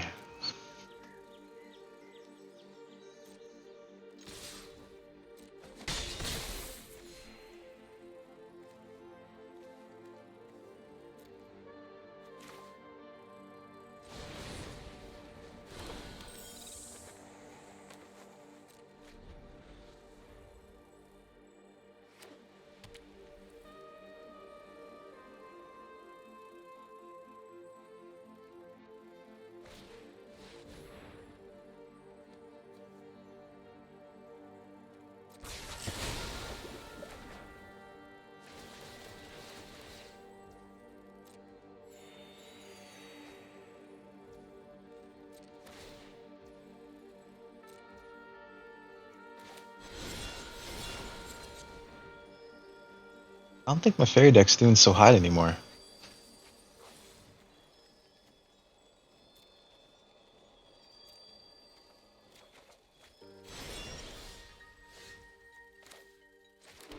I think I have a solution.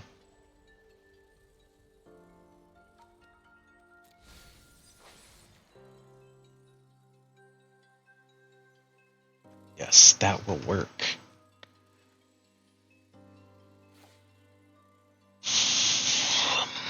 Two.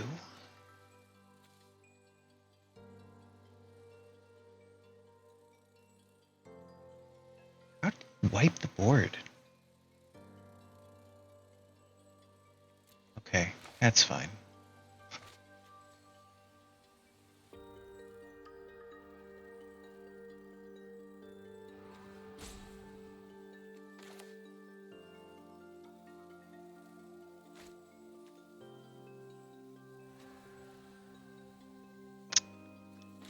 And this isn't going to work quite as I hoped it would.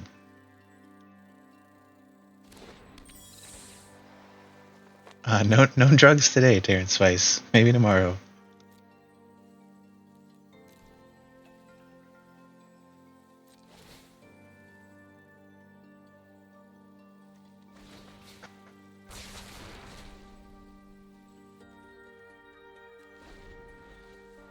Hey.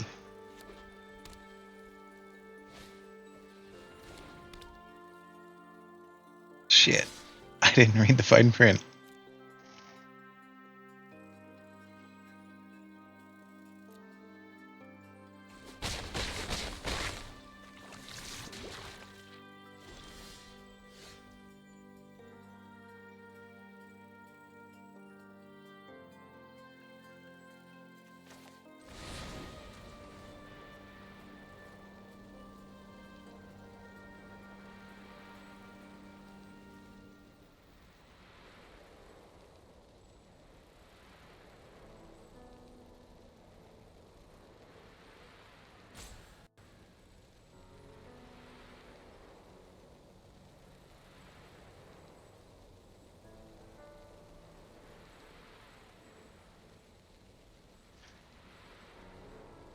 So if you want to go back to arguing, I feel strongly about what Carlos said, that the workers provide the value. The CEOs and leadership, they're just figureheads. So the money that's going into the city from things like an Amazon warehouse or any other large corporation, that's from the citizens who already reside in that city. That's not from uh, the company bringing value.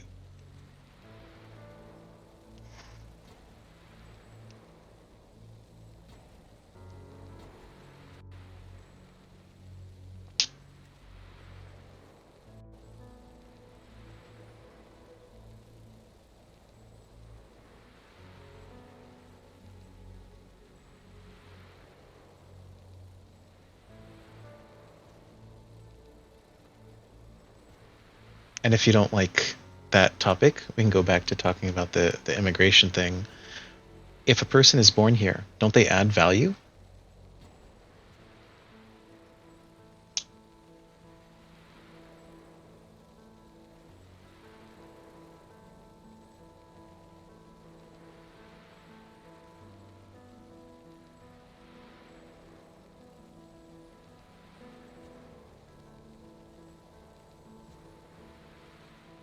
Human beings by nature, um, during their first years, they're a drain. They're a drain on society because they're a drain on the parents who have to raise them. It's just the way humans as a species work. We are not like giraffes. We don't come out of the womb ready to go, ready to run away from our predators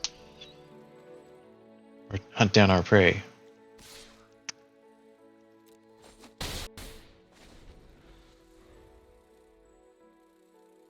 What value do the people living in the city provide?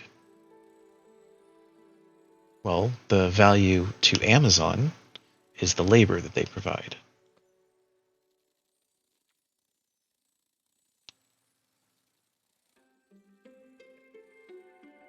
And to Amazon, that's a cost.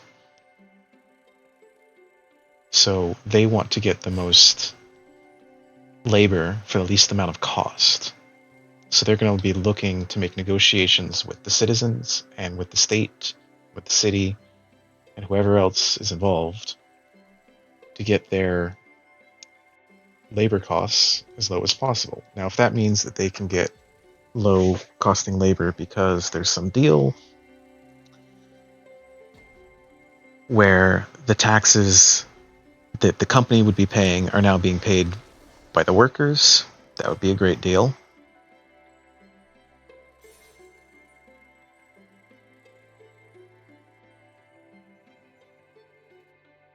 There should be accountability, and the accountability should come in the form of a transparent system. And isn't that the whole point of the government, is to have a transparent accountability?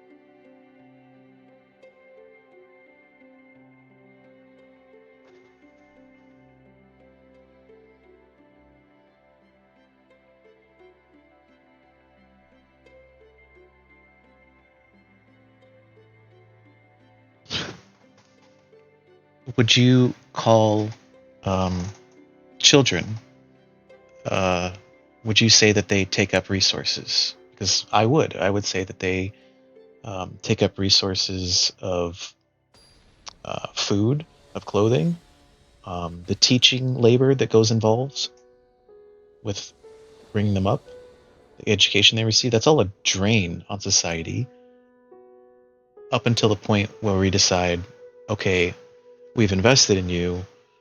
Now go out and make a return.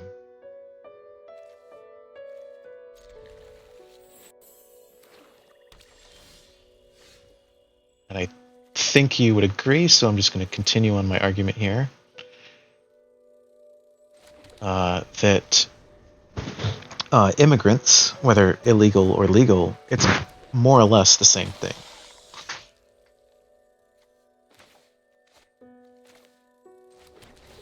When they first come, they need to acclimate. It takes some resources for them to acclimate. But people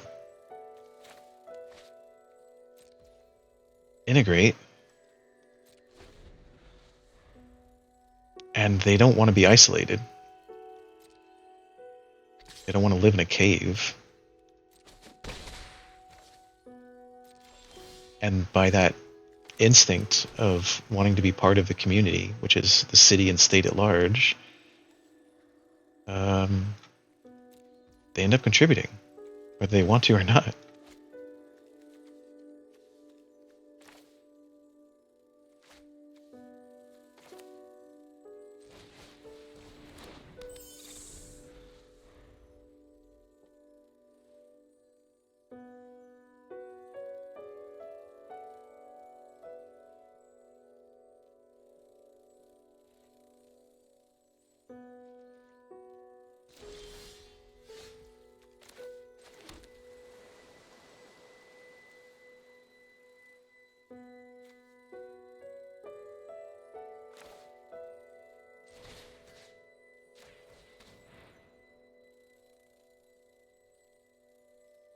Yeah, and so if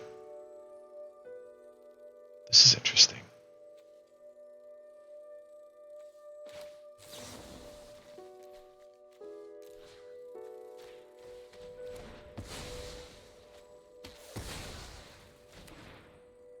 Okay, first of all, I have objections to what you're saying.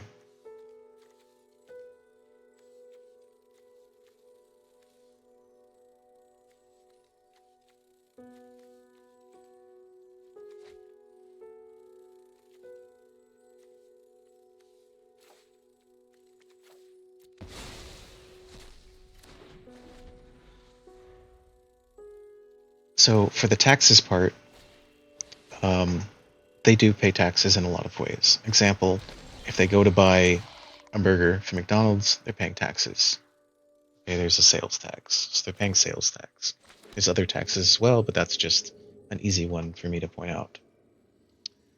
The healthcare and schooling, would you prefer that they didn't receive those things? Because if they didn't, I would say that they would end up being a drain.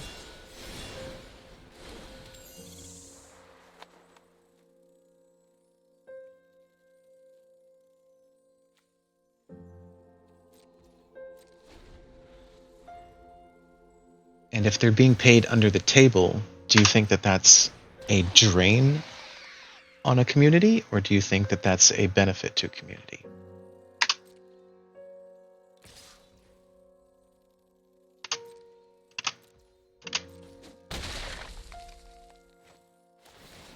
I would argue that it's a benefit to the community that they are getting labor for less than market price.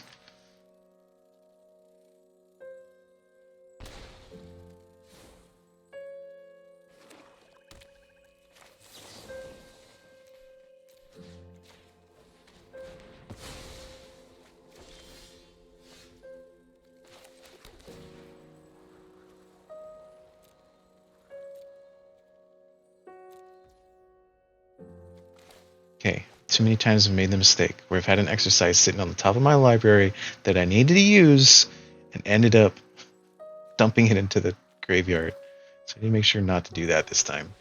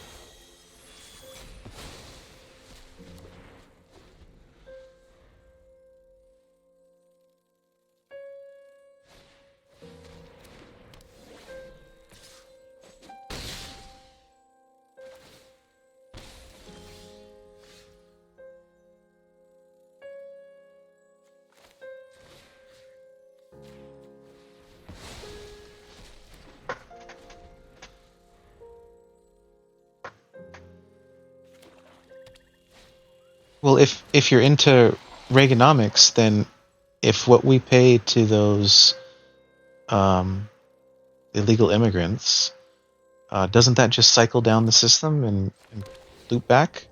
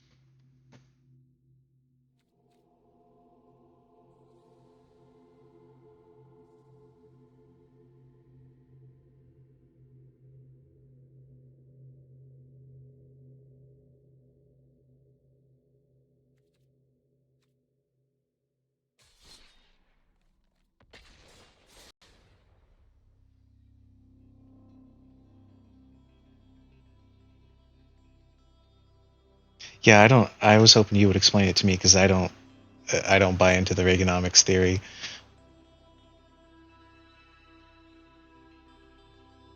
The whole trickle down system doesn't fit into my brain. My brain's too small to understand that.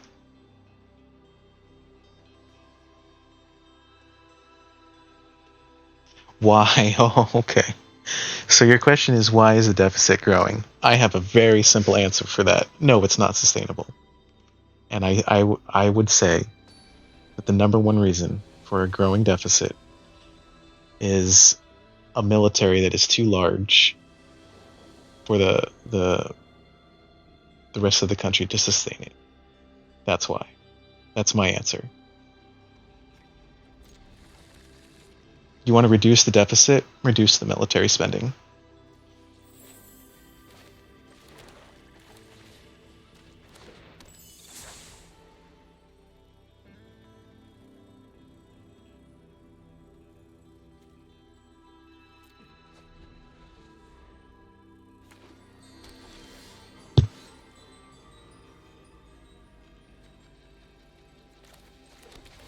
Which I know is really an extremely unpopular opinion.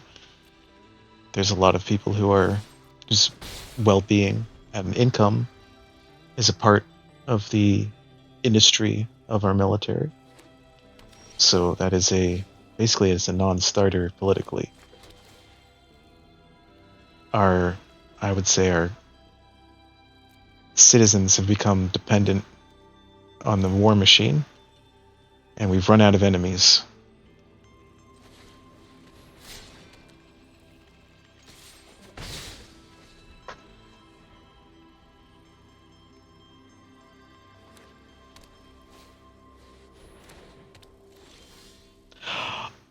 Uh, oh, I disagree. I don't think that the military is a tiny fraction. I think it's the single largest fraction. I last I checked, it was something like 40 to 60%.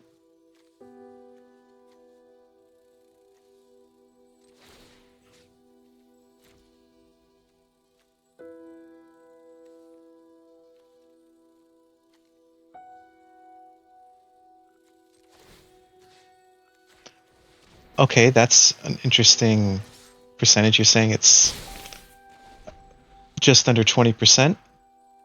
Um, but I'd like to know where you're getting that from because last time I looked it up, it was much higher.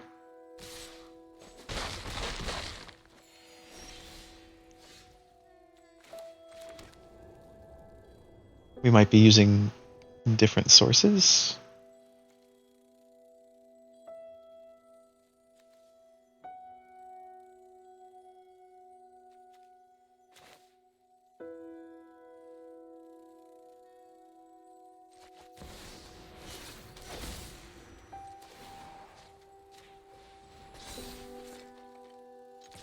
So you used to agree that we need to reduce government or military spending, but you now think otherwise. I'm interested in hearing what changed your opinion on that.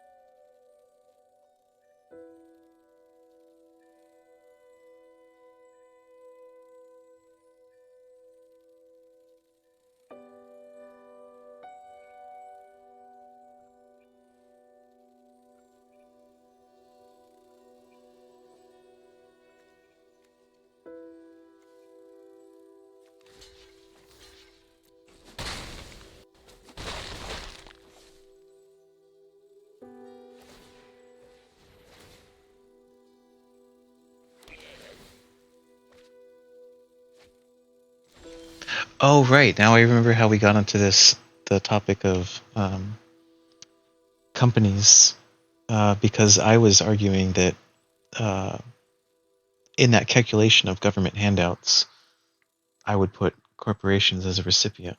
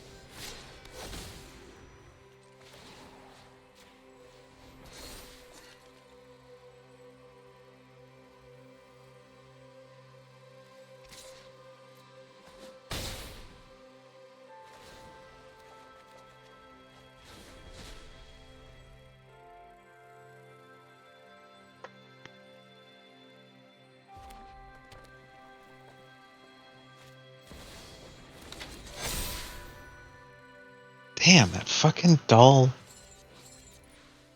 shop. It's really wrecked me.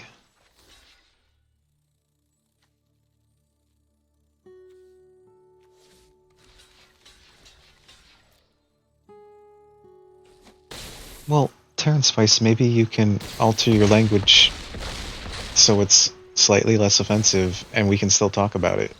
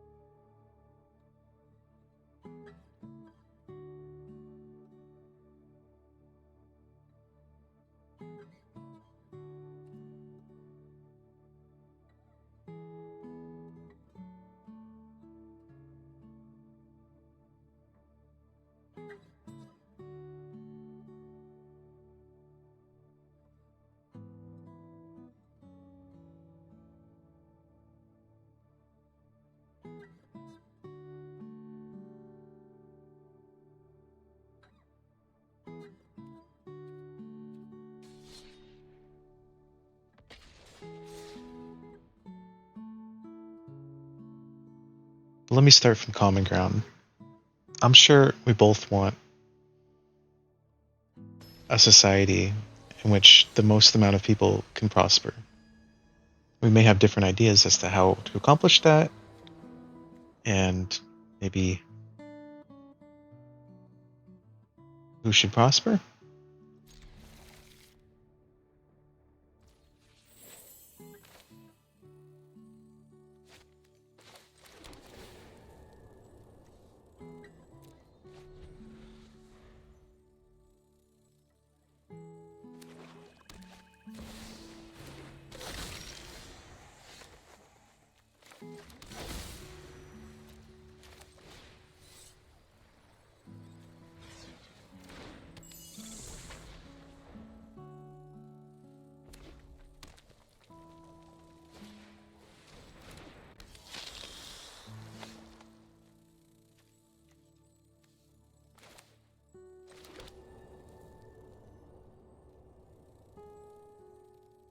You don't like my question, huh? Okay.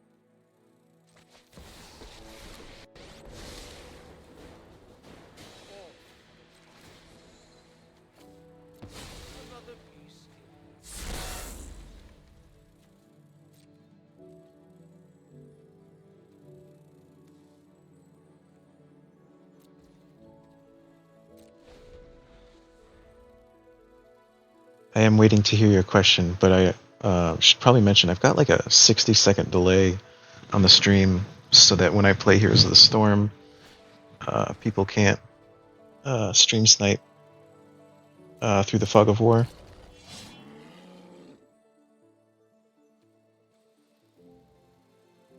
Okay, I can get behind your idea of minimizing poverty. I think that's a noble pursuit.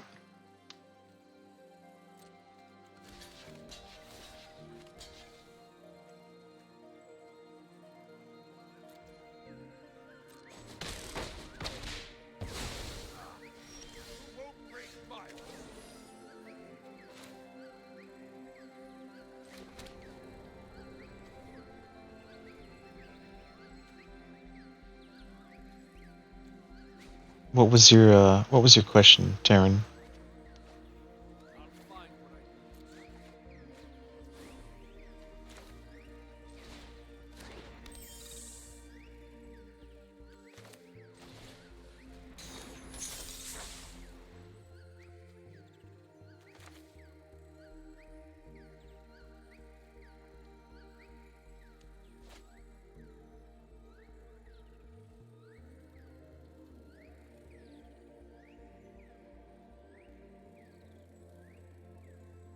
Hmm.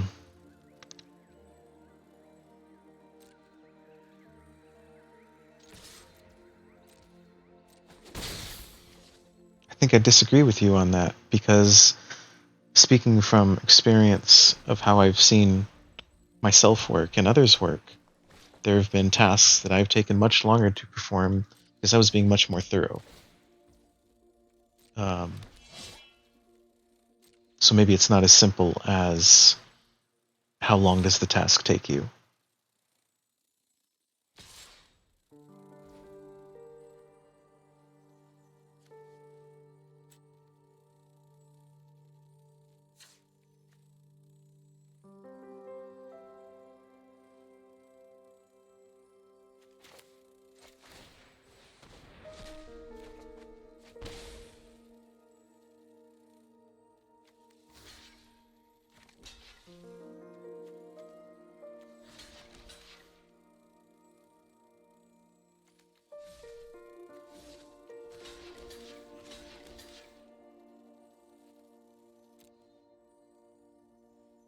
Well, I have two answers for your. So your question is why am I not concerned about Harris's responses to questions? I have two immediate responses to that. One is, well, what makes you think that I'm not concerned? It would be the first point. Second would be, from what I've seen, when posed a serious question, she takes it seriously and gives the best answer she can. As any politician is always going to try to placate as many people as possible with their responses, as I'm even doing right now, to be honest. I'm trying to respond to you truthfully, but also in a way that's reaching a broader audience. And the questions that I've seen her opponent Trump being asked, it doesn't even seem like he's listening most of the time. Anyways, the answer to your question is, I am concerned. Her opponent seems much worse.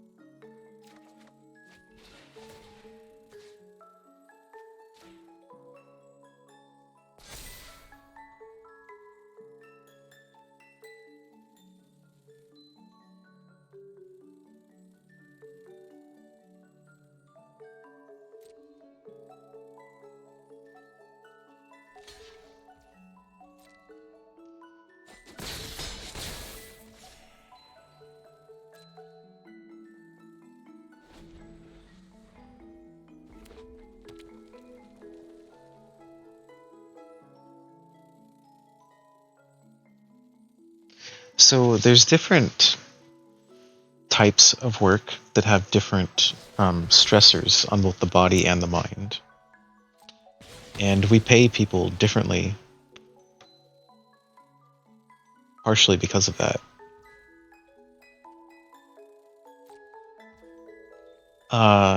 Compared to her political opponent, I fully endorse her. I'm not really familiar with her as much as I am with some other candidates who I am fully complacent with. For example, Bernie Sanders, 100% endorse that guy.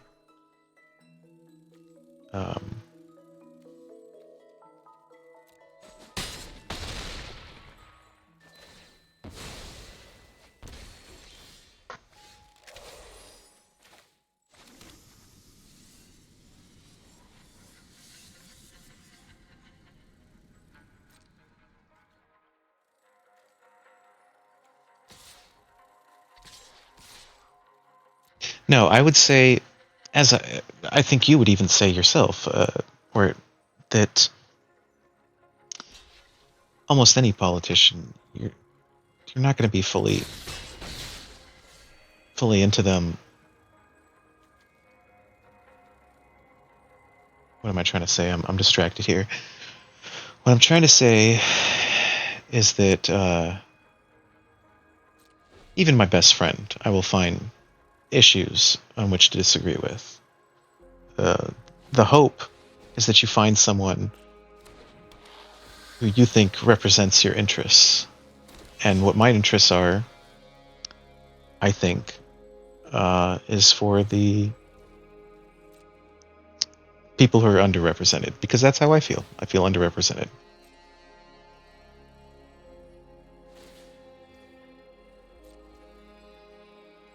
And I think Harris does a better job of doing that.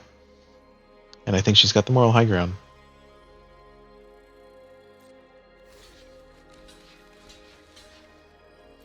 And for me, that means something. I'd rather take the politician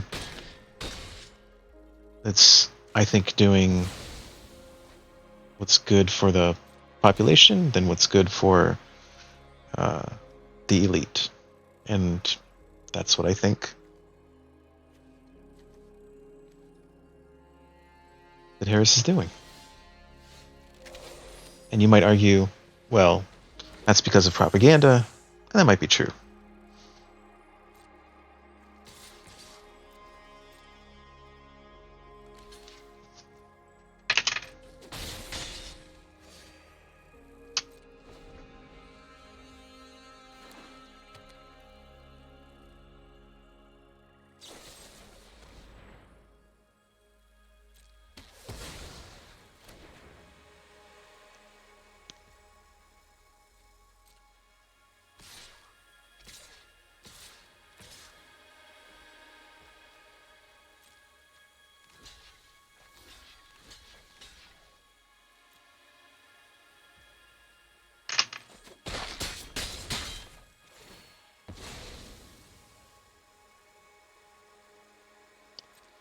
Well, Terrence Spice, I don't happen to know much about that, so if you want to tell me more about some thing that happened that you disagree with that Harris did regarding prison sentencing, I'd like to hear about it.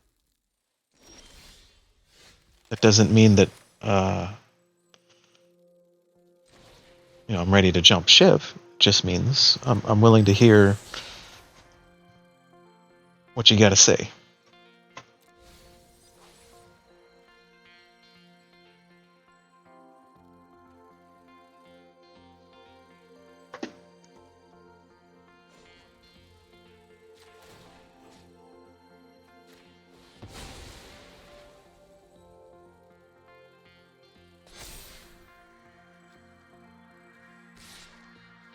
What about Elon Musk's corporation? Didn't he endorse Trump?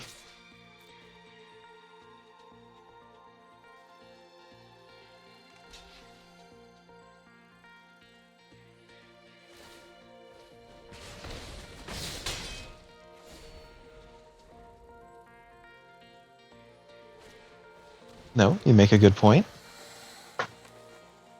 But I don't think that that's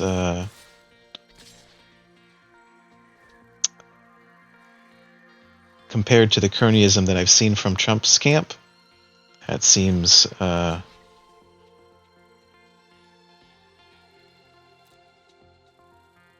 as bad.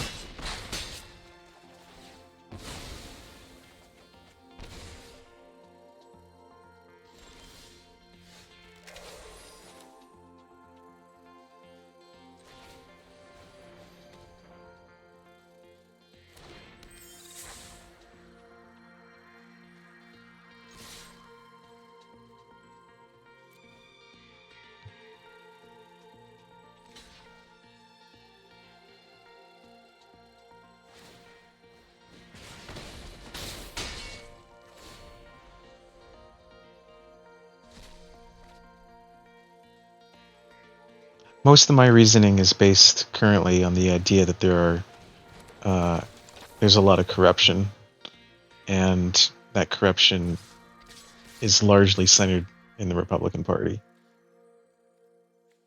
That's where a lot of my opinions come from.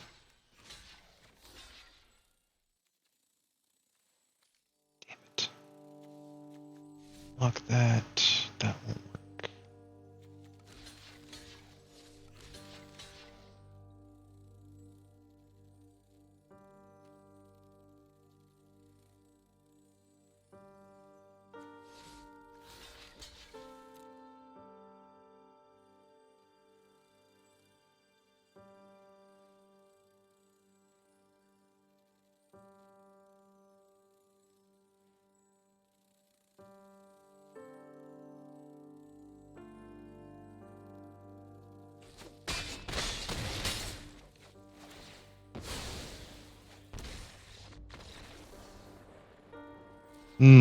Well, tonight I might not be a very smart bear because I seem to be losing more than I'm winning.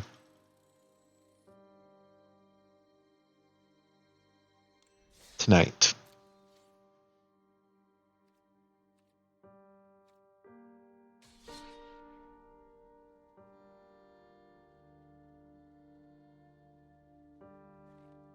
I do think I'm going to end this stream session, though. I don't...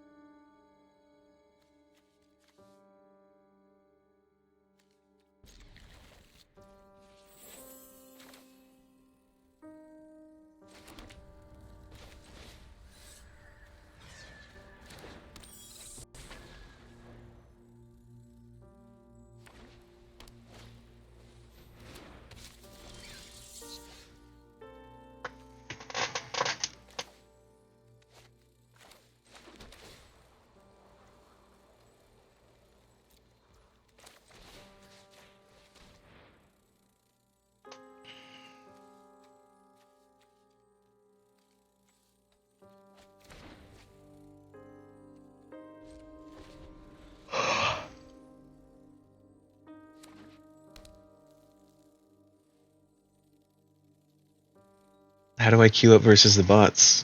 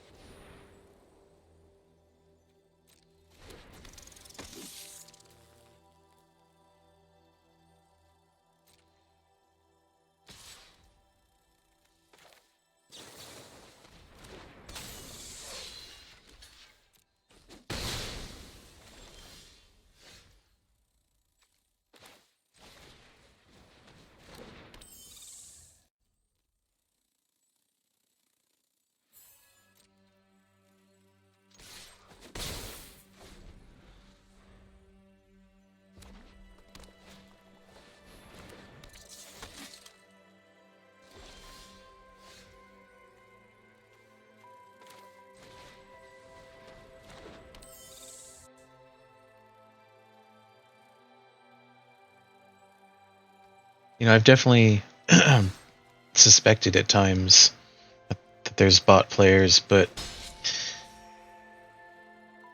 there doesn't seem to be any way to determine whether they are a bot or not. I guess if they all made reactions on a certain time pace, that would be it.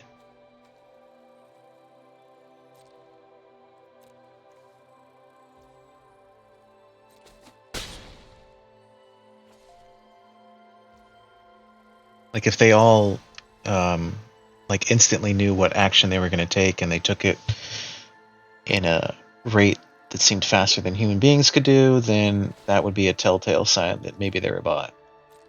But I haven't seen anybody do that, so I'm not sure that there are any bots. And yet at the same time, I have to believe that they exist.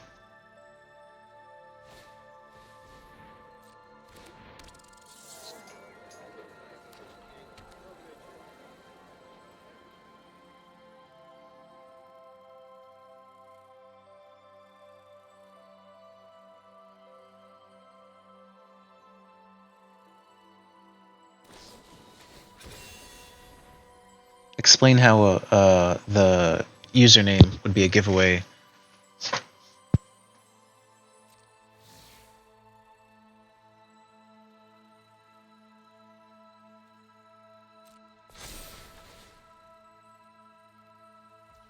I've seen names like that before. Plenty of them.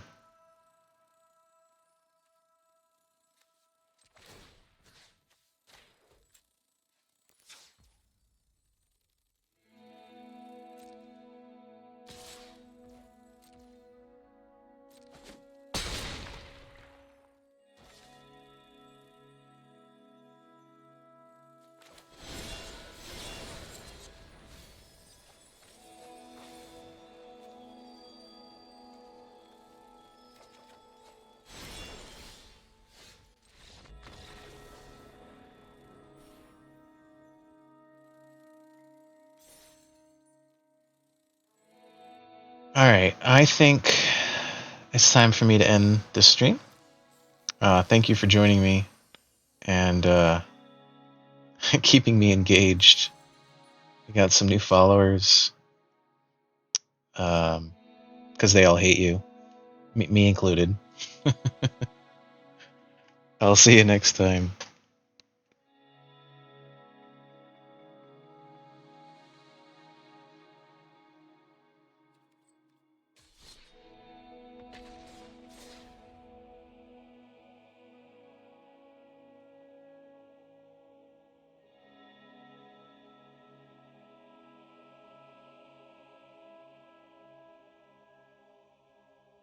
Yeah, I haven't seen any players that are like bam, bam, bam reacting as fast as they can. It's like sometimes there's a pause from almost every player. The only decks that I've seen that don't do that are the red decks, and those things are just autopilot anyways. A human being is just going to be autopiloting without thinking. And what's shitty for me is that this deck takes a whole lot of thought.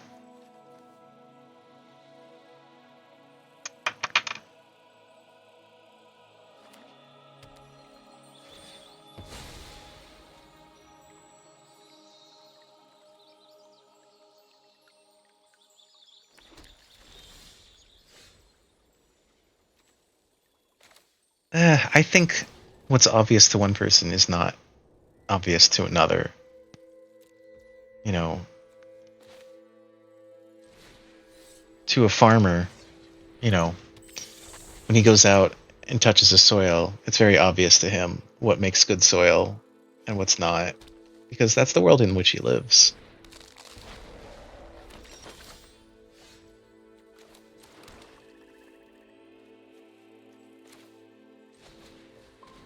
But it wouldn't be obvious to me, is what I'm trying to say.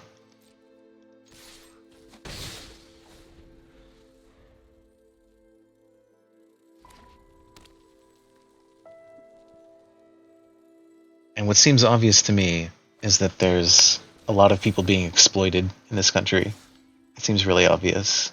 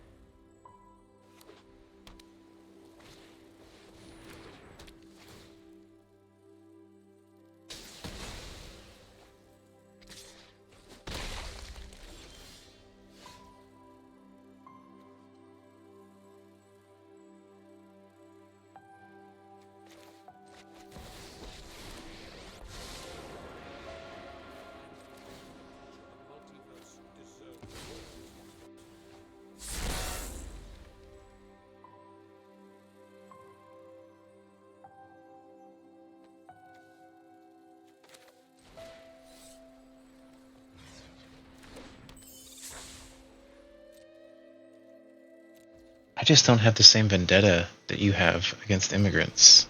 Like, I don't see them as being a drain. I see them as adding value the same as any other human being would.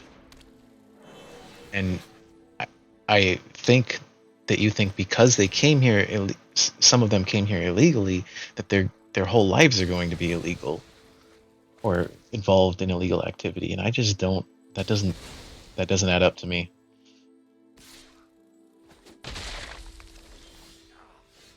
You're becoming a problem.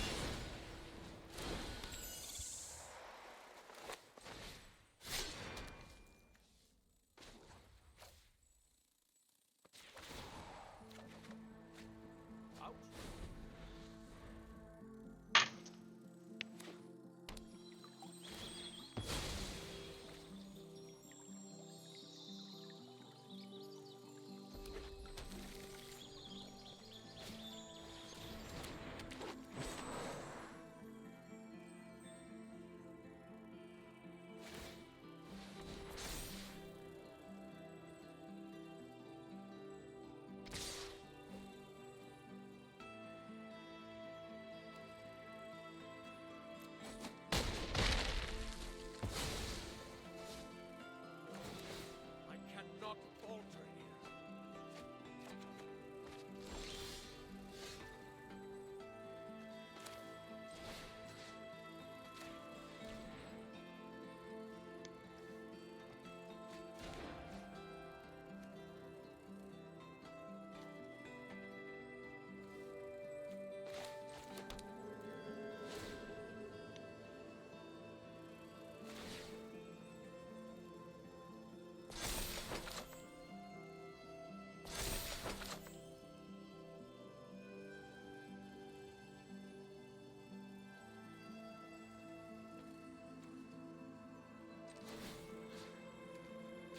All right, I think I can explain our division in thinking here.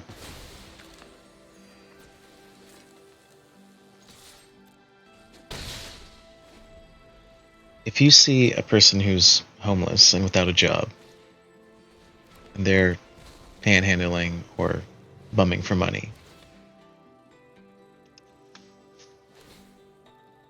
do you think that the state should give them resources? I think your answer is no. Okay, well, I think that a state that is prosperous and doing well should provide those things. That is the mark of a great nation. That when you have abundance of resources, that you can spend those resources on the downtrodden. Because I think that those people are basically victims.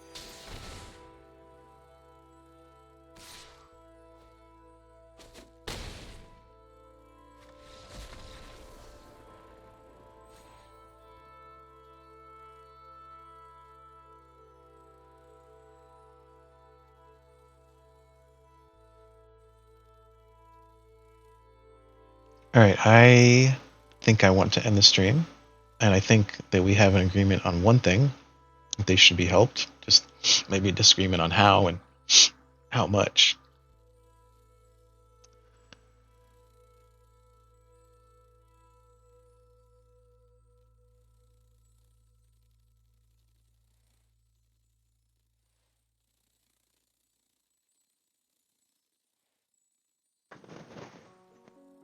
Why don't we pick up that topic next time?